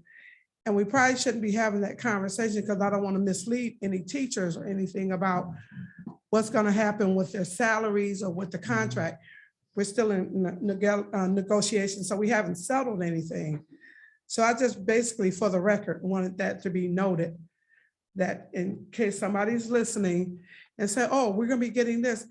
We have not settled our contract yet. We started in January, but we're still in negotiations. So any kind of conversation about salaries should be put on hold. Yeah. Thank you. Thank you, Ms. Terrell. Next. Thank you, board, for your service. My name is Sherry Shalegi. I reside at 291 Hastings Avenue. I would like to speak briefly about, I teach here at the high school. I'd like to speak briefly about my experience with HumanX, Tim, who was supposed to, come to the high school. And as he mentioned, he missed that appointment. So April 26th, we waited for about 30 minutes. Nobody showed up. Administrators were present. Brian Scoggins in particular, they came in and said after about 30 minutes, they're not coming. We don't know why. And I said to Brian Scoggins, are they going to reschedule? He gave me no answer. So time went by and no email, no communication, nothing. Time went by. I thought, well, I'm going to have to contact HumanX myself. And so I did. So on May 6th, I spoke with Tim and he stated then to me that he somehow missed the appointment. Well, apparently it's been rescheduled for tomorrow, but again, no communication, no email, nothing has gone out to staff. Additionally, with respect to our NWEA testing, I participated in the 10th grade. I assisted in September when we first tested our students. So the conditions for the testing in September for those students is not the same as the conditions at the end of the year where we tested them at the end. The students were put in the cafeteria, seated on cafeteria tables close to each other. They had phones. I was down there, Mr. Renfro, who has resigned, he was down there. Patricia Milanowski was administering the test. The students were talking. I mean, it was a difficult situation for students. The last time we tested, I tested in my room and it was myself and my students. It was an agreeable situation. So I just want to be clear that the conditions for testing were not the same. The most recent NWEA test, the students didn't have their phones. They were taken from them. But in that first testing session, they had their phones. And again, it was a difficult testing environment. Thank you. Thank you. Anyone else? Okay, I know that when I talked to the lady at the high school, she was saying that I would need a piece of paper from his mom, notarized that, You're the guardian. but no, I'm not his guardian. He just he been with me ever since this stuff happened. But however, his mother is not my child. His dad is my son. So is it any way that anybody here that's a notary so he could sign that?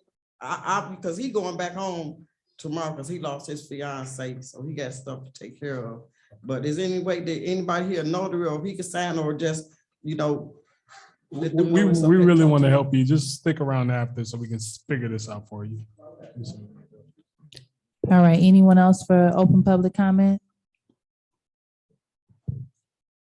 All right, hearing none, Dr. Townsend, Superintendent comments and announcements. Thank you so much, President Robinson. I want to send an official shout out to all of our teachers for this past Teacher Appreciation Week. Our teachers have been doing a phenomenal job all year, working very hard, supporting our young people. As you can see with the emerging from a pandemic, we still have growth happening across the district. The goal is just to get better over time, and I think everyone is definitely committed to that. We want to make sure that all teachers know that their hard work and efforts are appreciated. And Jim Rohn is one of my favorite authors, and he said if someone is going down the wrong road, he doesn't need motivation to speed them up. He needs education to turn them around. And we want to shout out our teachers for giving our young people what they need to positively change the trajectory of their futures. In addition, as we wrap up the school year, I'd like to give a shout out to our crew behind the scenes, our maintenance guys, Ron and John. This is a two-man team that goes across the district and support us with all of our maintenance needs, all those school dudes, requests. Those guys are working very hard to get that stuff done for us. And we're behind. We know that we're behind. We've been playing catch up, but I want to shout them out for the work that they're doing, as well as our technology team, the gentlemen behind the scenes supporting us with all of our technology needs. Thank you so much as well. During appreciation.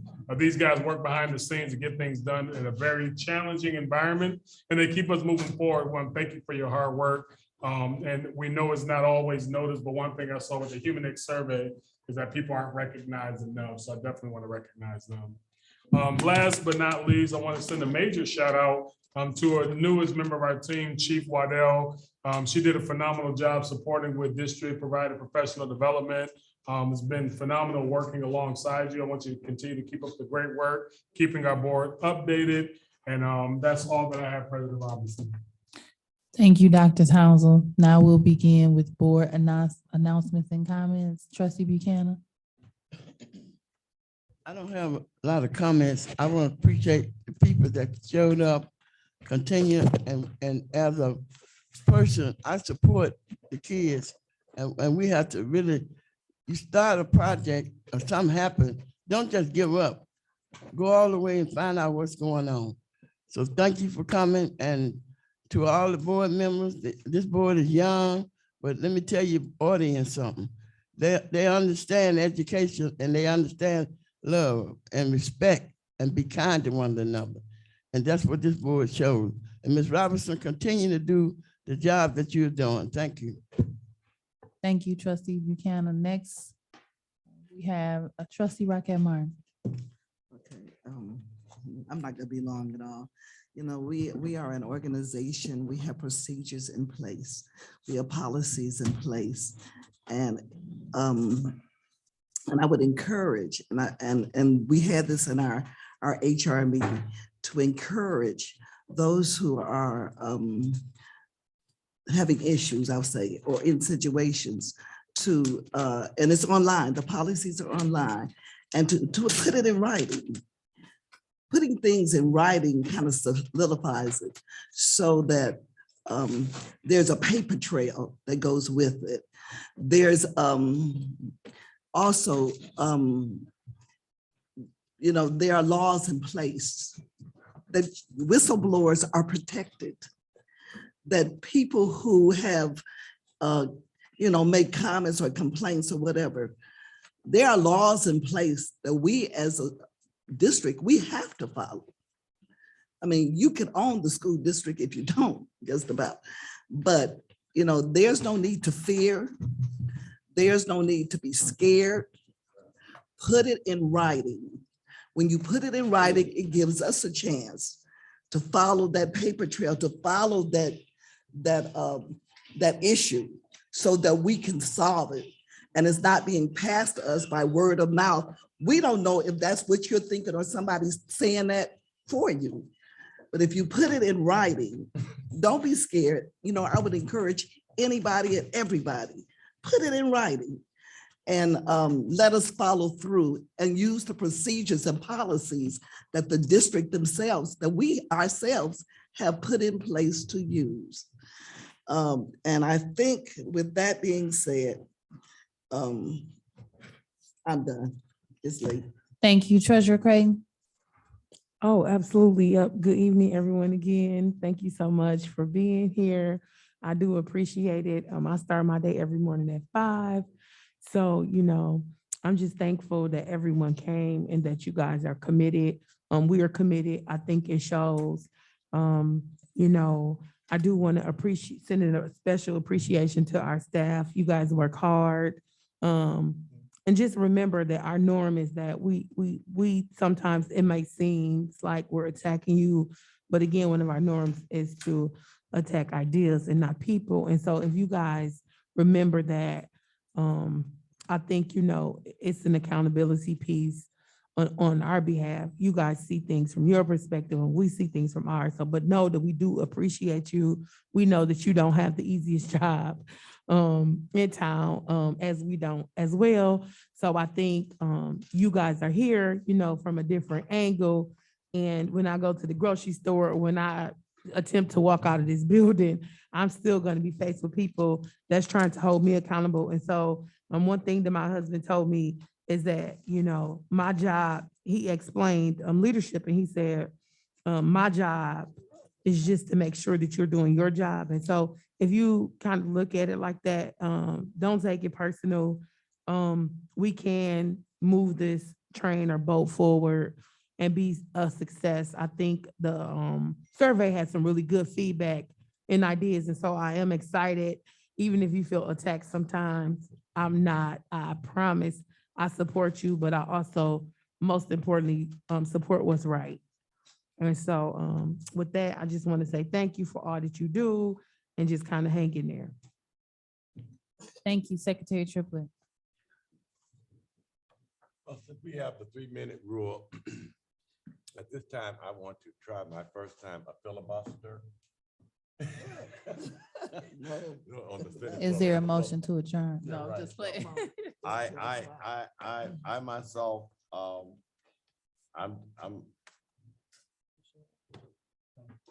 just not feeling it. I just can't fake it anymore. It's just in my heart. If your feelings are hurt, I guess I just have to say moving forward. Are you also gonna start shoving paper and stuff? I can't even hear myself. I know you're not talking all those trash bags and candy papers y'all been rattling the whole meeting in my ear. Go ahead, my apologies. In all sincerity, I'm just not feeling it. I think that we pay too much money as taxpayers and citizens in this community for the quality of education that our kids are receiving. I don't, if it don't apply, let it fly. That's the way I feel about it. But if it applies, then you probably need to try to do something about it. It's not personal, because that table over there and that seat has changed for many years. The people in those seats, but a lot of times people egos, make things be about them. And it isn't. It's not about you. Because if people come and people go, we're still here. We are still here. We live here. Our families live here. Our children are educated here. We were educated here. Our grandparents, our parents, our families live. This is our home. And so I don't apologize. I wanted to get loud because I've been holding it in. I have been trying my best to be professional. And I know how to do that as well, but I'm not going to just sit up here and let people just tell me anything and think that it's okay. We deserve the very, very best. Our kids are no less than anybody else. And I really honestly would like to know, some of you all, your kids are grown and different things and what have you, but would you send your kids, would you let your kids be educated in this school system the way that it is? You have to give me an answer. But would you allow your kids to be educated in this school district the way that it is? And I mean, I really want to know. Because when I'm seeing what I've seen for the last year and a half, everything is not negative. but we got to do better.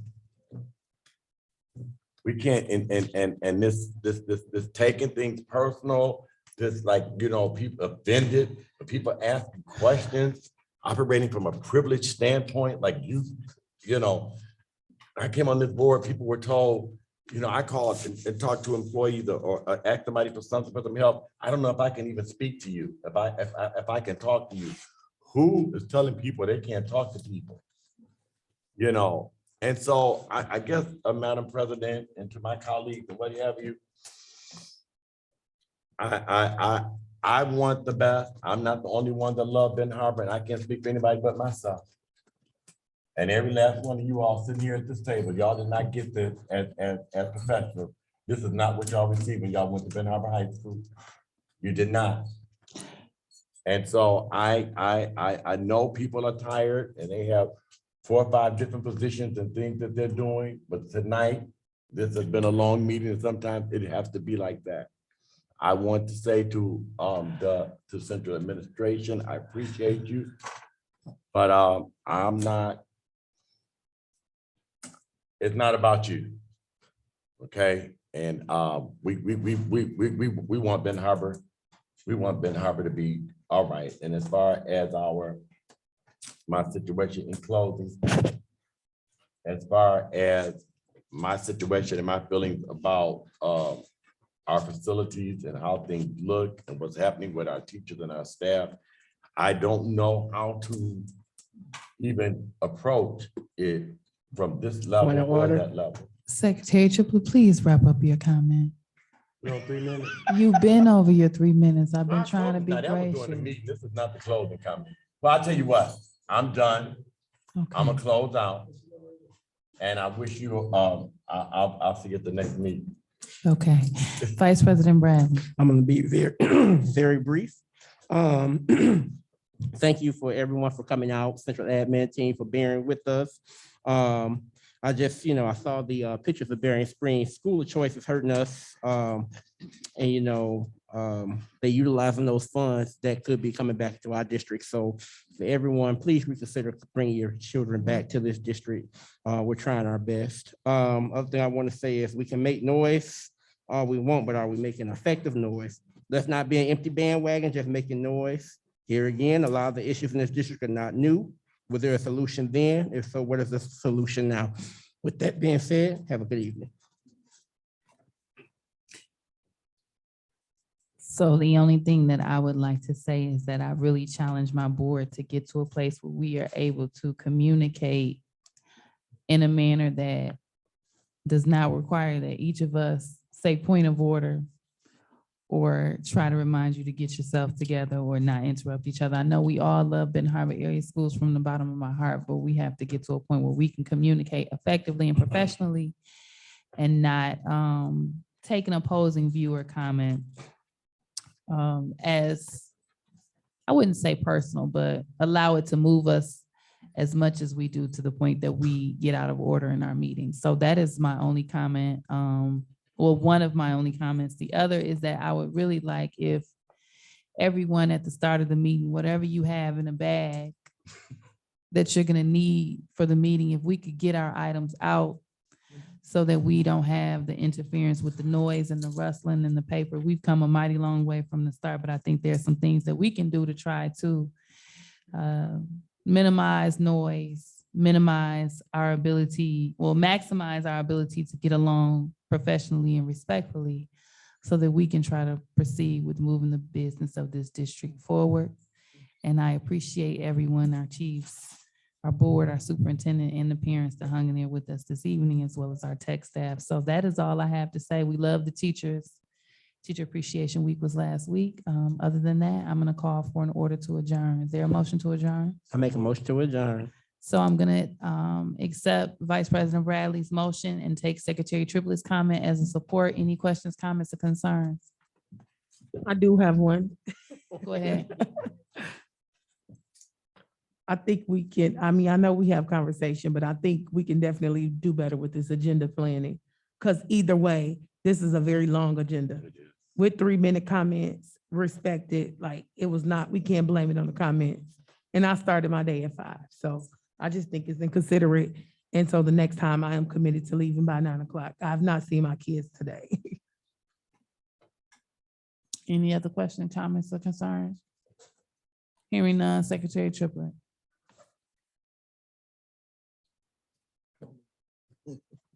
President Robinson, Yes. Vice President Bradley, Yes. Secretary Triplett, yes. Treasurer Creighton. Yes. Trustee Buchanan. Trustee Rocket Martin. Yes. Meeting is adjourned. The meeting is adjourned at 11:02.